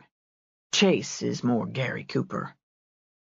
He grabbed her face, kissed her hard, so pain and lust and pleasure all burst and tangled. Hot. So instantly hot, she gripped his shoulders, struggled to gentle her hold. You're in no shape to get me revved up tonight, Skinner. I've got to get this done. Fast. He pulled off her shirt, shoved her back against the door. I've got to have you.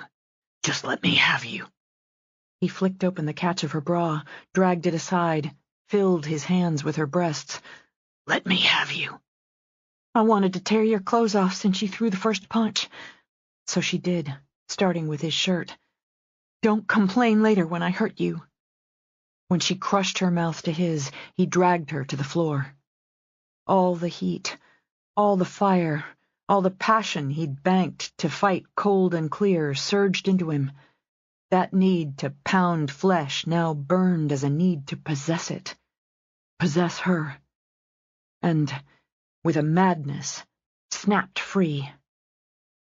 He felt pain as her hands, rough and greedy, pulled at his clothes, dug into muscle, but distant, almost unconnected, all but buried under this fresh, wild hunger.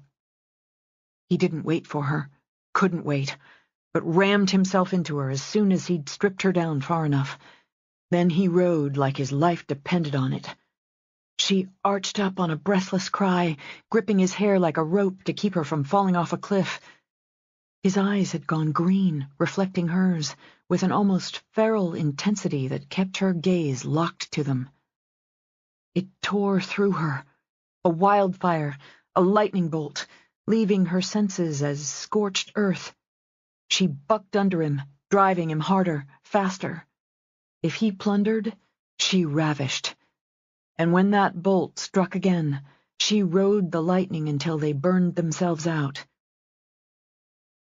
Shuddering, slicked with sweat and some blood from wounds opened in the madness, she wheezed in air. His heart hammered against hers even as he lay, full weight, spent, over her. She thought of the moment Clintock had raised his gun. That spinning, the sensation of the ground shaking, and thought this was nearly the same. Here's what you're going to do. Bodine, I think there are multiple reasons I'm not going to be able to move right this minute. I warned you not to complain when I hurt you. What you're going to do is go in and take a hot shower. When you come out, you're going to take some Motrin, some whiskey, and we're going to ice down what needs icing, treat and bandage what needs that. I'm fine, right here. That's sex adrenaline, and it's going to pass really soon. Sex adrenaline. She felt his lips curve against her throat. Ought to be bottled. You kicked ass that needed kicking tonight, and you topped that off with the best hot and crazy floor sex in my personal experience. Mine too. That's about as manly a night as it gets, in my estimation. But you're hurt more than you might think. It'll be worse if we don't see to it. Gently, almost tenderly, her hand stroked over his back. Do that for me, Callan. She never asked, not really, and never in that way, that soft way, so he had no choice. And when he moved, the gasp and groan escaped before he could stop them. Your ribs took the worst. Left side. I know it. But for the first time, he looked down, saw the spread of black and blue, hits of angry red. Well, shit. It'll look and feel worse tomorrow, so let's get ahead of it. She yanked off the single boot he still wore and the jeans that had been caught on it. Rising, she offered him a hand. Come on, cowboy. Hit the shower. He gripped her arm, got slowly, painfully to his feet, then just stood, looking at her. You've got to know what's coming. Her heart stuttered a little. Maybe. But I don't think it should come when you can barely stand, and the standing we're doing is naked. You're probably right. It'll wait. She pulled on her jeans again while he limped off to the shower. It would wait, she thought. She didn't need a lot of fuss. But if and when the man she now realized she'd been walking toward all her life told her he loved her, she'd at least like him to say so when he wasn't bleeding. Chapter 29. He didn't mind the black eye or the bruised jaw, the nicks and cuts or swollen knuckles. The ribs gave him some trouble, but after a day or two they didn't scream every time he moved wrong. Since it struck close to the truth, he spun a tale for guests, especially the kids, of getting into a saloon fight with a bushwhacker. And he talked Alice into taking a ride with him. She lavished affection and attention on Rosie, and the young mare responded to it with utter devotion. With Maureen, Alice planted the sister garden. In the kitchen, she cooked simple dishes with Clementine. With the weather warming, she often sat with the grannies on one of the porches, crocheting. The big day came when she agreed to drive with the grannies to Bodine House to look it over, to consider if she'd be happy living there. They stopped by the BAC, he learned later, at Alice's request. Even from a distance, he could spot her nerves, so he detoured and led the 2 horses he'd chosen for an upcoming trail ride toward the women.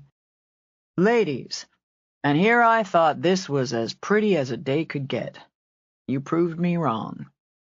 I do like a flirting man, Miss Fancy winked at him. We went to the house, the Bodine house. Ma and Grammy live there when they don't live at the ranch. I could live there. I could live there. I don't know. You don't have to decide now, Cora soothed. We just wanted you to see it. There's a barn. It's just a little one. Rosie could stay there. Wouldn't she get lonely? It's hard to be alone. She'd have fine boys like these 2 to visit with all day long. Alice studied the 2 horses, moved in to stroke them. Lots of horses in the paddock. Lots. Who's that? He glanced back. That's Carol. She works with me. With the horses. She has long hair, and she works with the horses. It doesn't look like it did. She looked all around, hugged her elbows. I can hardly remember how it looked, but not like this. She works here. You work here. It's close to Bodine House. I like to sneak over and mooch lunch sometimes when your Ma and Miss Fancy are around. Maybe if you decide to try living there, you'd come over here sometimes and help me out. She stopped looking everywhere with those nervous eyes. Come here? Help out? With you? With the horses? Like I do for Sam and Chase at the ranch? Yeah, like that. I can always use somebody who knows their way around horses like you do. I'm good with them. They're good with me. Who's that? That's Easy. He works here too. Is that a name? I don't know that name. It's Easy's name, Callan said, and signaled him over. Alice immediately stepped back, grabbed Cora's hand. I just want him to take these boys into the paddock over there. We've got people coming to ride them. Because he works here, Alice whispered, and clung to Cora's hand. Ladies, Easy tapped the brim of his hat. Easy, how about taking these 2 in, getting them saddled? Sure thing, boss. Because you work here, Alice murmured, staring at him. I sure do, ma'am. Best job there is. Carol said she'll take Harmony on this ride. Wanted to ask if I should load Sundown up to trailer down to the center for the lesson you've got coming up. I'll ride him down. We can both use it. Sundown's here, Alice gestured. I see him. That's one fine horse. Big boss coming, Easy added, and Alice tore her eyes from his face to look around. It's Bodine. Alice's hand relaxed in Cora's. Bodine works here, too. It's close to the Bodine house. I'll get these fellas saddled. Ladies? Easy tapped his brim again, led the horses away as Bodine strode up. Bodine. I went to see Bodine house. Nothing looks the same. Everything's different. It's big. It is big. Casually, she draped an arm around Alice's shoulders. We like to think we have something for everybody who's looking for a Western experience. Maybe one day you'll take a ride around with me, see more of it. To my mind, there's no better way to see Bodine Resort than on horseback. We can ride around? That's right. Now? I'd like to ride now. I can take a ride with you. Callan grinned at her, knowing she'd be ticking off a half-dozen things she'd planned to do, and none of them would be giving Alice a tour on horseback. Bodine must be so busy, Cora began. She's the big boss. You know, you're right. And the big boss can take an hour to show you around. Skinner, you pick out a good mount for my aunt. I can do that. You'll have Leo. I saw him over in the paddock. I'll have a new horse. I'm not afraid to ride a new one. You ought to come over with me. Pick out one who looks good to you. Obviously pleased, Alice took Callan's hand. I know you're busy, Bo, Cora said, watching Alice walk away with Callan. I like being busy. Why don't you and Grammy go on up, have some lunch, and I'll text you when we're back. You're a good girl, Bodine. Don't let anybody tell you different. Come on, Cora. I'm in the mood for a glass of wine with lunch. She'd have to work late, Bodine thought as she saddled Leo, but she'd planned to anyway. 2 events that night, she mused, and she wanted to lend a hand at least in getting them going. Besides, she had that fancy dinner to look forward to tomorrow night. She figured Callan would get his words together by then, and if he didn't, she'd take that bull by the horns and say her own. Carol works here, Alice said so quietly Bodine barely heard. She's taking those people out riding. She has bluebirds on her boots. She's taking them on a trail ride.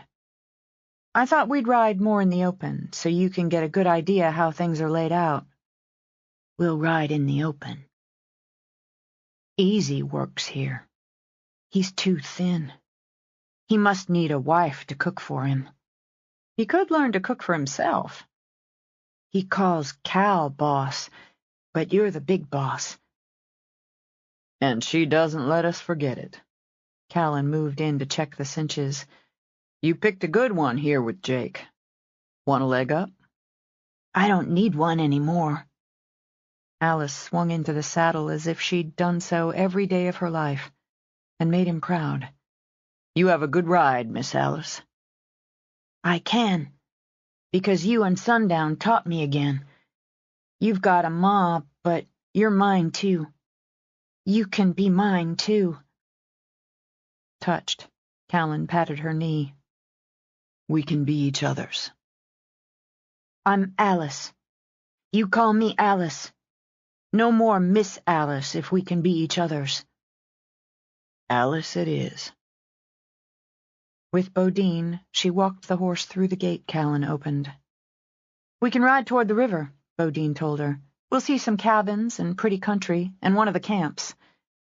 Camps? It's called glamping, glamour camping, because it's really fancy and plush, and we do it up right on the resort. Not like pitching a tent and pulling out a bedroll. Do we have to meet more people? No. Recognizing her nerves, Bodine tried an easy smile. I mean, we could go by somebody who'd say hi, but you don't have to talk to anybody if you don't want to. I get nervous when I do if I don't know them. I'm better. I think I'm better. Alice, you're so much better. I met Carol and Easy, and that's enough for one day. Smiling, Bodine looked over. and saw tears standing in Alice's eyes. "What is it? What's wrong? Do you want to go back?" "No, no, no. I was happy to see you. Happy to see Cal. I get happy to see Chase and Rory. You're not mine. You're not mine. He took my babies away. All my babies. And they're not my babies now. They're my babies and not my babies. If Bobby found them, if I found them, they're not my babies. All grown up and with another ma. A good ma would never, never tell them about their daddy. I can't have them back. I'd have to tell them. And they don't know me. I'm not the mother." She let out a shuddering sigh. "I can say it. I can tell you when we're riding. It hurts in my heart, but it hurts more when I think of telling them. Cal says I'm brave. It's braver not to look, not to find, not to tell. But it hurts. I can't even imagine how much. Bobby put the man who shot Cal and Sundown in jail. He'll put Sir in jail when he finds him. But I have to tell him not to find my babies. I have to tell him that. And protect them. If I ever have a daughter, I'm going to name her Alice." Alice gasped, and though tears shimmered in her eyes, they widened with stunned joy. "Alice? For me? For my brave aunt, who'll get to spoil her and rock her to sleep?" This time, her sigh spoke of pleasure. "I can sing to her. Reenie and I can sing to her. She'll have a good ma, a good daddy."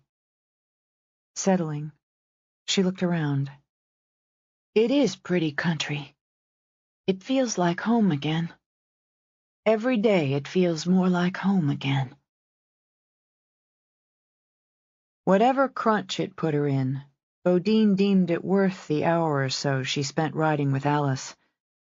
At sunset, she stepped out to check on the photography club holding their annual awards banquet, and was pleased to see the sky didn't disappoint. All 38 members worked to capture the brilliance of light and color, the billows and streams. A number of guests there for the first outdoor concert of the season did the same. Satisfied, she went to check on their headliner, the musicians, ran into Chelsea and Jessica. "Have the waitstaff light all the candles in about 15 minutes, Jessica said. "I want the porches, the patios, the gardens to sparkle as soon as it's dark, and we need at least 2 waitstaff circling out here." "On my list," Chelsea assured her. "I was about to hunt you down, and here you are. Chelsea, did you pick up those samples for the summer setups, the napkins and rings and candles?" "Yesterday. I left them on your—" She slapped a hand to her face. "Crap! I left them on my kitchen counter. I walked right out without them, and you wanted them today. I'll run home and get them right now." "You've got a full list right now. It can wait." "I'm sorry, Bo. I know you wanted to look them over, show them to your mother and your grannies, and it won't take me 10 minutes to get them and come back." "You're going to be running around here nonstop in about 5 minutes," Jessica reminded her. "I can slip out in about an hour." They weren't top priority, Bodine thought, but they were on the day's agenda. "Why don't we do this? I can just swing by and get them on my way home. I'm hoping to leave all this to both of you in about an hour. It's easy for me to go by the village on the way home, if you don't mind giving me a key." "I'll get it for you. I'm really sorry." "It could wait, but I'm going to be showing it to a bunch of women. I want to give them time to argue about it." 2 minutes. Just put it under the mat when you leave. I'll give the waitstaff a heads up on the way." "She'll kick herself for a week." "She shouldn't," Bodine said. "She did me a favor picking them up when I was crunched for time. In any case, I'll be here for another hour, longer if you need. Just let me know if you need a hand with either group. With Chelsea's key in her pocket, she circled around, slipping into the dining hall to check on setup, then over to the mill to do the same. She came back out to Callan standing with the horses under the rise of a full red moon. The music started up with the lusty nothing on but the radio. She considered it perfect. I thought you'd have headed home by now. I'm about to, he said as she walked to him. I wondered if I'd put it off long enough for you to be ready. Not for about an hour. You'll lead Leo home for me? I'm going to steal one of the Kias. Then I better give you these now. He pulled a clutch of flowers from his saddlebag.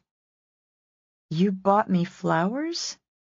I stole them from here and there on the way. I guess the sunset put me in the mood, and that moon did the rest. You said once you like getting flowers from a man.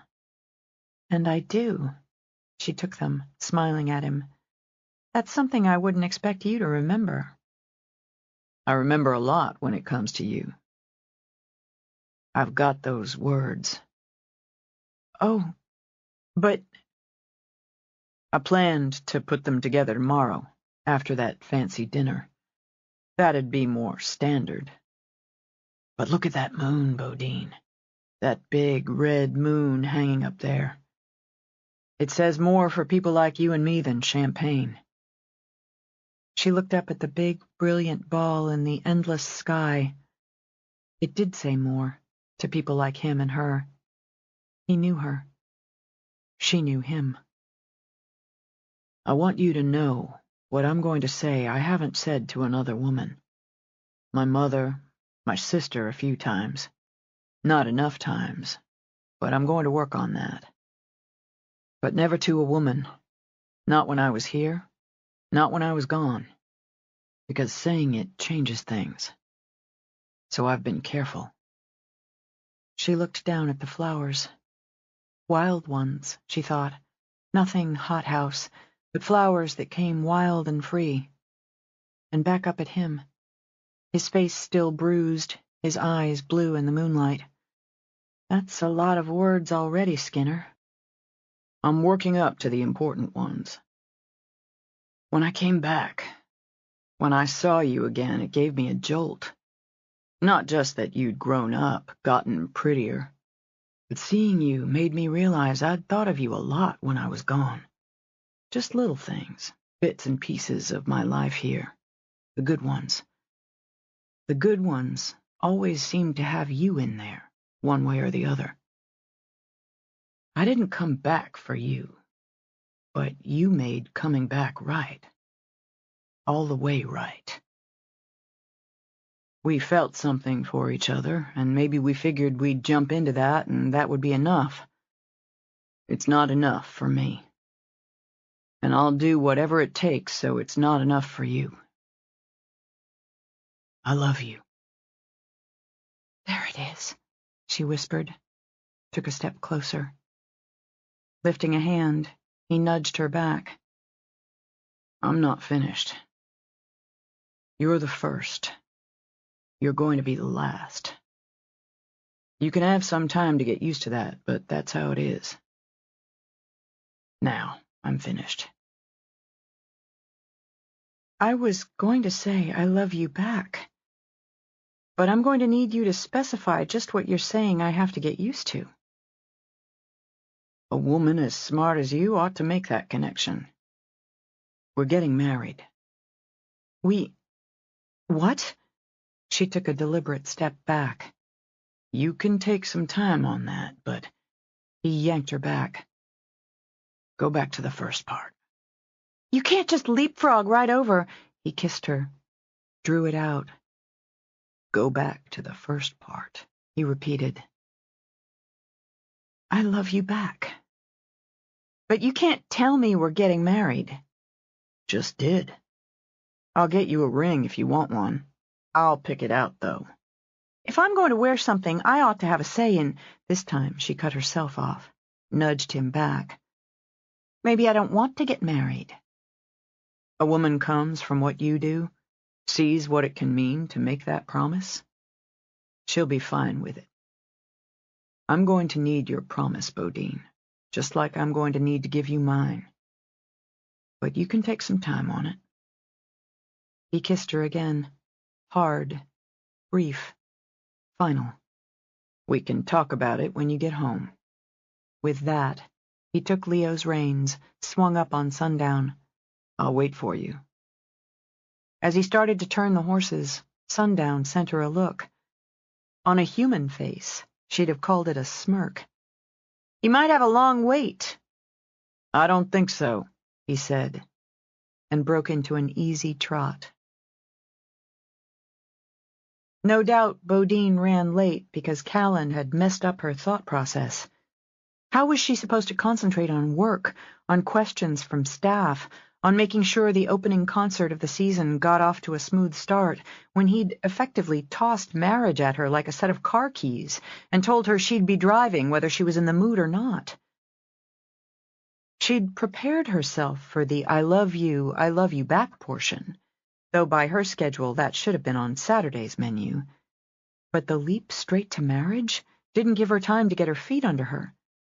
Still, she put his flowers in a vase, put the vase on her desk. She appreciated the flowers. She appreciated a lot when it came to Callan Skinner. She didn't appreciate being told how she'd spend the rest of her life. Because he'd hit the bullseye on one element, she knew where she came from, and where she came from took marriage seriously. Not on a whim, not in a rush of hormones or dreamy feelings, but seriously, as the foundation for everything else. With Chelsea's key in her pocket, she got behind the wheel of the little car she'd borrowed for the night. That's what she'd tell him, she decided. She wouldn't be told, and she took marriage seriously. And she'd say just that when she damn well felt like it. He could wait. She left the music, the lights, the guests, and the staff behind and drove into the quiet. She could use some quiet, some thinking time. As she pulled up in front of Chelsea's apartment in the village, she half wished she'd asked Jessica for her key, too. A little quiet and thinking time there, then a friend to listen. Maybe she'd pick up the samples, take them back to her office, or take a drive along the river, or go home and close herself up in her room. All of which, she admitted, struck like avoidance when she laid them out. Hell with it. She unlocked the door, propped it open with her hip to slip the key under the mat, and, stepping in, reached out to switch on the lights. The arm around her throat cut off her air and turned her shout into a garbled gasp. Instinct had her stomping down with her boot, jabbing back with an elbow. The quick, sharp bite in her biceps turned panic into terror, so she dragged uselessly at the arm around her neck and felt herself falling down a tunnel, limbs limp. Everything slowed down. Then everything stopped. Though it was close to midnight before she drove into the village, Jessica found herself revved. Everything had gone perfectly, and now she could leave the cleanup portion to Chelsea's, and Rory's as he'd shown up, supervision. While she expected Chase would be asleep, ranch life started early, she thought she'd text him so he'd hear from her the minute he woke in the morning. Text him, she thought, after she'd shed her work clothes and poured a glass of wine. With a smile on her face, it still amazed her anyone could be so ridiculously happy. She parked her car, got out. She'd taken 2 steps to her building when she noticed the Kia parked at the curb rather than in a slot, and in front of Chelsea's section. Wondering why in the world Bodine would still be there more than an hour after she'd left, she wandered down, glanced in the car. Bodine's briefcase sat on the passenger seat. Unsure, uneasy, she went to Chelsea's door, knocked. Beau? Maybe she got caught up in the samples, she thought. but she couldn't see a single light reflecting in a window. She lifted a corner of the mat, saw the key. Shoving aside innate courtesy, Jessica picked it up, unlocked the door. "Bodine?" She reached for the light switch, flipped it, but the dark remained. When she took another step, her foot hit something. Bending down, she picked up Bodine's hat.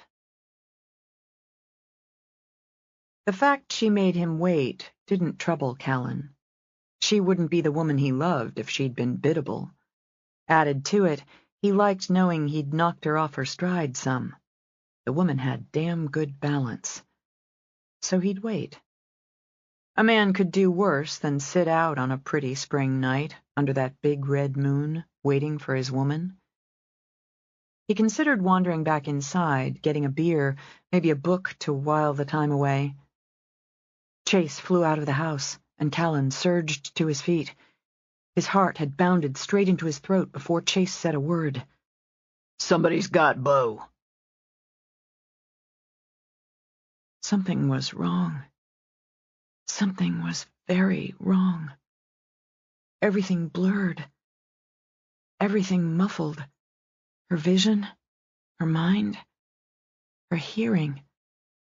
She wanted to call out, but couldn't form any words. She felt no pain, felt no fear, felt nothing. Gradually, she became aware of light, like a lamp with a dirty shade, and sound, an indistinct clicking. No color, but shapes behind the dirty light. She couldn't think of names to go with the shapes. As she struggled to find them, the pain awoke with a vicious pounding in her head. She felt the moan move in her throat as much as heard it. One of the shapes moved closer. Man. Man. The shape was a man. "You're not the one. That's not your house. It's your own fault. It's not my fault." He moved away again, and through the ugly pounding in her head, the too rapid beat of her heart, she began to make out other shapes. The names for them. Walls. Sink. Hot plate. Floor. Door. Box. God. She tried to move, to push up, and the world rocked. "For horses," she heard him say. "I didn't use too much, just to keep you quiet, to get you here. But not you. Wasn't supposed to be you." Chelsea's apartment. Key under the mat. Dark inside. She concentrated on moving her fingers, then her hands, then her feet. Something weighed on her left foot. Left foot. And when she heard the rattle of a chain, she knew. The trembling started deep inside, shuddered its way out. Alice. Like Alice. "Gotta make the best of it." He came back, sat on the cot beside her. "That's what we gotta do. You're young, and you're pretty." She turned her head away when he rubbed her cheek. "You got plenty of years of childbearing in you. We'll make lots of sons. I know how to make you feel good while we're making them." She pushed at him, still weak, when he trailed a hand over her breast. "You don't want to be that way. You're my wife now, and you gotta please me." "No, can't be your wife." "A man chooses and makes it so. Once I get you planted, you'll see. You'll see how it is." "Can't." She pushed at his hands as he unbuttoned her jeans. "Sick. Water. Please, can I have water?" His hand stilled. On a heavy sigh, he rose, went to the sink. It's the horse sedative, I expect. But it'll pass. Either way, we're getting this started tonight. I've been waiting long enough. She bore down, forced herself to think clearly through the fear and the pounding that made her sick, roiled in her belly. But she understood. He had to lift her up so she could drink, and his touch revolted. But she drank, slowly. I can't be your wife. He slapped her. That's back talk, and I won't have it. The sting only helped clear the rest of the muddle from her brain. I can't be your wife because we're cousins. She used all she had to stay sitting up, to inch away from him. Your mother and my mother are sisters. That makes us cousins, Easy. I don't want to hit you again, but I will if you keep lying and back-talking. I'm not lying. Your mother is Alice Bodine, my aunt. My ma died giving me life. It's Eve's curse. Is that what your father told you? You heard about Alice Bodine, how she came home after all those years. Years she spent right in this room. It's a house. Right here, locked in, chained up, just like you've got me. But you couldn't have done it. You're too young. But not too young to have killed 2 women, she thought. Not too young to kill her if she set him off the wrong way. She named you Rory, and she talks about you a lot, how she sang to you and rocked you to sleep, how she loved you. His eyes, hazel, she noted, just a hint of Bodine green in them, bore into hers. My ma's dead. Been dead since my first breath. Your ma lived here for years after you were born. She told me all about this place. I know that foam on the walls is new. I know behind it the walls are drywall, spackled but not finished, and on the other side of that sheet hanging there is a toilet, a little shower. How would I know that if your ma hadn't told me? He scratched his head. You're trying to confuse me. You met her. I think something in her recognized you. She started crying when she rode off with me after she met you, crying and talking about you and her other children, babies your father took away from her. You must have seen her sometimes around here, working the garden. She said he chained her outside to work the garden. Did you ever see her? That wasn't my ma. That wasn't that woman at the BAC, neither. It was both. You weren't allowed to go out when she was out, were you? You weren't allowed to talk to her. Shut up! We're blood kin, Easy. He slapped her again, harder. Hard enough she tasted blood. But tears stood in his eyes. He told you her name was Esther, but it's Alice. You know I'm not lying. He lied. He lied to you and took you away from her. You just shut up! He shoved off the bed, began to pace. There was a dog, a mean dog, and a horse, sway-backed, a milk cow and some chickens. There's a cabin. He kept her there first, in the cellar. You were born in that cellar, lived there with her for about a year until he took you from her. He said she's dead, like the others. Though her gut twisted at the others, Bodine fought, her voice steady.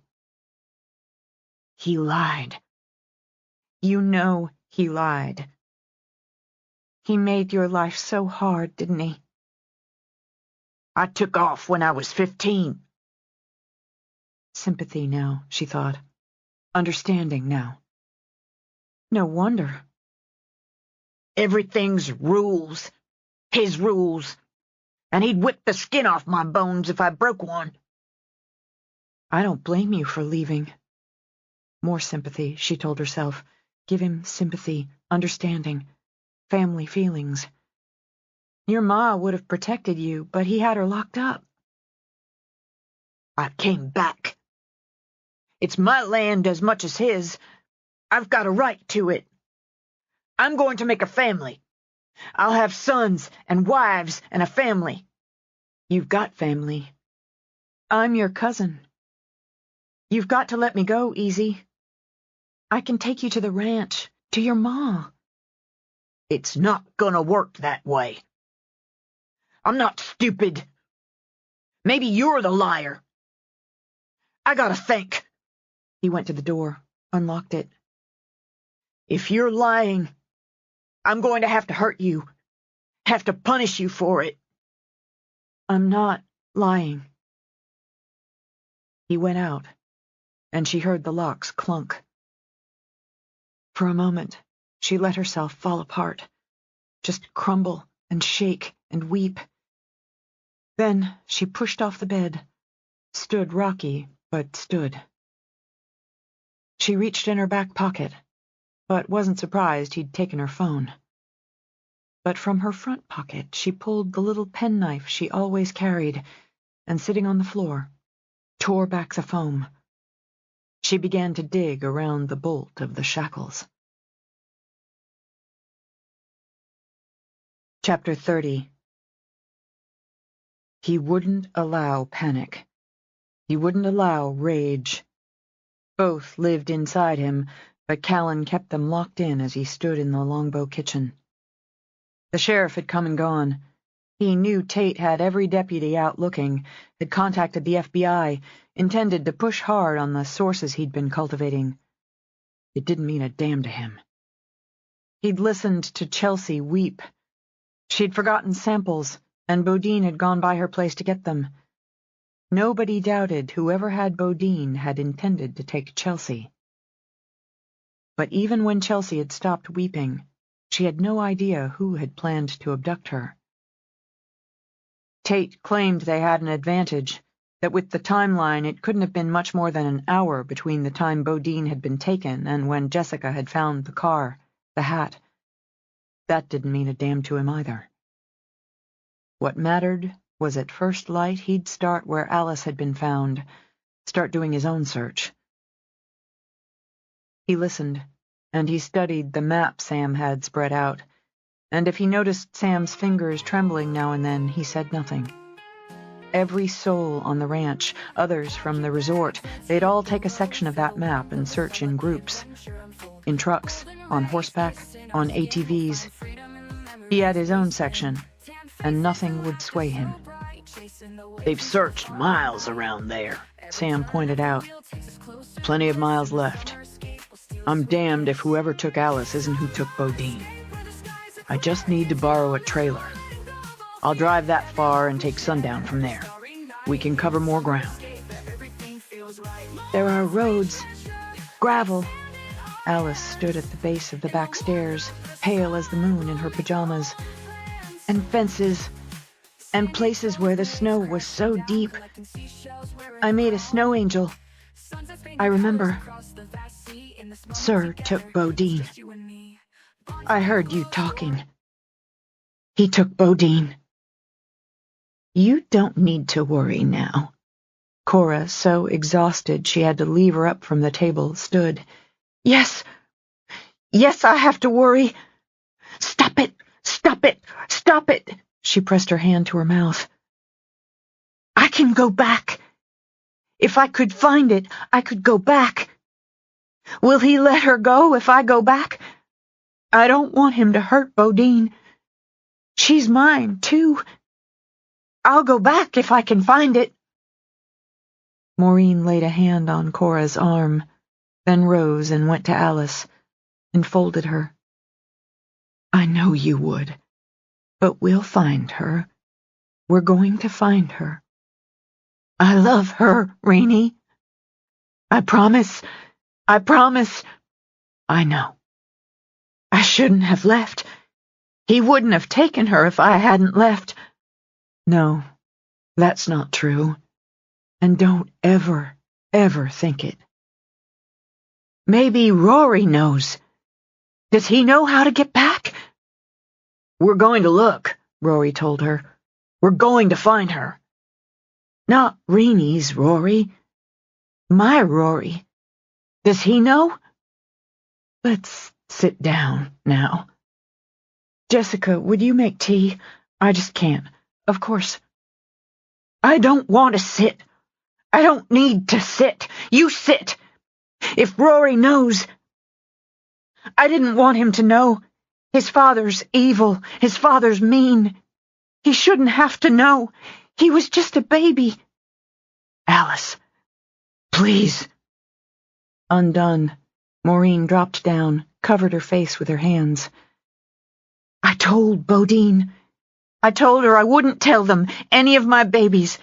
Not my babies now. I told her. She said I was brave.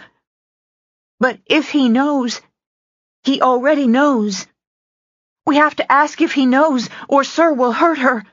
He'll rape her and take her babies. He'll... Stop it!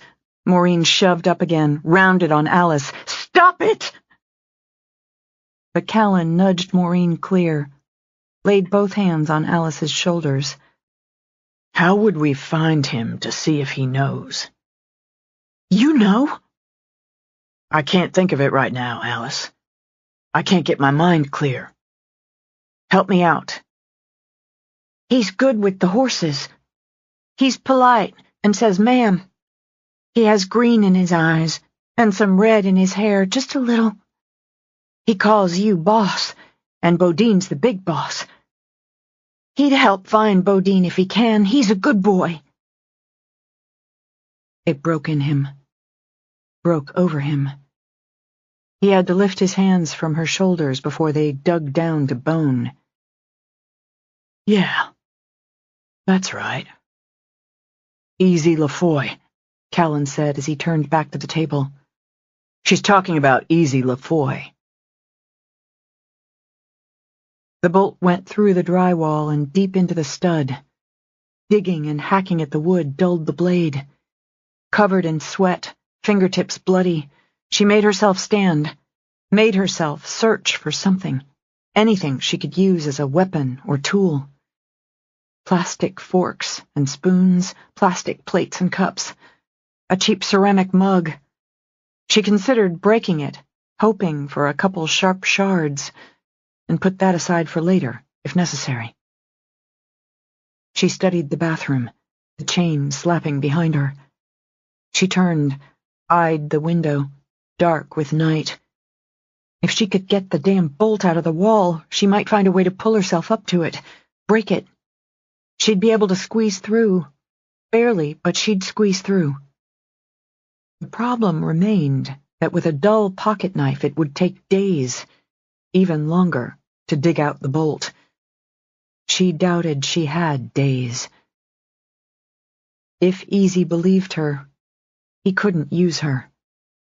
He might cut his losses there. If he didn't believe her, he'd use her. People would look for her, and maybe they'd find her before she was dead, or before she'd been beaten and raped, but she couldn't count on it. She looked down at the pocket knife. Aim for his eye, she thought, cold as winter. It might be enough. But she'd still be chained to the wall. She went back, sat on the floor again, and this time played the knife into the lock of the leg irons. She'd never picked a lock in her life, but if there'd ever been a time to learn, it was now. Could she talk him into unlocking her? Play the blood kin card? Hey, Easy, why don't you show me around the place? She dropped her head to her knees. Just breathed in, breathed out. The man was crazy, as indoctrinated as Alice had been, and without the 18 years Alice had had for foundation. No love for the father, she'd seen that. Could she use it? Words could be a weapon, just like a bullet or a blade. I'm not going to die here, she declared aloud. I'm not going to be a victim here. I'm going to get out. I'm going to get home. God damn it, Callan. I'm going to marry you. I decided. I say that's it. Furious with herself, she dashed away tears, blinked her eyes clear, and kept working. At one point she dozed off, shocked herself awake.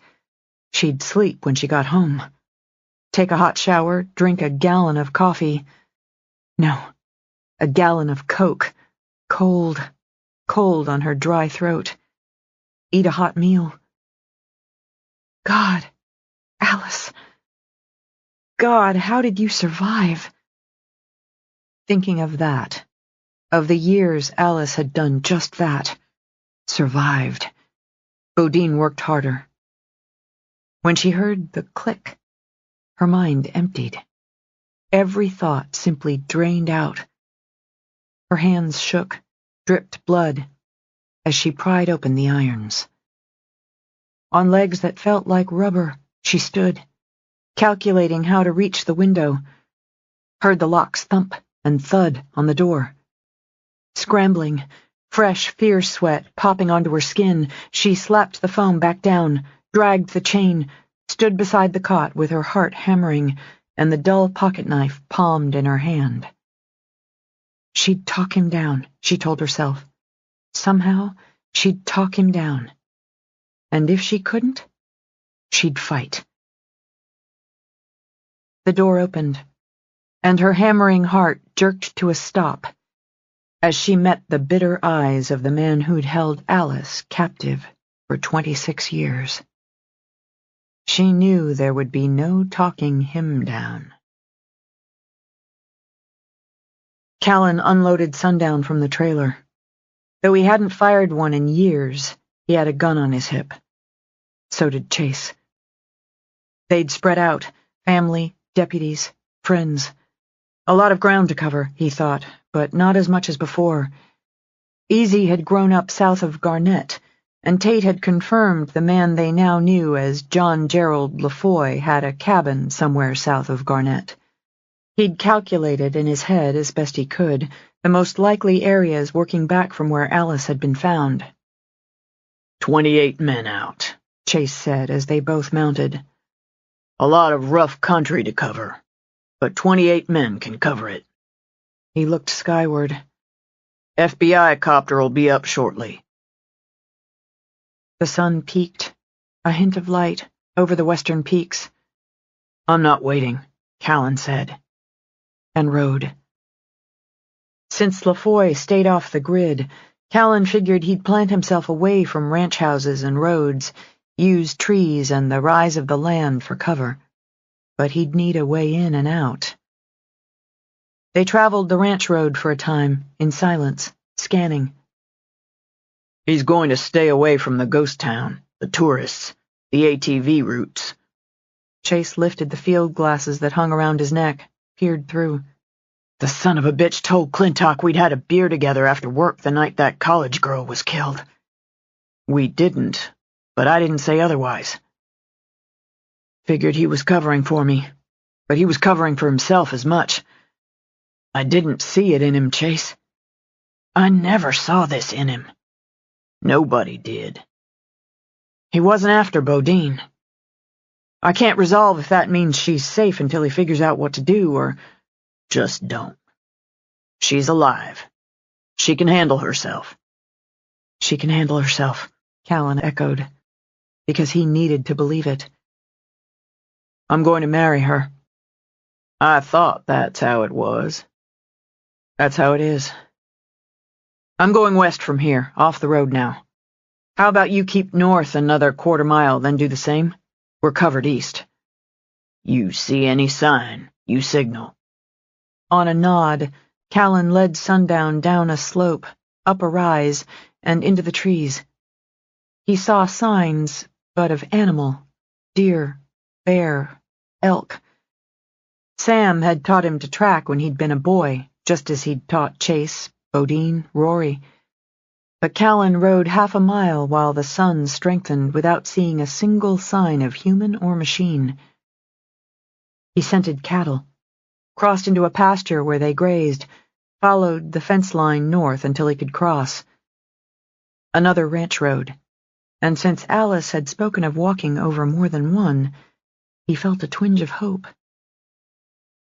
He should have waited for her. Why hadn't he waited for her under that big red moon? Since those thoughts only brought on fear and despair, he blocked them out. Instead, he willed her to think of him.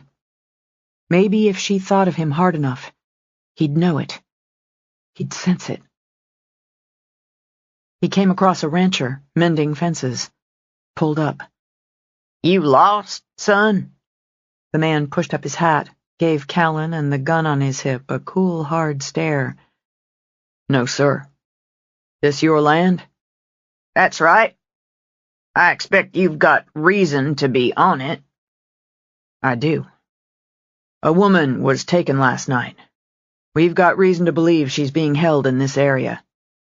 "You got a badge?" "No, but others out looking for her do. She's my woman." "Well, I ain't got her. Maybe she ran off." "She didn't. Bodine Longbow." The hard look shifted into concern.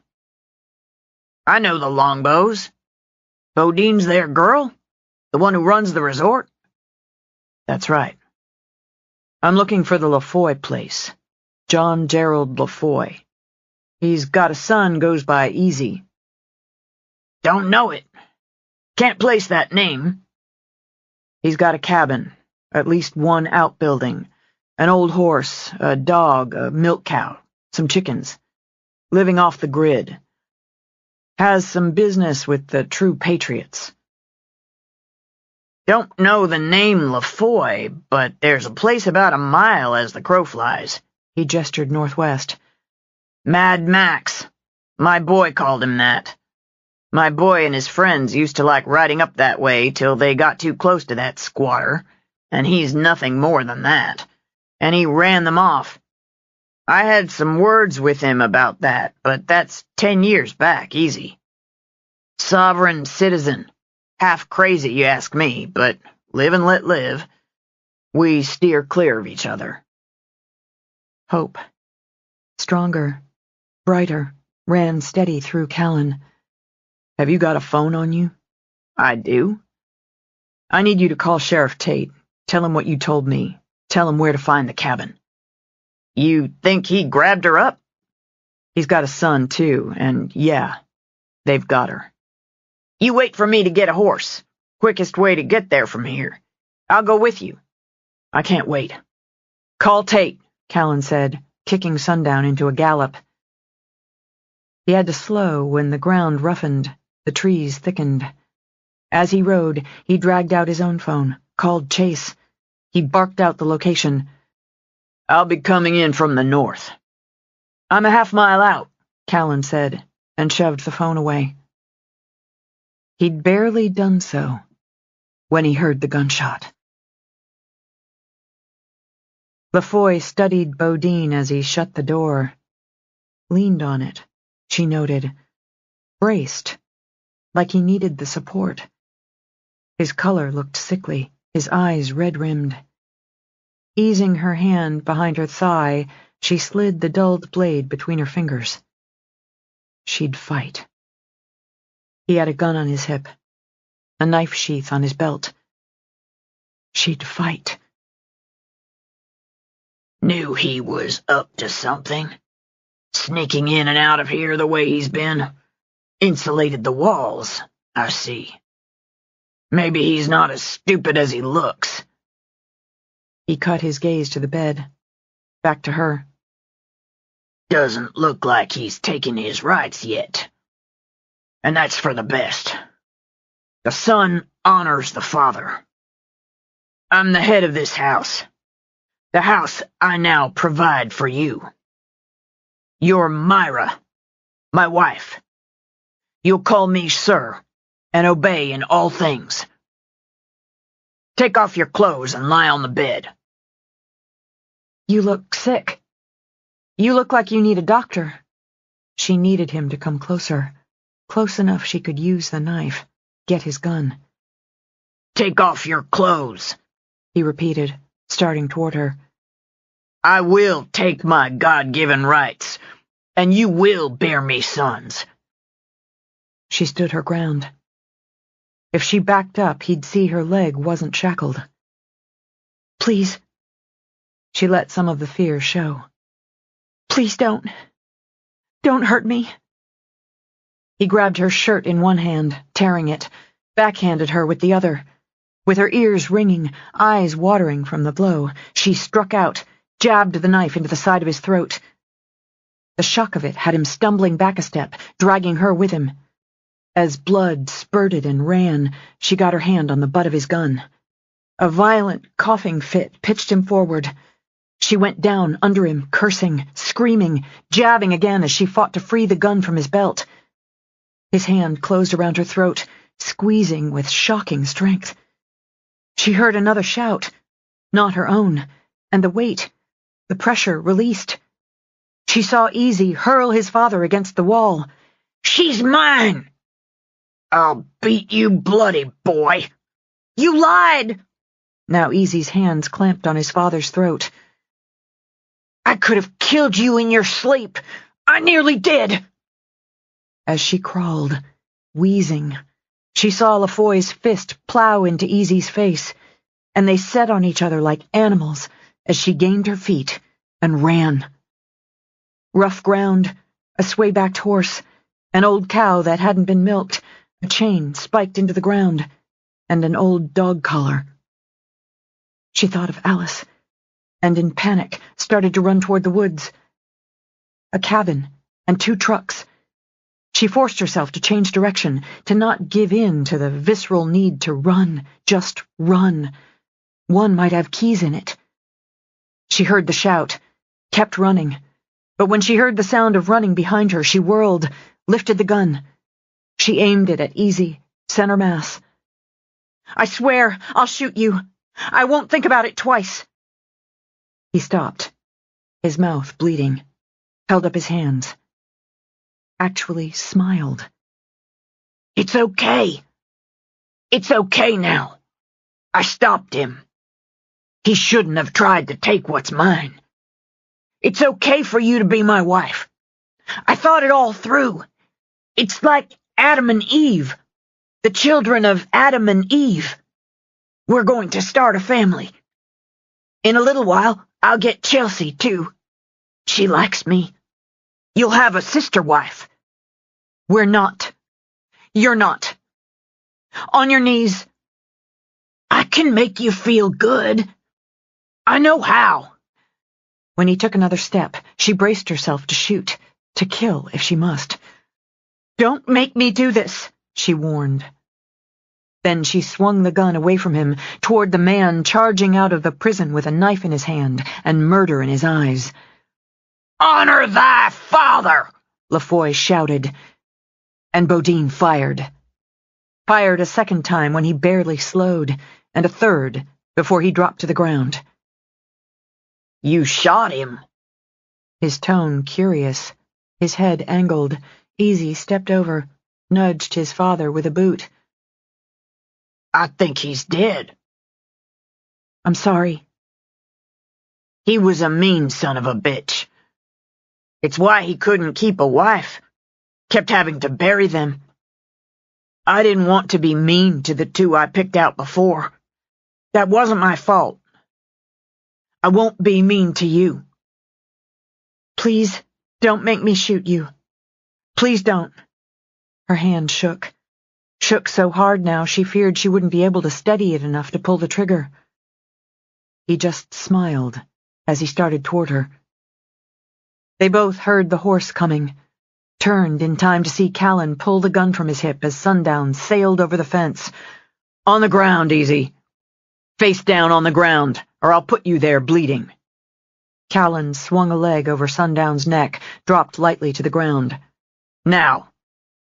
It's my land now. I've got a right. Callan took the simple way. 2 punishing lefts. Keep him there. In response, Sundown set 1 foot on Easy's back. Leaving Easy face down on the ground with the horse guarding him, Callan strode to Bodine. Let's have that. He took the gun from her shaking hand, stuck it in his belt. Let me see. Let me see where you're hurt. It's not my blood. It's not mine. I'm not hurt. You sure? He shoved his gun in its holster, trailed his fingers over the bruise on her face. I shot. Shh, he gathered her in. You're all right now. He heard the sirens and the hoof strikes. You're all right now, he repeated. My legs are going. Her knees didn't buckle. They evaporated. It's all right. He scooped her up. I've got you now. I shot. I stabbed him. I stabbed him in the throat. I think the throat, with my pocket knife. Couldn't dig out the bolt, but I stabbed him. You gave me the knife, and I stabbed him. Okay. Shocky, he thought, and no wonder. Her skin had gone pale as ice, and her pupils were the size of moons. Did I kill him? Is he dead? I don't know. He's down, and that's what counts. Look, here comes Chase. Your dad and Rory, they're coming. And Tate. Hear the sirens? I was going to go out the window, but he came through the door. Sir, not easy. I'm not making sense. I can't think straight. You can think later. Callan stayed where he was as Chase leaped off his horse, wrapped his arms around both of them. She's not hurt, Callan told him. It's not her blood. With a nod, Chase turned his head, looked at the two men on the ground. Did you do that? He asked Callan. I did one. She did the other. He glanced back as the sheriff's truck sped down the rutted road. You don't have to talk to Tate yet. He'll wait until you're steadier. I'm okay. Better. I can probably get my legs under me now. But Callan just carried her over to a chopping stump, sat with her in his lap. We'll just sit here for a while. Good idea. She talked to Tate, found the step-by-step retelling helped clear the fog out of her mind, and she watched Easy being led off in handcuffs, still insisting he hadn't done anything wrong.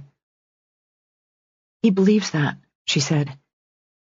Taking me, though he meant to take Chelsea, that was just his right. Killing Billie Jean and Karen Allison, those were just accidents and not his fault. He was raised to believe it. I forgot. God, I forgot. He said something about Sir Lafoy having to bury his wives. I think Alice was right. There were others. We're going to look into that. He was going to kill his own son. He came running out with the knife. He wouldn't stop. I had the gun. So I used it. Honey, you're not going to worry about that. Tate patted her knee. It's clear as clear gets you were defending yourself, and more than likely saved the life of the man who got you into this. I stabbed him first in the house. He came at me. He came at me when I wouldn't just strip and lie down like he told me. I needed him to get close. I'd been using the knife. You gave it to me, she said to Callan. My 12th birthday. Callan stared for a moment, then laid his brow on hers. You kept it all this time. It's a good knife. I want it back. Can I have it back? We'll need it for evidence right now, but I'll get it back to you. It's pretty dull now. I used it to try to dig the bolt out of the wall, but it wasn't working, so I used it to pick the lock. That's what happened here? Callan took her raw fingers, pressed them to his lips. It took forever, but I got the lock open, got out of the irons. I was figuring to get up to the window.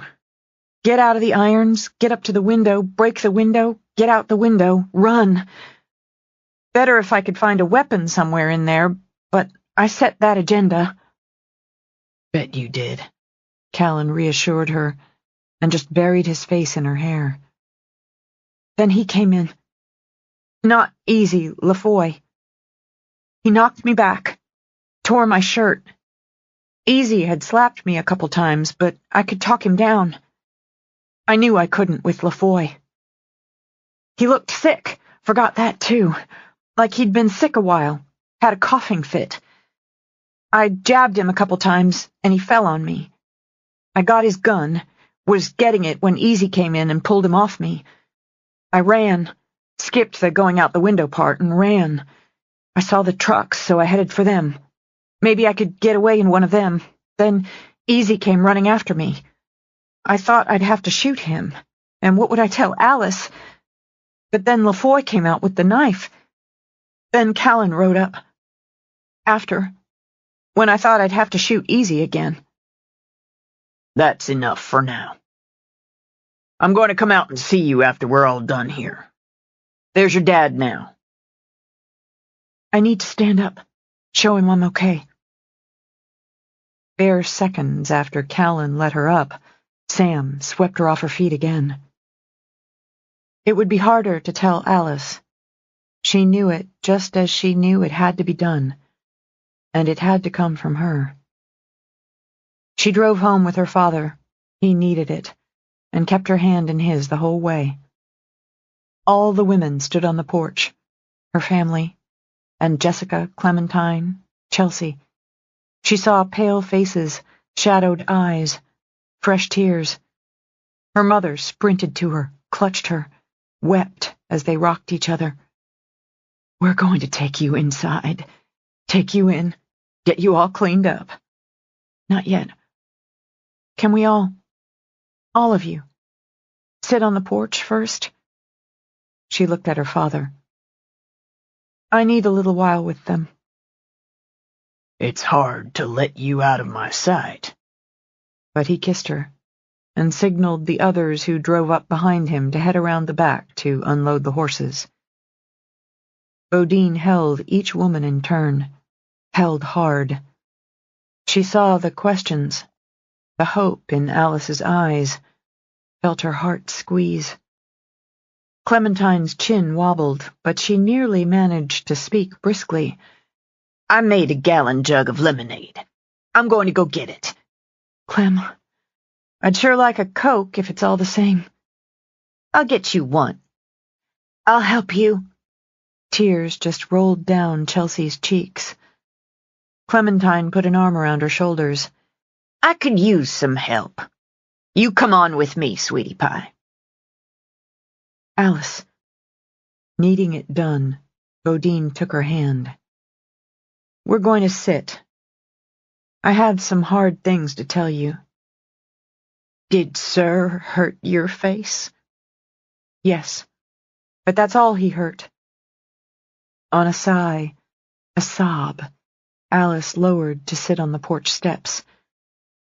You got away. You got away before he could hurt you more, before he could do all those things. I'm so glad, Bodine.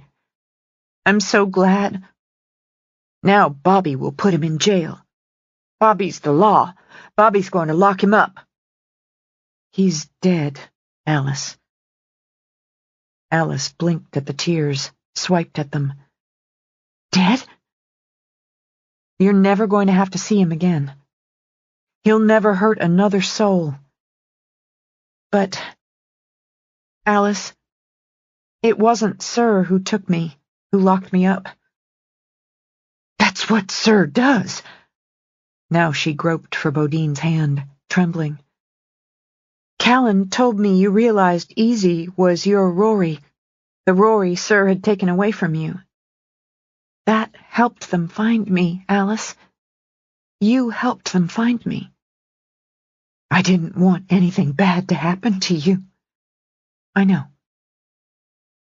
Rory took you. My Rory. He took you and locked you up. Lafoy. Sir told him you were dead. He told him you died giving birth. He never knew he had a mother. And Sir taught him bad ways, bad things. Cora sat now, stroked Alice's back. He tried to take 2 others before me, because that's what Sir taught him, and they died. Sir's in him. What's his name? His real name.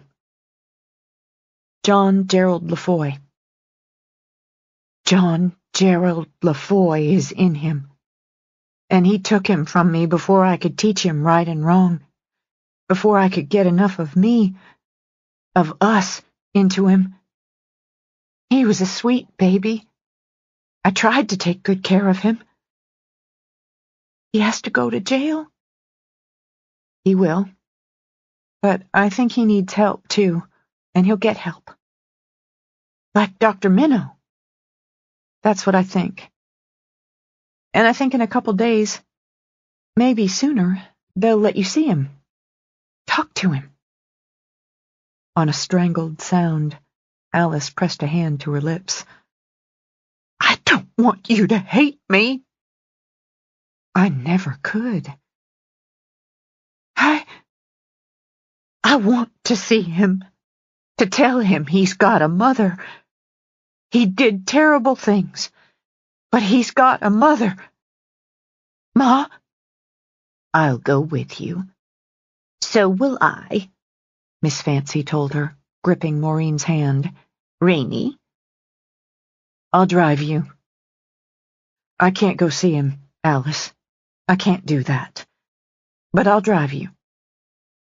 Because you're my sister. Because I'm your sister. Alice kissed Bodine's bruised cheek. You get some ice on that. You go get your Coke, and let your ma help you get cleaned up. I love you. I love you too. Bodine rose, took her mother's hand, then reached for Jessica's. We're next to sisters now, and I could use some help. Plus, you can tell me who the hell's running the resort. We've got it covered, Jessica assured her. With a sigh, Miss Fancy lowered to the step on Alice's other side. I'm going to live in Bodine House with you. I'm going to live there and work sometimes at the resort with Cal and the horses. I'm going to cook and crochet and try to be a mother to my Rory. We'll be 3 old ladies in our pretty little house. Who you calling old, girl? Miss Fancy demanded, and Alice tipped her head to her shoulder. I'm going to keep my hair red, just like yours. I'm going to bake biscuits and ride at a gallop. I'm going to sing with my sister and not be afraid. Because I got away. And I came home. She put an arm around her mother, drew her closer, and sat, content. Epilogue. Bodine showered until the water ran cool. And though she'd intended to go back downstairs, she didn't object when her mother and Jessica tucked her into bed. She couldn't drum up an argument when Jessica ordered her to stay there and take the next day off on top of it. Though she had no intention of doing either, she fell asleep before they'd left the room, and slept 5 solid hours, unaware, for one of them, Callan stretched out beside her just to be close. When she woke, she ate as if she'd been starved for a week. As promised, Tate came to see her, talked her back through the entire ordeal. She remembered details she'd blurred over, then surprised herself by dozing again on the sofa while he went off to talk to Alice. Between sleeping and eating, including a big ranch meal outside so all the hands could join in, she hadn't managed 5 minutes alone with Callan, and she had some things to say. With that in mind, she announced she needed a good long ride. She sent him a look, crooked her finger. They said little as they saddled the horses. She chose the route, as she had a purpose in mind. I never asked how you found me. I know about Alice's part in it, but I got lucky. Found a rancher who knew about the place. I was a good mile off, and about half a mile when I heard the shot. I'm going to have to go thank him in person. If you hadn't come when you did, I'd have killed 2 men instead of 1. If you carry an ounce of guilt over that, you're plain stupid. I'm not stupid, and I don't carry any over LaFoy. It's not something I can just shrug off, but I'm not feeling guilty over it. I would have if I'd had to shoot easy. He's not right. No matter what he did, he's not right. And he's Alice's son. So I'd have carried that weight. You came, and I don't have to. You saved me from that. You saved yourself with a goddamn pocket knife. I did. But it occurs to me you gave me that knife. You gave me the tool, and I used it. That's 1 more for you, Skinner. Let's walk a bit. I need to walk. She swung off, waited for him to do the same. Together they led the horses over land where the trees sighed in the wind, the grass waved in it, and wildflowers bloomed. I was so scared, she admitted. Me too. Now he stopped, turned, yanked her to him. Jesus, Bodine. I didn't know a man could be that scared and breathe. And he'd never in his life erase the image of her standing there, her shirt torn and bloody, her face pale and bruised. I knew you'd come, but I couldn't wait.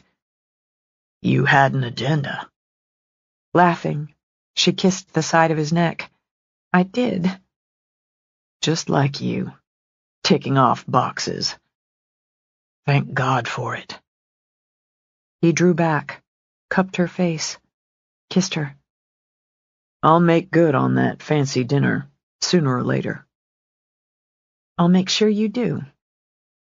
Meanwhile, I like the land here. Can't beat the views. She gestured toward the mountains as the sun slowly slid through the wide blue sky toward them.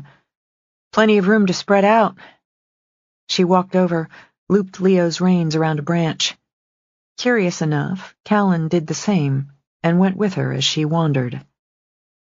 Already got the ranch road, an easy ride, horse or truck, to work. I figure the house goes right about here, facing west for those sunsets. Barn over there and a paddock. If and when you've a mind to do any serious ranching, you might want to add a bunkhouse. Good grazing here, horses or cattle. I wouldn't mind chickens, she added thoughtfully. I've always found chickens oddly soothing. Maybe his brain was still frazzled some, all things considered, but he had a hell of a time following her. You're talking about building a house here? The house is your part, though I have several non-negotiable requirements for it. My part's the land. My parents promised each of us 500 acres, more if we want it, but that's more than enough for me to start. If you did so well back in California, you ought to be able to pay for a house. He was catching up now, and liked the direction just fine. I did well enough. Good. I want a good wide porch all the way around. Big windows, too. Fireplaces. I want one in the bedroom. In fact, I saw a picture in a magazine of one in the master bathroom. I want one of those. You want a fireplace in the bathroom? I do. And one of those big steam showers. I think double porches, though the top one wouldn't go all the way around. And I'll make you a list. I bet you will. How many bedrooms am I building? I think 5 would do. He shook his head. 6. Eyebrows arched, she slanted him a cool look. Do I look like a broodmare? 6. And one of those rooms where you put up the biggest of big-ass TVs and watch movies. Her eyebrows arched higher yet. How well did you do in California? You have to marry me to find out. I'm talking about building a house. I didn't say I'd marry you. You'd better. He only had to glance back at Sundown to have the horse give her a solid headbutt, sending her into his arms. You're outnumbered. Let's build a house, Bodine. Let's make a family. I knew you'd come. She laid her hand on his cheek. I was so scared, but I knew you'd come. I couldn't just sit and wait, but I knew. I wonder now if I always knew you'd come back. You'd come back home, and you'd come to me. I couldn't sit and wait, but I wonder if I knew. It's nice to think so. One thing's for certain. When I had the knife you'd given me all those years ago, and I worked on that lock, I knew when I got out, got away, I'd come back to you. I'd come to you and marry you. She wrapped around him for the kiss, swore she felt their roots planting together on that spot. I love you, Bodine. You'll know it every day. I love you back. She looked into his eyes. I love you so much back. You hear that? Callan swooped her up, gave her a spin. Sundown gave a whinny of approval, hip-bumped Leo into a snort. With a laugh, Bodine leaned her head on Callan's shoulder. It's going to be a hell of a sunset. Every night. Speaking of nights, 5 bedrooms. 6.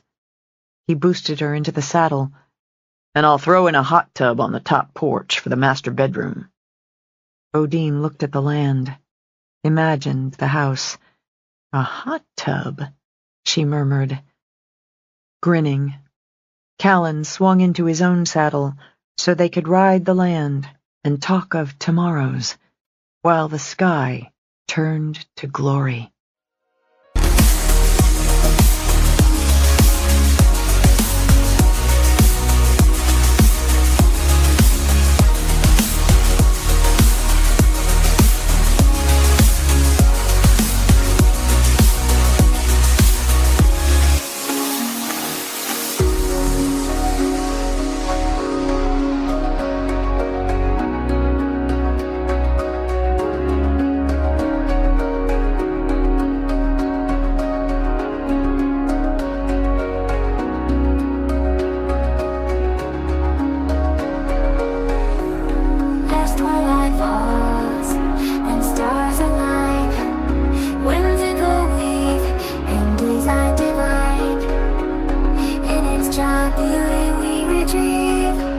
Epilogue. Bodine showered until the water ran cool. And though she'd intended to go back downstairs, she didn't object when her mother and Jessica tucked her into bed. She couldn't drum up an argument when Jessica ordered her to stay there and take the next day off on top of it. Though she had no intention of doing either, she fell asleep before they'd left the room, and slept 5 solid hours. Unaware, for one of them, Callan stretched out beside her just to be close. When she woke, she ate as if she'd been starved for a week. As promised, Tate came to see her, talked her back through the entire ordeal. She remembered details she'd blurred over, then surprised herself by dozing again on the sofa while he went off to talk to Alice. Between sleeping and eating, including a big ranch meal outside so all the hands could join in, she hadn't managed 5 minutes alone with Callan. And she had some things to say. With that in mind, she announced she needed a good long ride. She sent him a look, crooked her finger. They said little as they saddled the horses. She chose the route as she had a purpose in mind. I never asked how you found me. I know about Alice's part in it, but I got lucky. Found a rancher who knew about the place. I was a good mile off, and about half a mile when I heard the shot. I'm going to have to go thank him in person. If you hadn't come when you did, I'd have killed 2 men instead of 1. If you carry an ounce of guilt over that, you're plain stupid. I'm not stupid, and I don't carry any over LaFoy. It's not something I can just shrug off, but I'm not feeling guilty over it. I would have if I'd had to shoot easy. He's not right. No matter what he did, he's not right. And he's Alice's son.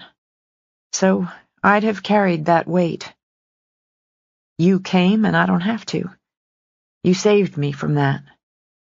You saved yourself with a goddamn pocket knife. I did.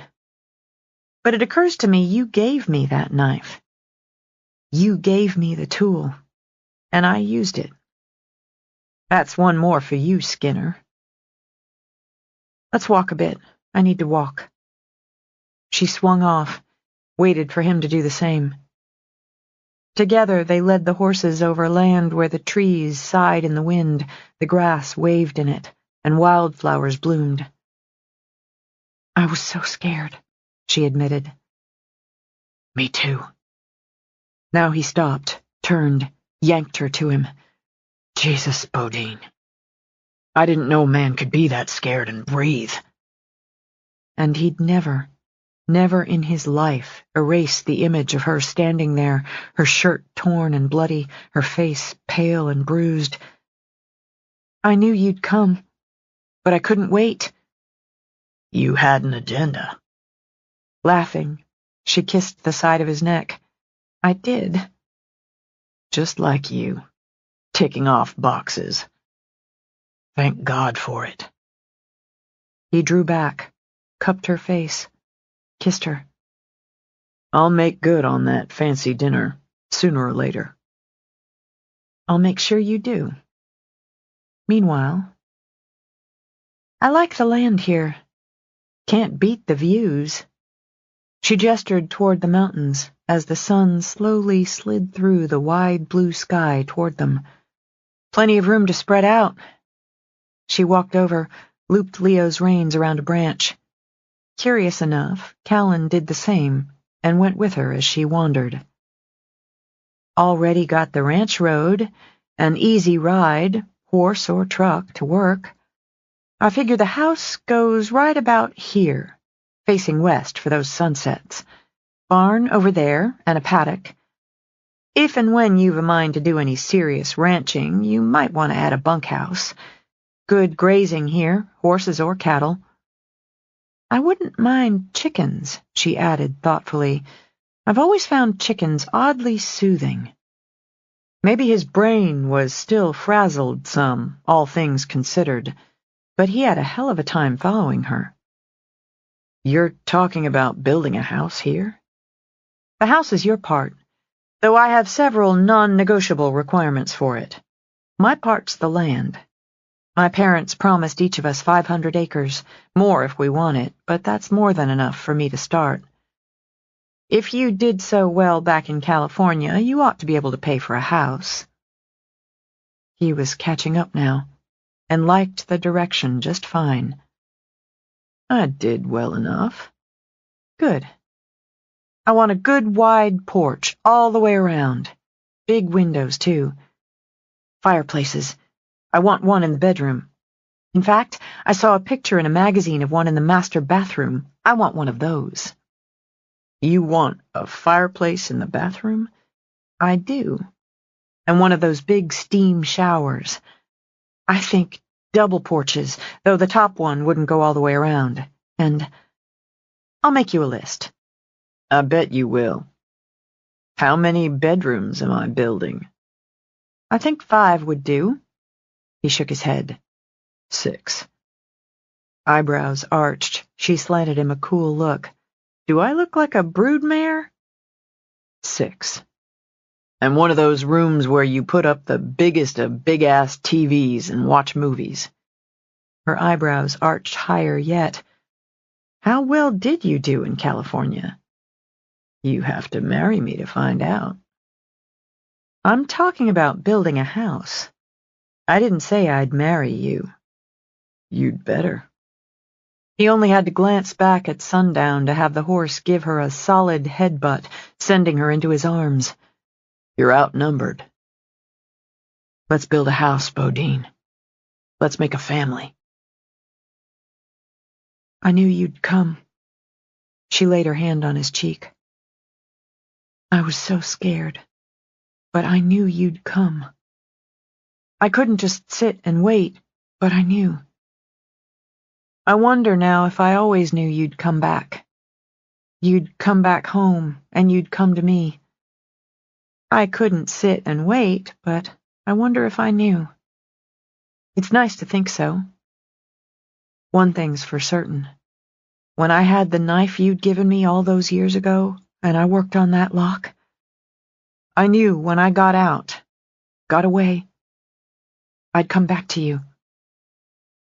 I'd come to you and marry you. She wrapped around him for the kiss, swore she felt their roots planting together on that spot.